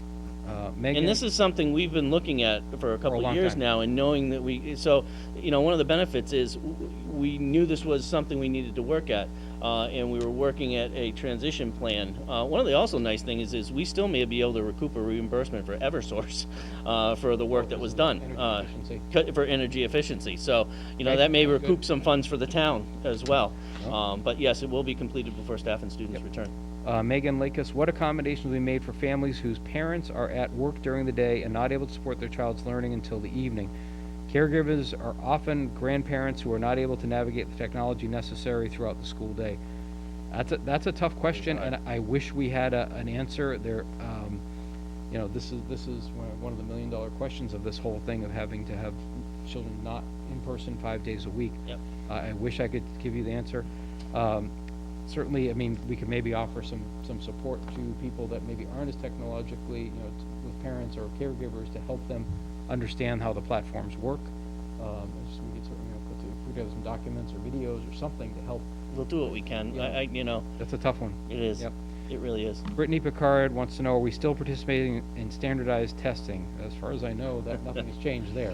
Yeah, that one's not in my power. Yes.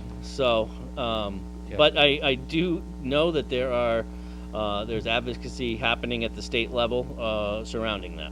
There has to be a change there. Yeah. There does. Yeah, I would imagine, but. I'm not going to worry overly much about it. Got to be Yep. honest next year. Yep. Okay. Yeah, What is it going to measure? how do you even do it? I mean, it's ridiculous. I think that will be something that will happen, just, but we Yep. haven't heard that officially, but, Yep. stay tuned. Susan Rhodey wants to know, will the meetings with the parents and principals, special ed, happen before the August 14 deadline to respond? No. We simply can't. We just can't get it done by then, so, again, the advice is if the decision on hybrid or not is more of a medical situation decision, and if you're thinking that's the way you want to go, that's the way you should select for the online only if you've got a medical concern.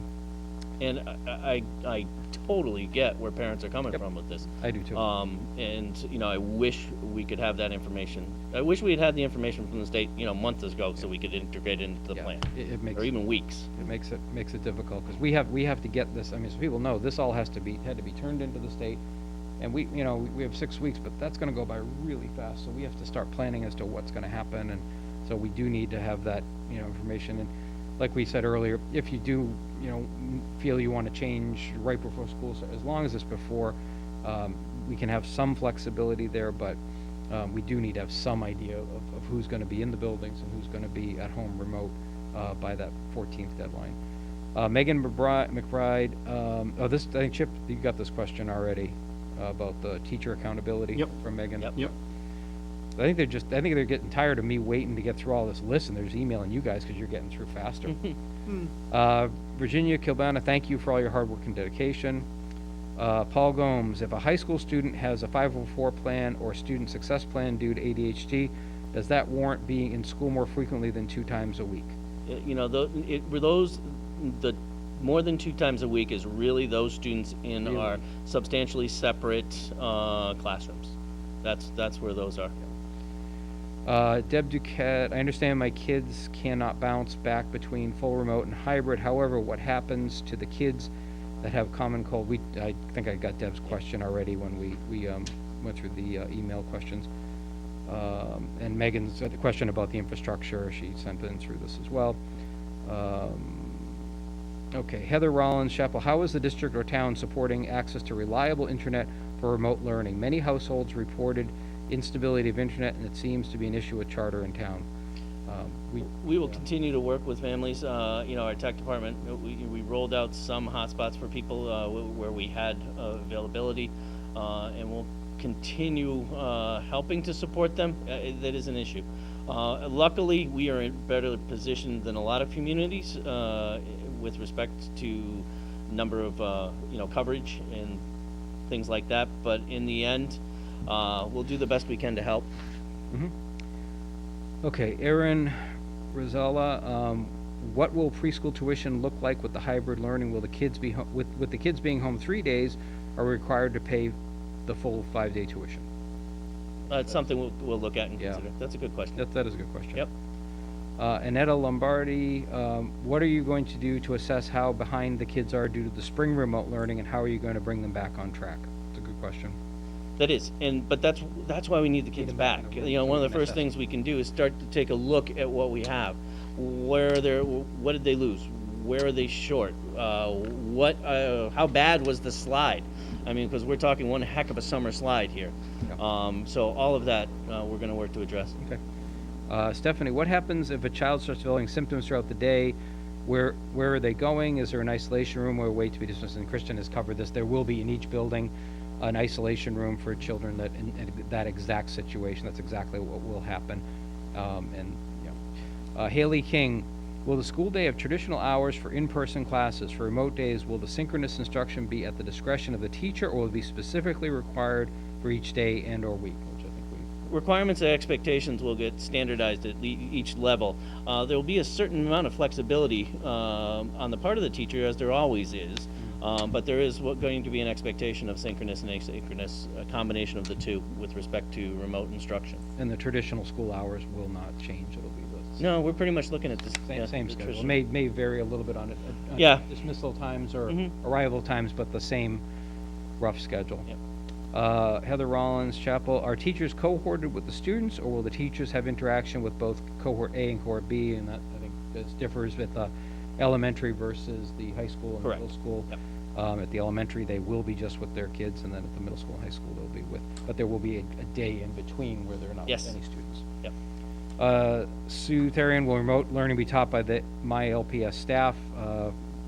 To some degree, they'll be involved, I guess is the answer we have for The that right amount now. we still need to assess. Still what to the be program- determined on that. What the platforms give us, and what support we need to provide. Yep. Crystal Foley, will the principals, middle and high school for my children hold their informational meetings prior to the August 14th deadline? We've covered that one already.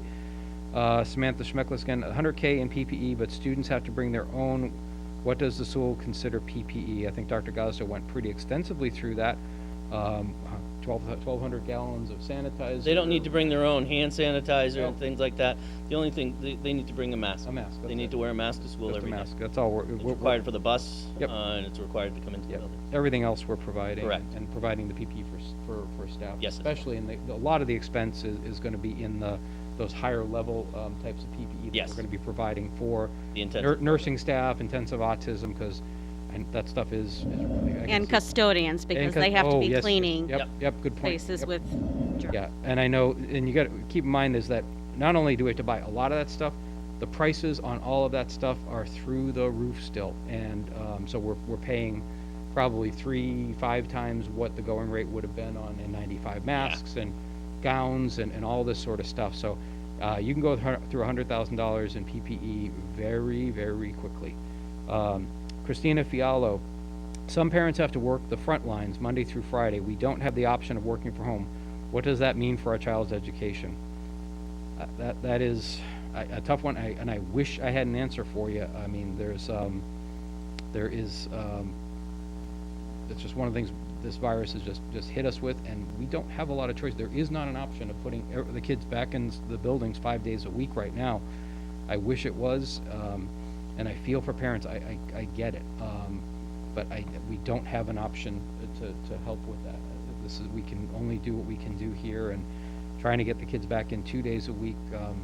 I know it's not perfect, but it's a help. But I feel you, and I wish I had a better answer for you. Marianne Merced, have you ever thought of doing Zoom teaching? I'm not sure what that means exactly. That's synchronous, and that's one of the things we're looking at. Okay. We're gonna need to take a break in the next 5 minutes because we have a 4-hour limit on our disc. Okay. For You wanna LCTV. just- you wanna- So would this be a good time to break? Yeah, I just don't want to cut you off in the middle. No, let's That's just, fine. let's Why don't, take a yeah, why break don't we do right that here. now, Mike? And so I'll take a motion to adjourn. No, to recess. I'm sorry. Recess. I would take. I mean, I'll give you a motion to adjourn right now if you want one. It's gonna take a minute. So. Yeah, Chairman, I move that motion we for a brief recess would be good. yeah. Recess and come back in 2 minutes. Okay, so a second from Mr. Oliveira, all in favor? We don't have to do that whole roll call. This is- Aye? Aye. There we go. 5-0, we'll adjourn, or we'll recess briefly. Thank you.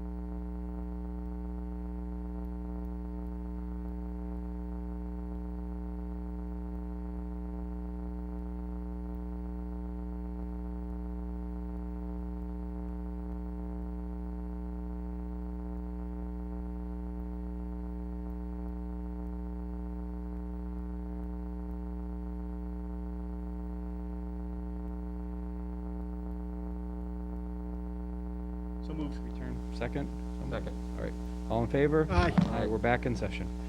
All right, continuing on with questions here, Shelley Torado, if kids start as fully remote and schools end up closed, if there is a spike of COVID, where do where all go back remote like in March? With that full remote learning, also bring those students who are already full remote, or we have two different remote groups of kids? I guess the question really is that if we end up fully remote, do we fold all of our kids back into our fully remote, or do we still have I think it depends on when that happens. Yeah. You know, we have to, that's one of those things we look at. The two don't completely sync together. Yeah. So, you know, it may be that, you know, the students who opted fully remote to begin with stay that way. I don't know, but that's one of those things we're gonna have to make a I could see that determination. if that were to happen in, you know, May, you would probably Correct. leave It'd be them different than alone. if it happened in, in you know, October or October. November, yeah. Right. Or maybe you do something like we're talking about with the other, at the break in the quarter or semester. Yep. You would, okay. Susan Radios and students now have the option of switching from remote to in-school and vice versa. How will the remote learning program schedule align with the in-person teaching for fluid transition for the students in order? I think the point here is that we're not allowing them to just flip-flop back and forth. We're kind of letting one time someone feels they made A wrong choice. a wrong choice and wants to change to the other. We're certainly not encouraging that, because that is a problem if we have people It will trying. not be a seamless transition. It will not, and there's no way we can It's make it gonna that take way. time as well, because we're gonna put it at the quarters. We have another question about changing cohorts, which we cannot do. Lunches, we've kind of covered. How lunches with both options? Well, if they're home, they're gonna, you know, that's not. But if they're in school on the hybrid model, then they'll be eating in the classroom. Will there be grab and go lunches? I mean, there'll be cafeteria service brought to the classrooms. Brought to the classrooms. Yeah. Bridget Nichols, hearing about the option of remote learning will follow the Mass Department of Education developed program. Will there be options for those who were scheduled for advanced classes? To be determined. We don't know what the state's gonna do yet. In all likelihood, yes. Yeah, I would imagine We there would. have to. I would imagine there would There's gotta be some type of differentiation. Yep. Susan Bowler, how will the decision be made for special ed students who attends 2 days and who attends more?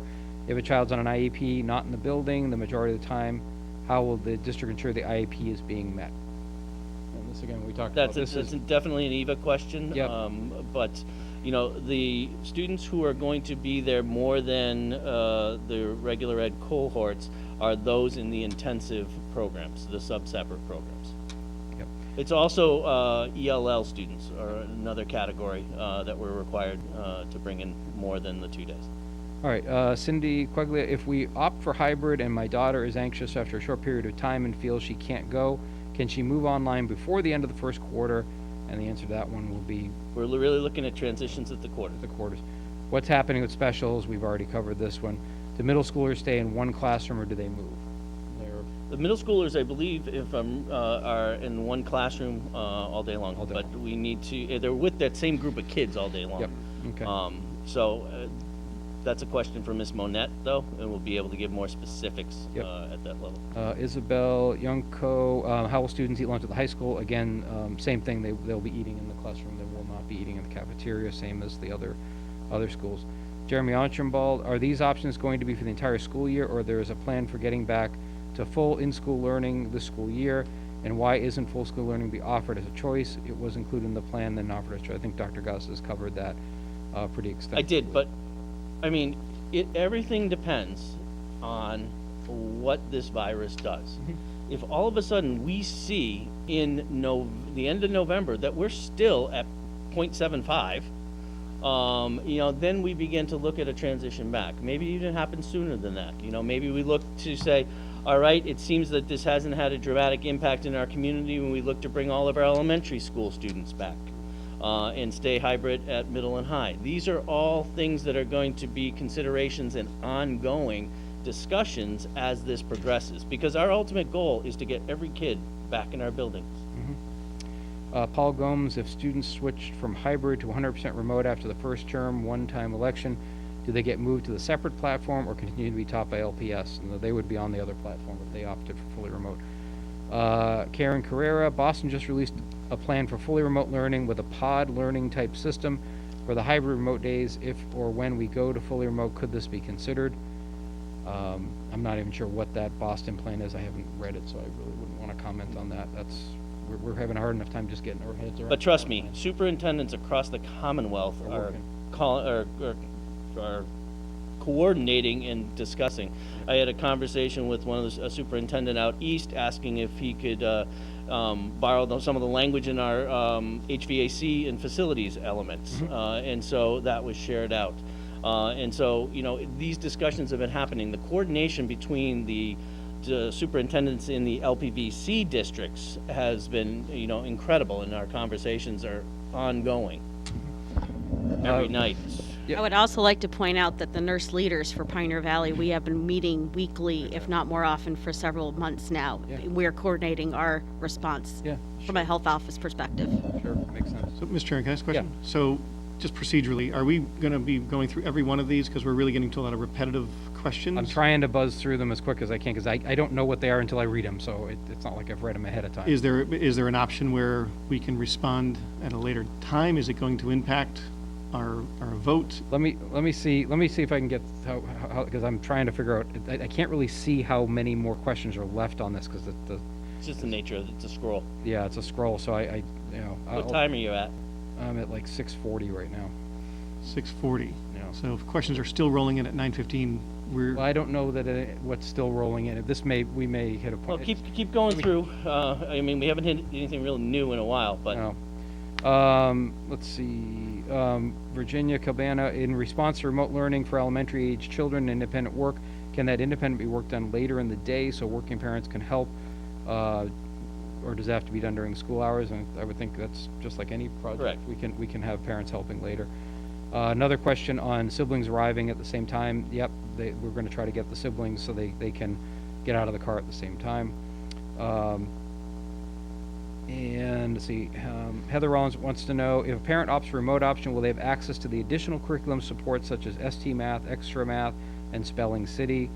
I would imagine they would have access to all of those type. it's something, yeah, I mean, That would be depending upon the remote. They may use different tools on the remote platform, so it would depend on that.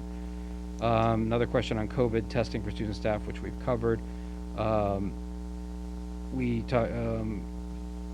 Christopher Dodd wants to know about PE. Will be part of in-school instruction or relegated to home instruction?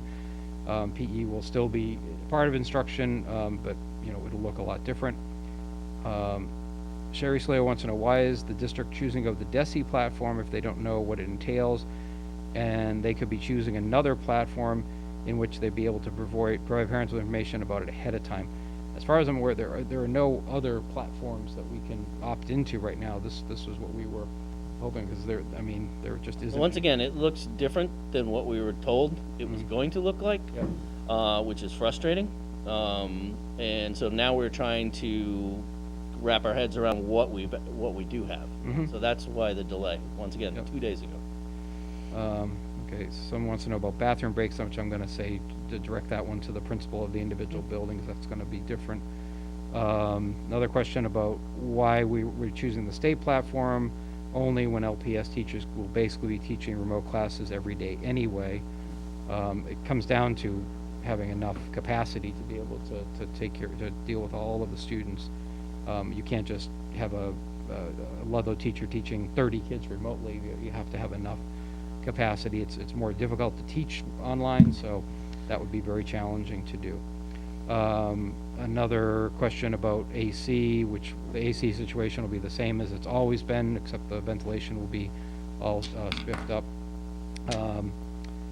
Another question about honors level classes, we've kind of covered that already. Heather Rollins wants to know, but will the buses be marked for social distancing and sanitation between routes, and will there be monitors on the buses to ensure social distancing? We're still having those discussions with the bus company, yeah. but there's going to have to be some, the disinfecting, yes, there's Yep. going to be disinfecting, that's one of the requirements. Yep. You know, we have to have something so that kids know where to sit on the bus. Yep, absolutely. They're going to some kind of mark. Some identifier? Yeah, because the kids have, and I thought there's also assigned seats was one of the things I thought I had heard earlier on too. So Yes. that will have to be part of it. Let's see, Joe Alexio wants to know, it's been in the media the past few days, will students be suspended, punished for videoing during school hours? This is, goes to that That's issue in right in Georgia. our handbook, actually. Yeah. Laura Elves, will Title I intervention still be provided to students this year? How it happens may look different, but we're still looking to, we still have to support our kids. I'm wondering, Carrie Sullivan, why preschool students are part of the high-need population group and why they're required in-person learning 5 days a week. I don't think that's No. at all what we're talking about. We're talking about the actual very high-need students, Right. and that's not every preschool No. student. Moises Alfonso, we talked, this is the multiple times to the nurse question, which we covered already. Michelle wants to know, how will it work for children that have paras? I have two sons with autism, in kindergarten and 7th grade. So the paras, we talked about breakouts with the Google Classrooms. We'll still have to, and how we utilize support staff is going to be an element that we're going to have to integrate into our plan. When they're in the building, they're going to support those students exactly the way they've supported them in the past. We need to do better than we did in the spring with utilization of support staff for remote learning, and that's something we're looking at. Jennifer LaValle wants to know, will teachers be expected to go completely paperless to minimize transmission of spread, or transmission, I guess would be better. I think we're going to leverage our technology as best we can. But one of the things we did do for the first time in years was by Eureka Math workbooks for each student. What it does is it reduces teachers having to go to the photocopier. Yep, okay. And so that's one of the things we've done. Okay. Samantha Schmecklis again, will the public school calendar change since Wednesdays are addressed as possible professional development days for teachers? Will it remove the professional development days that are already on the school schedule? We've already removed a couple of those days and shifted those, yeah. So we're going to have to, on the August 19th agenda for school committee will be an updated calendar because we've removed the March PD day, which actually shortens the school year by a day. And will end one day earlier, but we also need to adjust the start dates for the 15th and 22nd for students and adjust it to remove the PD day before school for teachers. Okay. Misty Haynes, will my requirements look different if I'm not interested in obtaining a vaccine for myself or my children? That's going to depend, I think, on what they're required at vaccinations from the state. We certainly are going to follow whatever that is, and but I think it's way premature to say anything about a COVID vaccine right now. Another question, mom with a student with seasonal allergies, runny nose. We've talked about this and how that's going to be a challenge, but we are going to have to be careful about that. Tim Rego wants to know, the sick day limit being lifted this year for students. We talked about this already, and that we're going to have the same attendance policy. We don't have much flexibility there. DESE is going to require attendance. Again, another question about asthma and allergies. Moises Alfonso, my child has compromised immune system. She may get sick on occasion. Based upon what I heard, she'll likely be sent home even if she does not have COVID. If I choose the hybrid option when she is sent home. We did that one. Yeah, Yep. you got that one already, right? Yep. Yep. Yeah. Okay. Tim Rigo, if a teacher gets sick or requiring a teacher to earn sick time, we've already gone through this. This is, we'll follow the state and federal guidelines. The question about substitute custodians, and wants to know, is there a list of chemicals that we use during school hours or children be exposed to due to increased cleaning during the day? I mean, there's not a list. We're increased cleaning, but with the same hospital grade stuff that we we've been switched to using. a couple of years ago, actually. So,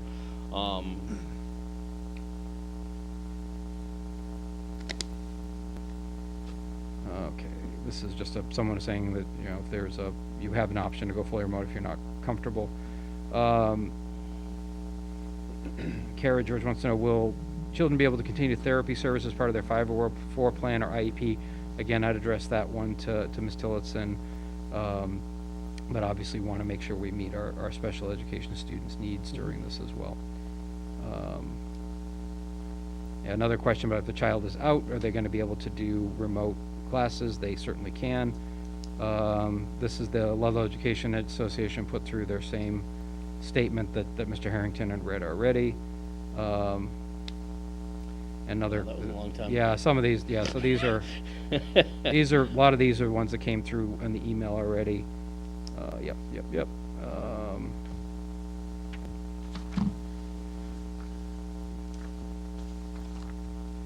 this is another, yeah, okay. These are all stuff that came through on the email, people working around there. Rebecca, I'm gonna butcher this one, Walenzik. Other districts such as South Hadley, Springfield doing phased reopening for student and staff as well as first term full remote, then bring back all staff and high-risk IEP ELL students in the next 30 days, then bring back all students. Why aren't we even considering something like this?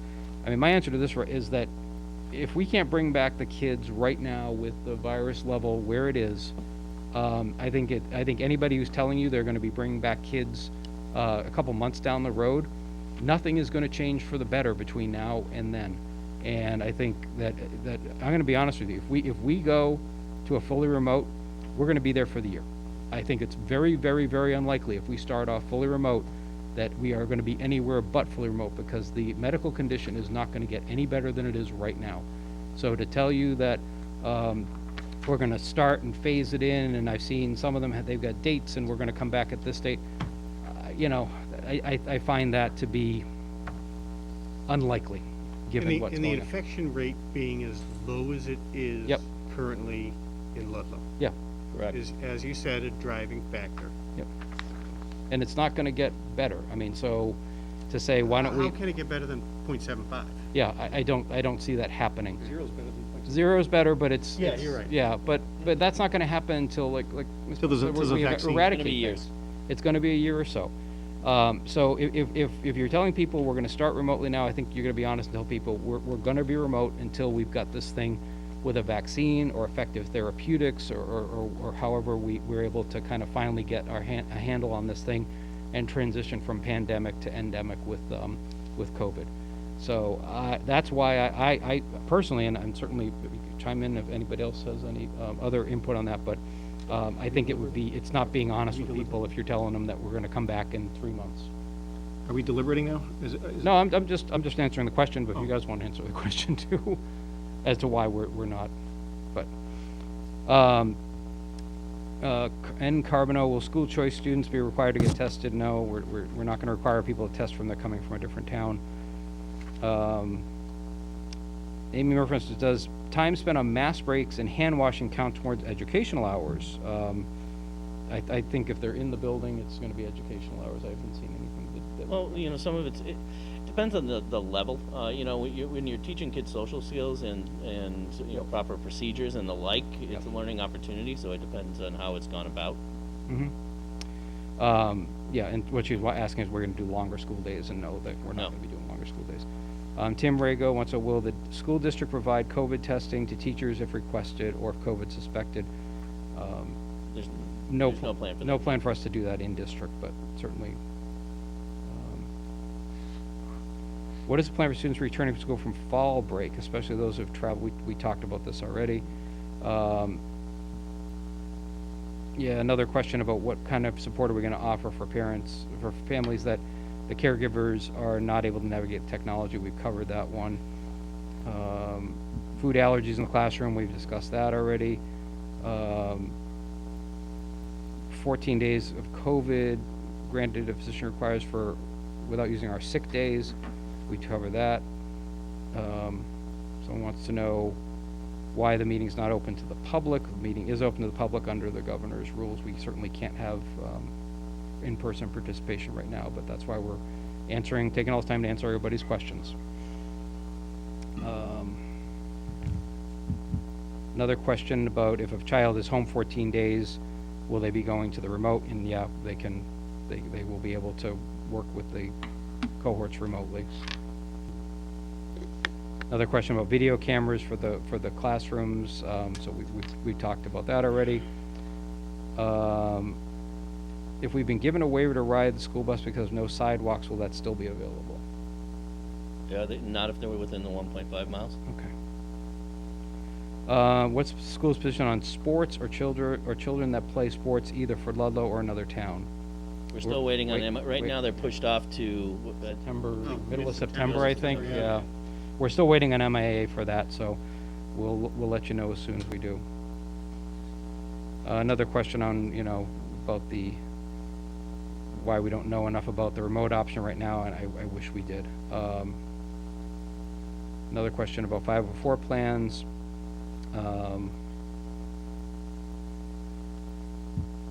Another question about, I think it's the same question about working from home, or having to get to work, and, I wish we could. Some of these questions are repeating. They've already answered, same people, same questions.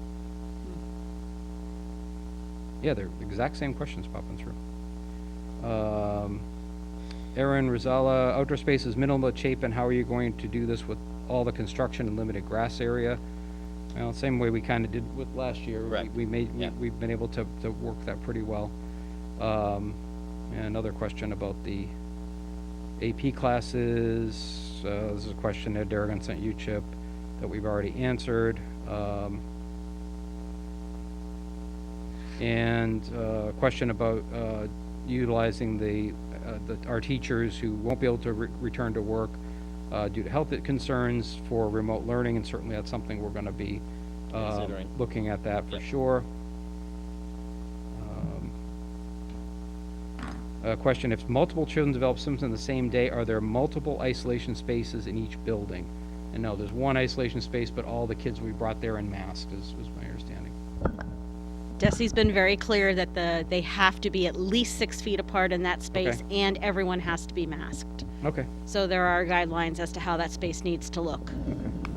Another question about why we're using the state platform, high-risk staff, we answered that question already.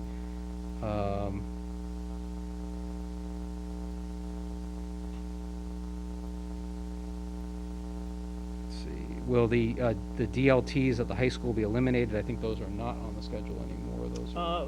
There's kind of, Are yes, they? it is, and it's kind of built into the lunch. It's Oh, it's okay, I lunch. missed that part then, okay. Person, I travel internationally to Asia for work. Will this affect my children's requirement? I don't think so, based on what we have for the requirements from the state. Repeat the question again, please. Someone who travels into Asia for work, No. it won't affect. The homework question we've already covered. Another person, if a child suffers frequent headaches, does that mean they cannot come to school if they're sent home if they have one during the day? Again, that's working with the physician and the nurses. If someone has a history of migraines and Correct. we know that's what it is, then obviously we can make an accommodation for that. Yeah, another question about the frontline parents who can't stay at work, or have to stay at work and can't be home. We've got to that one already. What if we have issues with the Wi-Fi on remote days? Yeah, I mean, if we have a situation like we had this week with Yeah. everything down, That's gonna be or a disruptive. snowstorm or Yep. something like that, then, we may have to handle that similarly to what we'd handle a snow day. Although I'm anticipating snow days won't happen anymore, because Right. now we just simply switch to remote learning. Which remote, so that's something we will have to, if there's a town-wide outage, then obviously we're gonna have to deal with that. Face shields instead of masks, we already covered that. Yeah, these are repeats, and they came in much later.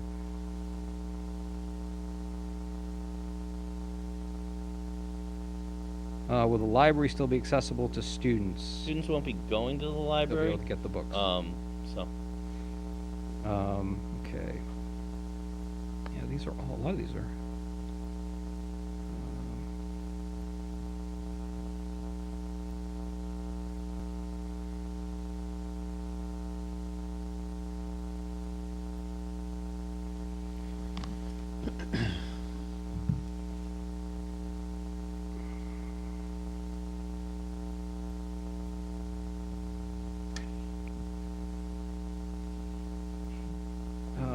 What will happen if you have twins and they're in the same grade and in the past schools would separate the siblings? Will this happen now, or will they be in the same class?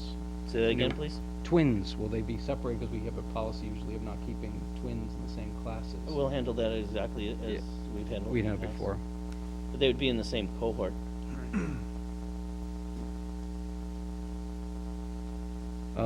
What is the plan to divide students by gender for health class? I mean, the same as we would do under all normal health classes. What will preschool look like? Will there be included in the hybrid framework? How many days will be in school? 2 like the rest? And yeah, Correct. preschool would be 2 like the rest. And exactly what that's look like, I would direct that to Mr. Welsh for sure, because he's going to be the person to answer that question best. Yeah, these are it's the same people with the same questions keep popping up over and over again. So I apologize for the delay, but I'm just trying to read through them so I don't keep reading duplicates.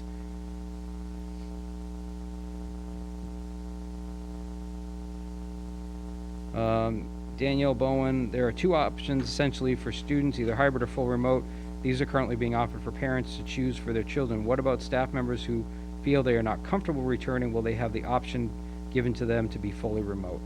And that's, I think, 2 still. It has to fall within one of the acceptable leave categories. Yep, okay. Jeremy Archer, what's the plan for C-Tech? Well, that's one we haven't got yet, so that's good. Is the program going to be available this year? Yes, it will. Yep. And we will be able to schedule our students to be able to be over there. Can I just follow up on that? Yeah, go ahead, Mr. Oliveira. We're actually meeting the LPVC board next Wednesday to discuss kind of the model for it. What I'm wondering is, based on some of the sending districts and what they do for the academic year, East Long Meadow has gone remote for the first semester. Agawam is going a phased-in hybrid approach on there. Will the numbers impact, this is something that we're That's a gonna have good to question. discuss Yeah, I don't know how their next decisions- Wednesday. yeah. How do we manage that if we have half of our districts starting out remote? How do we manage that with LPVC? Yeah. And, I mean, these are questions that are gonna evolve over The time. good thing, because initially we thought we kind of had to stay on the same kind of schedule, and then we realized as long as LPVC, and quite frankly, Ms. Nemeth realized, as long as LPVC keeps their traditional way of doing business with 9th and 11th and 10th and 12th, we can work around that regardless of what it looks like remote or in person for us. So we'll have to see what the impact of those other decisions have on C-Tech. Okay. Paul Gomes wants to know if students taking a specific class via hybrid and they switch to the online platform, what if the online platform doesn't offer it? That's one of the good reasons for trying not to make those switches if we can, because that is certainly a possibility. Yeah, another parent wants to know if I started my child with remote learning and switched to hybrid at the second quarter, will my child be behind, possibly a little ahead. I mean, it's going to be hard to have those 2 platforms completely synced up. So again, we're not encouraging switching. That's something you really would have to do only if there's a real significant reason to do so. Will the school be sending home all the needed work home with the kids, whether it is hybrid or remote? Last spring, the amount of money spent on paper and printer supplies was crazy. I don't see any way we can send home printed materials. It's just logistically going to be impossible. And someone wants to know if we choose band class and remote, how does that work? Should we cancel our rental plan for an instrument? I would imagine if you choose remote, I mean, we're not going to be doing instruction for certain instruments at all. So I would, that's something that you probably do want to consider if your student plays, the saxophone or trumpet or something that we're not going to be able to instruct, that you may want to do that, because there's, and you can probably figure out which instruments we could potentially be giving lessons on, and most of them we're not going to be able to. We're getting to the end of this, guys. Not that many left. Let's see. Monica, if a child is quarantined and cannot attend school in person, will they be able to attend remote? Yep, we've gotten that one before. Samantha Schmecklis, how will snow days be addressed? Well, if we're in hybrid, it'll be addressed the same way. We could probably just go to remote for that day. Yeah. So that we. It'll be more robust. Yep.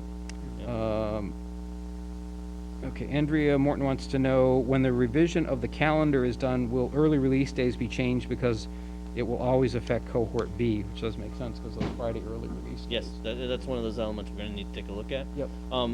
It's one of those, it's a good question. But you also got to figure, in taking a look at it, Monday holidays always affect cohort A. And so at the end of the day, it may end up balancing out, but it's one of those things we need to look at. Yep. And this is actually, looks like the last question. Is there concern over a teacher strike in the event of their voting result is not of their preference? How will this be addressed for continuous quality of education? I don't anticipate that happening. We will work with the teachers to come to some kind of a consensus as to how we go forward. We always have, you know, we will in this event as well. And I think that is it. Does anybody have any more emailed in questions that they want to? I've had a couple, but I've been able to just respond to them. Okay, anybody else with anything? I mean, I actually have just a couple of my personal questions. Well, that's fine. If we're done with all the, you know, then I think we'll go ahead and, We've all read in the yep, school so, committee one, so. yep, okay. Mr. Oliveira, why don't Yeah. you go ahead and start then if you've got, yeah. go. I mean, the one question that I have is more of a big picture question. It was actually asked by one of the parents that it was in the forum, but it was asked in a different way. What are the determining factors of going fully remote if we adopt the hybrid platform right now? I mean, and I'm going to add in, you know, I'm going to add a preface to this question. I think I'd be more comfortable, and, you know, Kristen, you said before that working with the folks locally here, the folks at the state, what the CDC recommendations, I actually would prefer not to just look at Ludlow, because we have students coming from the whole area and we have staff members coming from the whole area. We have at least 100 school choice students that could be coming from communities that might not have a less than 1% positivity rate. 0.1% positivity rate. So Chicopee, for example, we have a significant number coming from Chicopee. Chicopee's at 3.3% right now. It's at or 0.3%. They're at a different level. We have staff members that come from the entire area. I think we can't, you know, we're 27 square miles. Though most of our students, a lot of our staff live here in town, I think we need to look at it much more as a county or a bi-county, Hampshire and Hampden County, or in surrounding towns when we're looking at that number and making that determination. Because if we squarely only look at Ludlow right now, we're in a good place. We're in a great place right now. I'm proud of where we're at, but not all the students that come through our buildings in those cohorts are going to be coming just from Ludlow, and not all the staff are as well. So I think as we're looking to possibly, if we do have to make the switch, that we got to look more holistically at the area rather than just the community, number one. Nope. And Oh, Go because ahead. I do have not an answer for that, but it did say straight in my presentation Yeah. that, you know, a continuation of this or an entry into a different phase is contingent upon safe health metric and continued regionally low transmission rates. So, you know, So I your think point it's is well important taken. that We we don't find operate in a vacuum. Yeah, that point, and then I think, you know, obviously I trust the decision-making of the superintendent and your guidance, Kristen. But when we're looking at if the Commonwealth goes back to phase 2, I, as a school committee member, would not want our students in the school. If the governor makes the determination, that would be a trigger for me to be like, no way. I mean, I'm already, you know, have some hesitation already. But I think if we go back one phase right now, and we're on the cusp of looking in the middle of phase 3, and the governor just said today that we're not going to go into the second iteration of phase 3. I think if there's any rollback at the state level, I think we have to make a determination as a district to pull back and go fully remote at that point. So Do you that's. think there would be guidance from the state in that regard then? There very well could be, but it's also something that, you know, you can simply reach out to Dr. Kelleher, have it put on the agenda for a discussion. Yeah. Yeah. I would hope that the state would, but as we saw in March. They didn't. Right. Yeah, they No. left it up. They left it up to the local district. Yeah. The state was following the lead of the local districts at that point. Yep. So, you know, my question about that kind of determination factor, I think for me is something that continues to raise more questions when we actually pull the trigger, when and if we actually pull the trigger for that. So one question. Second question I had, looking at the special education students and looking how they're in kind of a different category, and likely some of them could be in 5 days a week. Do we know the percentage yet and the number of students that will likely be in that 5 full day a week category? It's pretty small, because we're talking our high-intensive programs that have really small numbers to begin with. So, you know, I don't know, I can't off the top of my head remember the number of students that we have in those really high needs programs, but you know, we're talking less than 1%. It's So pretty low. Yeah. okay. So I'm just wondering, when we say special ed and the severity of that, of the 504 plan, you know, looking at it, it's a very small percentage. Very So small. We're not talking a large cohort of students that would be in our buildings right now. When we're looking at, I mean, the physical plant, went through the buildings. The question about the high school, I know it's being resolved with the windows to provide that proper ventilation. Those windows are heavy. I think we all saw that. They're heavy to close, they're heavy to open. Yeah. We have 6 weeks. In that 6 weeks, do you feel that we can Yes. get those to a point where they can actually be opening for them? That's, And maybe, or a solution in place. okay. Correct, Answer. yes, yeah.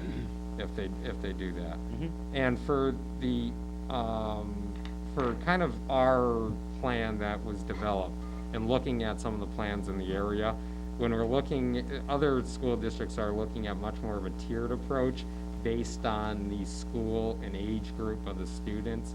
So a tiered approach, which for us, is a little bit different, because we have 3 elementary schools.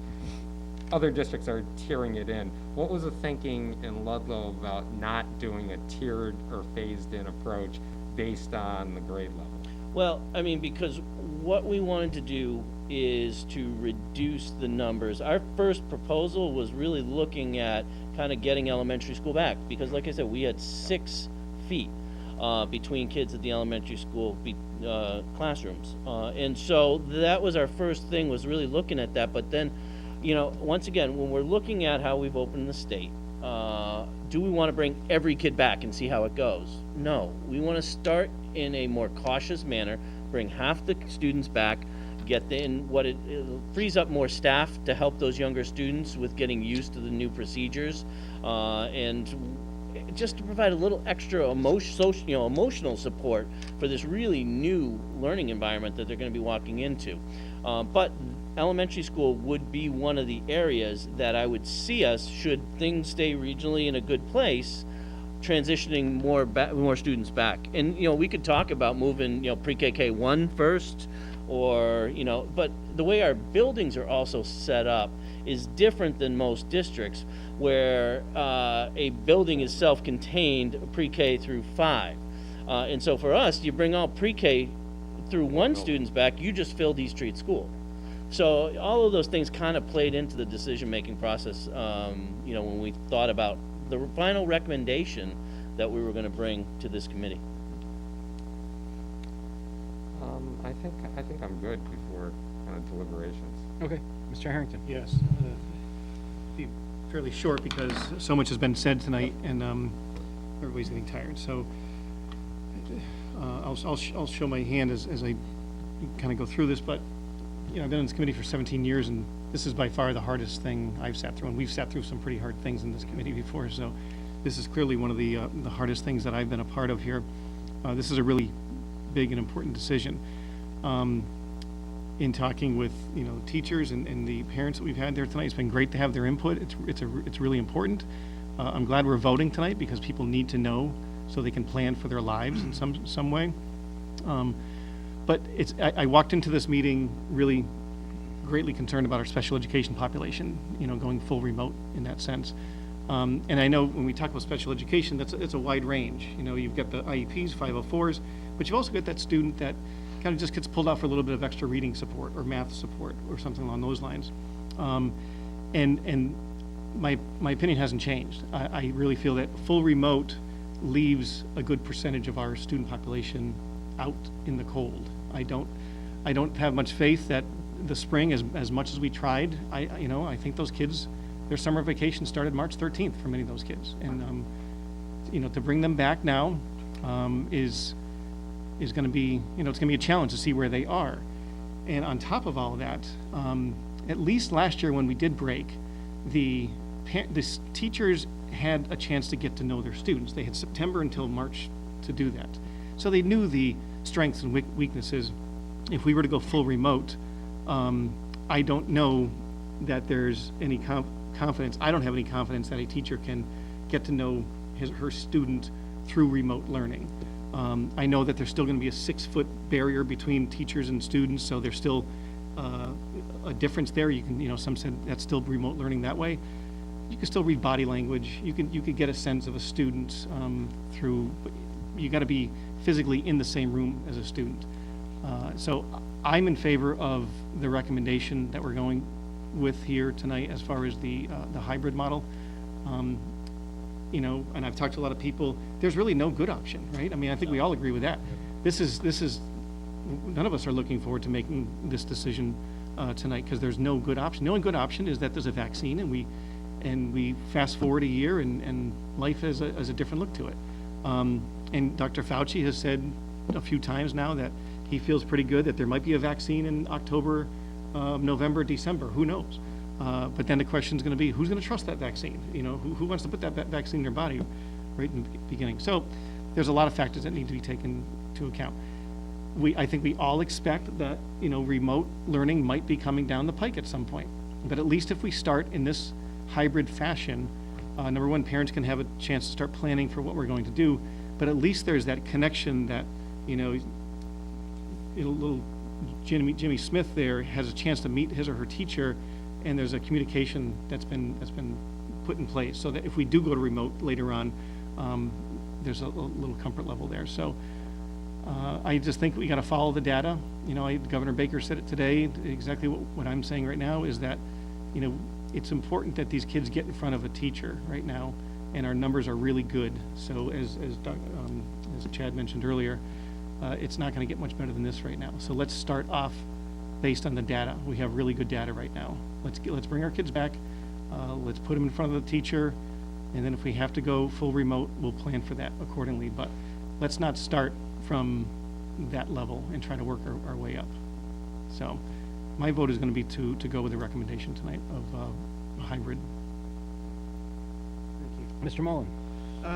Thank you, Mr. Chairman, and thanks for moving this meeting right along, certainly to Dr. Gaza and Kristen for putting it together. So I came here tonight with certainly questions that I had, but then I also came here tonight with things that I really wanted to hear, right? And so all of my questions have been answered through a variety of discussions as part of this, but some of the things that I really wanted to hear, I heard. So I heard how our plan for providing a safe environment for the kids is at times exceeding state guidelines. To hear that is certainly comforting. I'm also hearing things like collaboration with other town departments, and I think that's critical as we move forward with this, is that we're involving other town departments as part of some of our guidance and certainly some of our decision making. For me to hear that there still is capacity and discussion around the arts, because I think the arts, including music, chorus, band, those are all important things that round out the full student. To hear those is great to hear as well. And then just the other thing about learning opportunities outside of the traditional classroom, physically, occupying the space that we have on the grounds to get the kids outdoors, for me was critically important to hear as well. So, I think the discussion's been great. I think the questions have been greater. And I just appreciate the opportunity to be part of it. So, thanks. Mr. Lang? Thank you. And thank you for what you guys just said, because everything you said is exactly what I was thinking, and all of my questions were pretty much answered too. Going into this, I thought about this a lot. My wife and I, we would talk about it every minute of the day, it seemed like. And, we had anxiety about it, bringing our kids back into a school. At this time, it's a tough thing to do. But the numbers of Ludlow are great, and the plan, I have faith that all these people can pull this off. I believe in our teachers. I think we should be leading the way in this. We should show how it's properly done.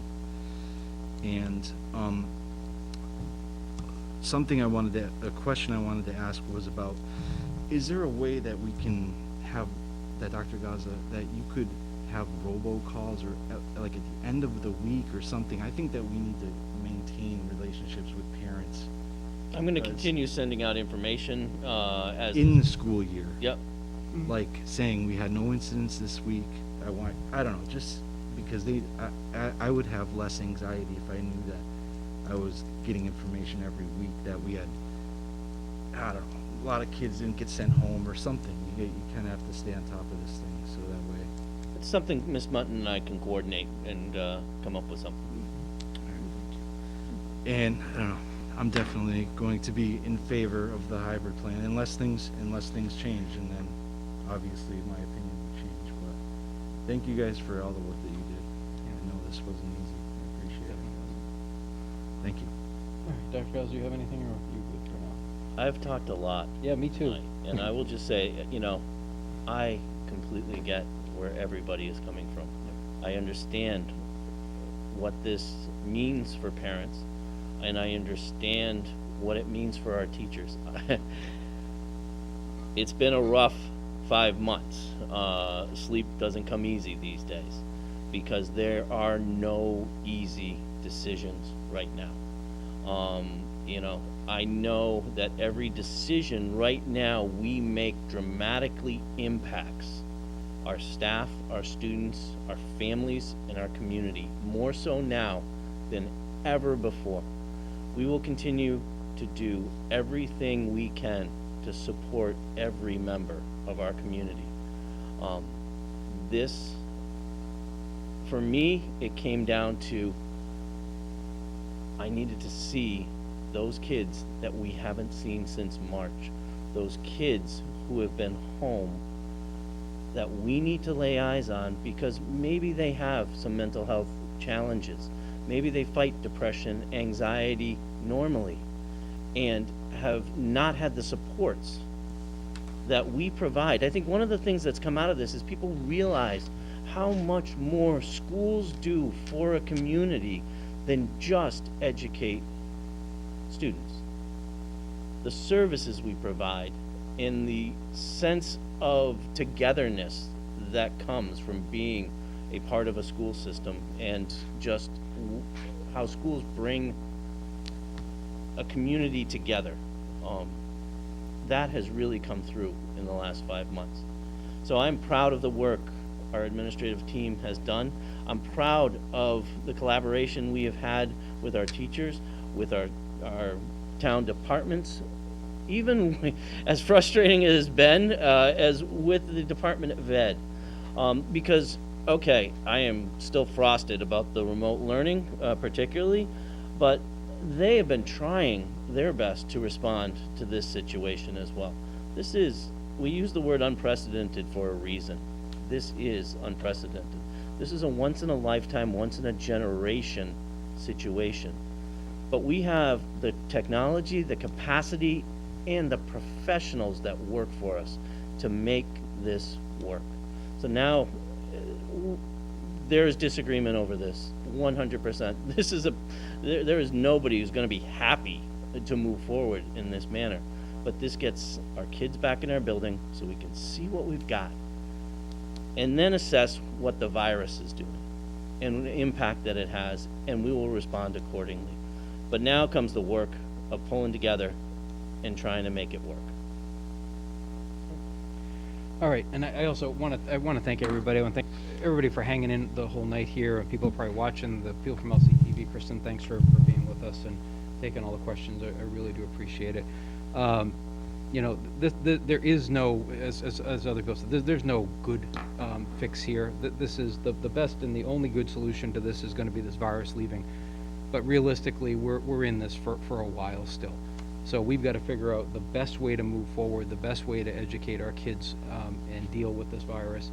And I do think this hybrid plan is a good place to start. I mean, I think we start here and we pivot either way, depending upon what the health metrics tell us.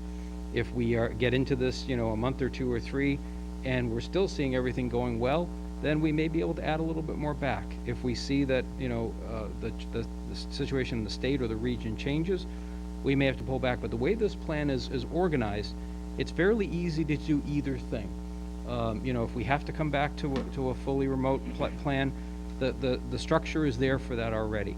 If we are going to be able to move forward and get more kids in the school, the structure is there for that as well. So I think this is a good place to start, and I think to just it may be, in some ways easy to say, well, we'll just do fully remote because we may get a little less flack on it. But I just think that's really shortchanging the kids. I mean, the special education kids concern me.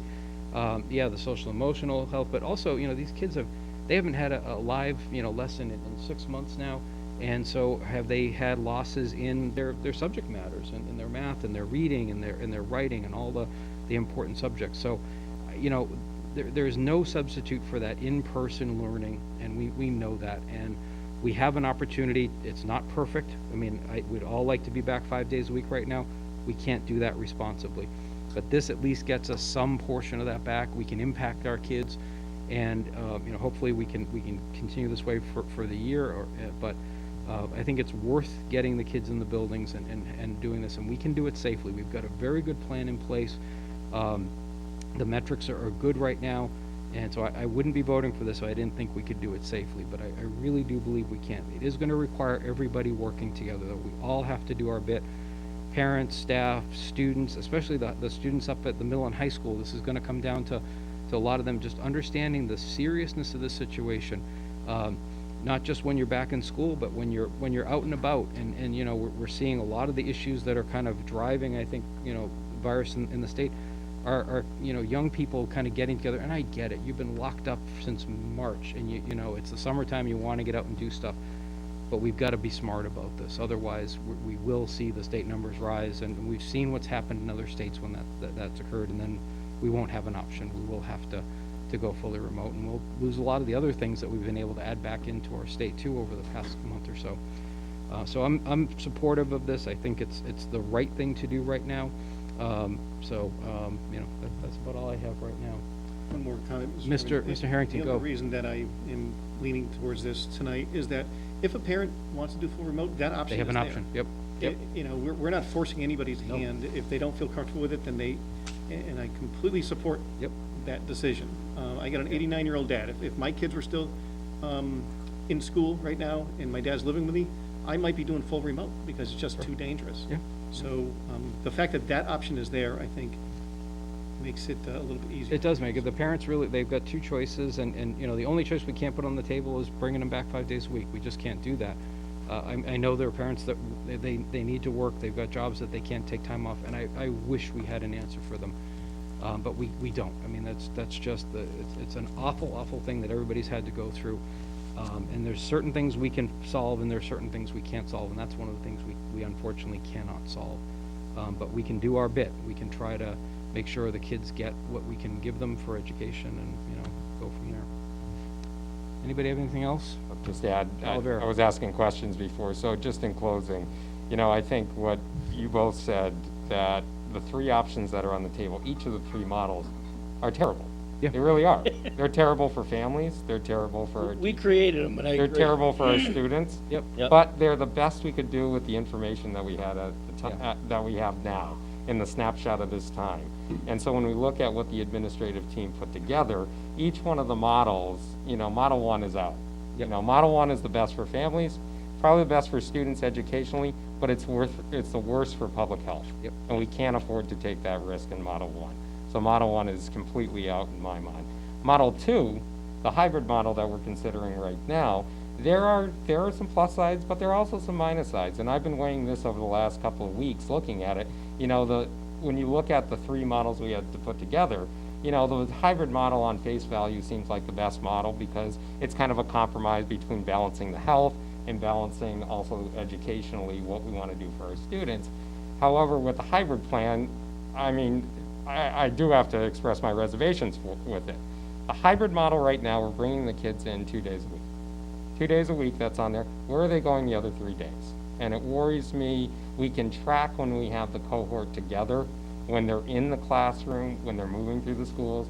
But those other 3 days of the week, parents are either going to have to find some place to put those kids, whether it's a daycare, whether it's a provider, and that could expose us outside of the cohort of exposure to the students that they could bring back the following week to our students and staff.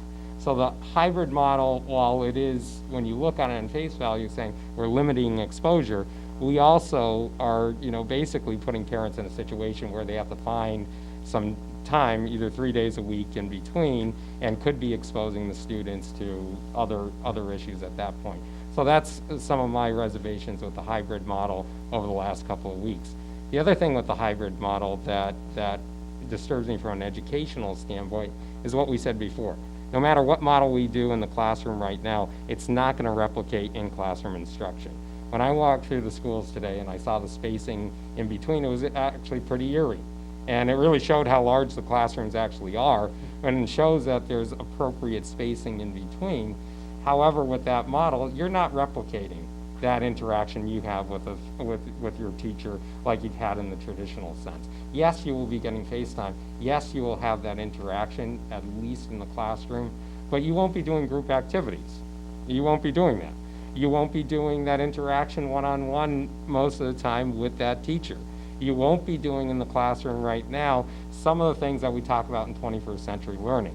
So basically, and I think the hybrid model is the same way, you are going back in time at least 30 to 40 years educationally, no matter if we do the hybrid or the fully remote model, because it's turning into much more of a lecture than it was when we began school last September. So those are some of my concerns just with the hybrid model right now. And I think the remote model, as you said before, the remote model is pretty bad, I think, for the mental health of our students, not being able to have that interaction.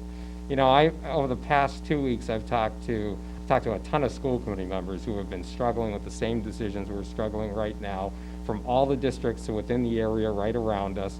Many of them made decisions based on the snapshot that they had. Many of them pushed their school districts in order to provide more options for themselves.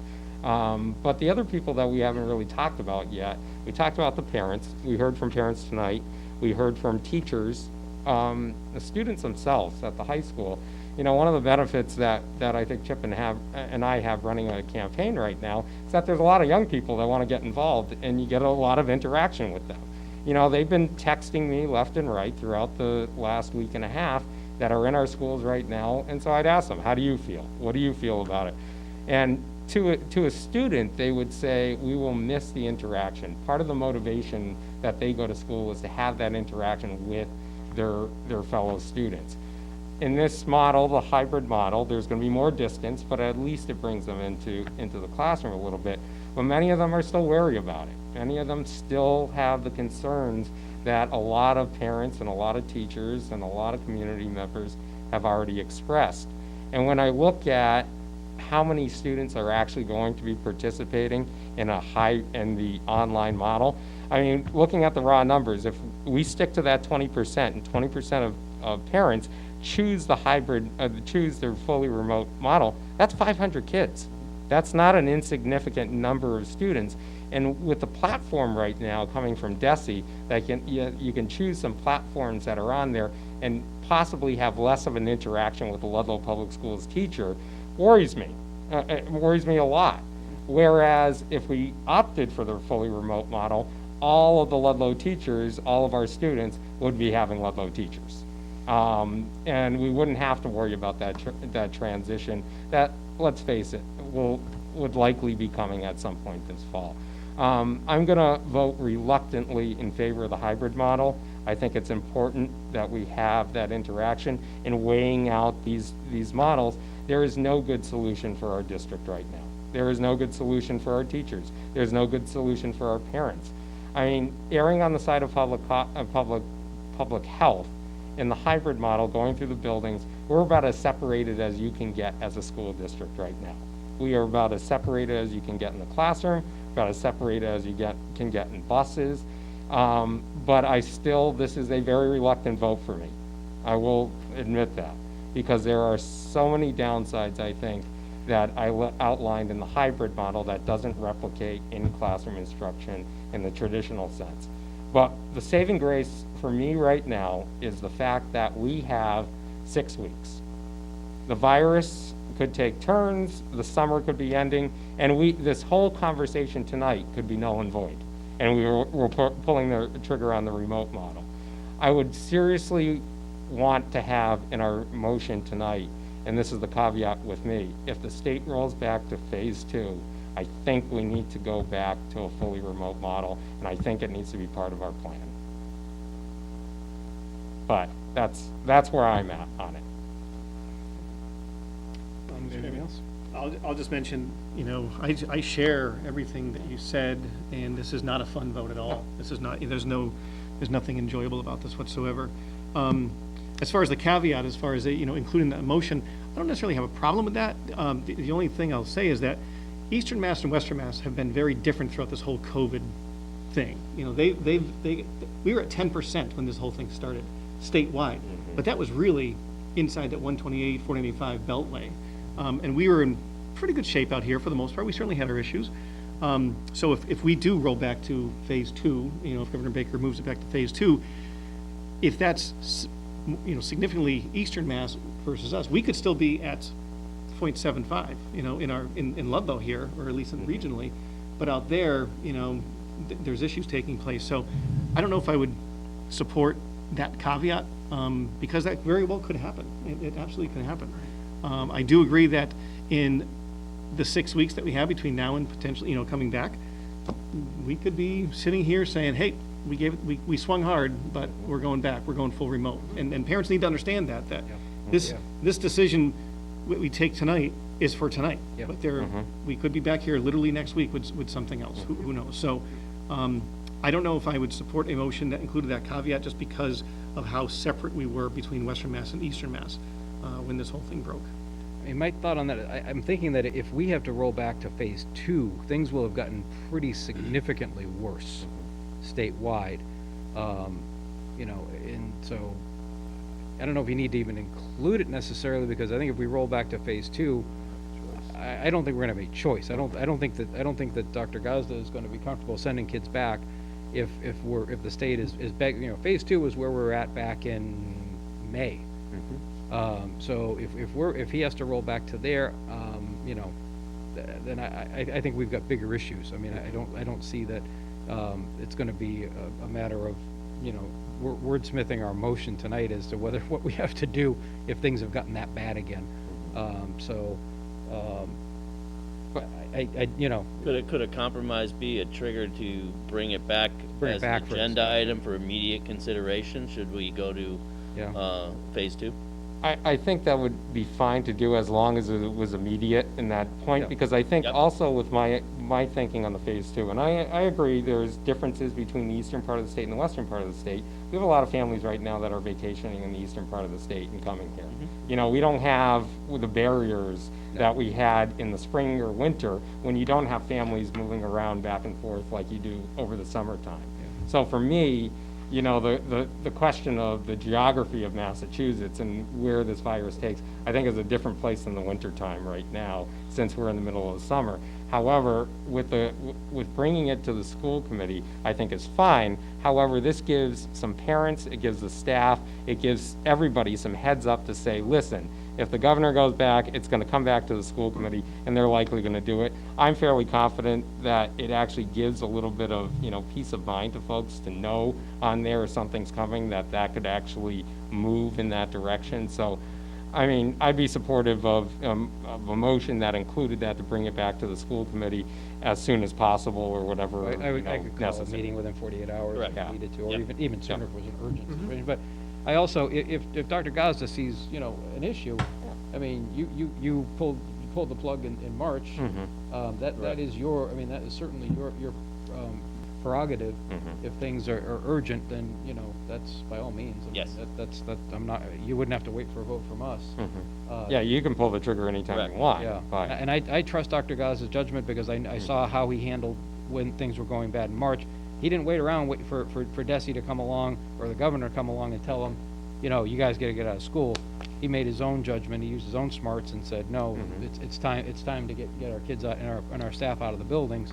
And I am fully confident that if the situation comes up that requires that he will not hesitate to take that action again. So we have that other level of protection, because if waiting for the 5 of us to get together, I don't think we have to necessarily go there. Well, then, I think to my point earlier, when we're saying it will give parents, staff peace of mind to know that it's going, then why don't we include it in the plan then? Include what? Include moving into phase 2 into the plan. If we move into phase 2, then it would automatically trigger the superintendent to act. I like, I don't want to bind. I know. Well, it's such a fluid situation. Yeah. I don't like any absolutes where this happens and then bang, this happens. I'm more than willing to fully support triggering a discussion.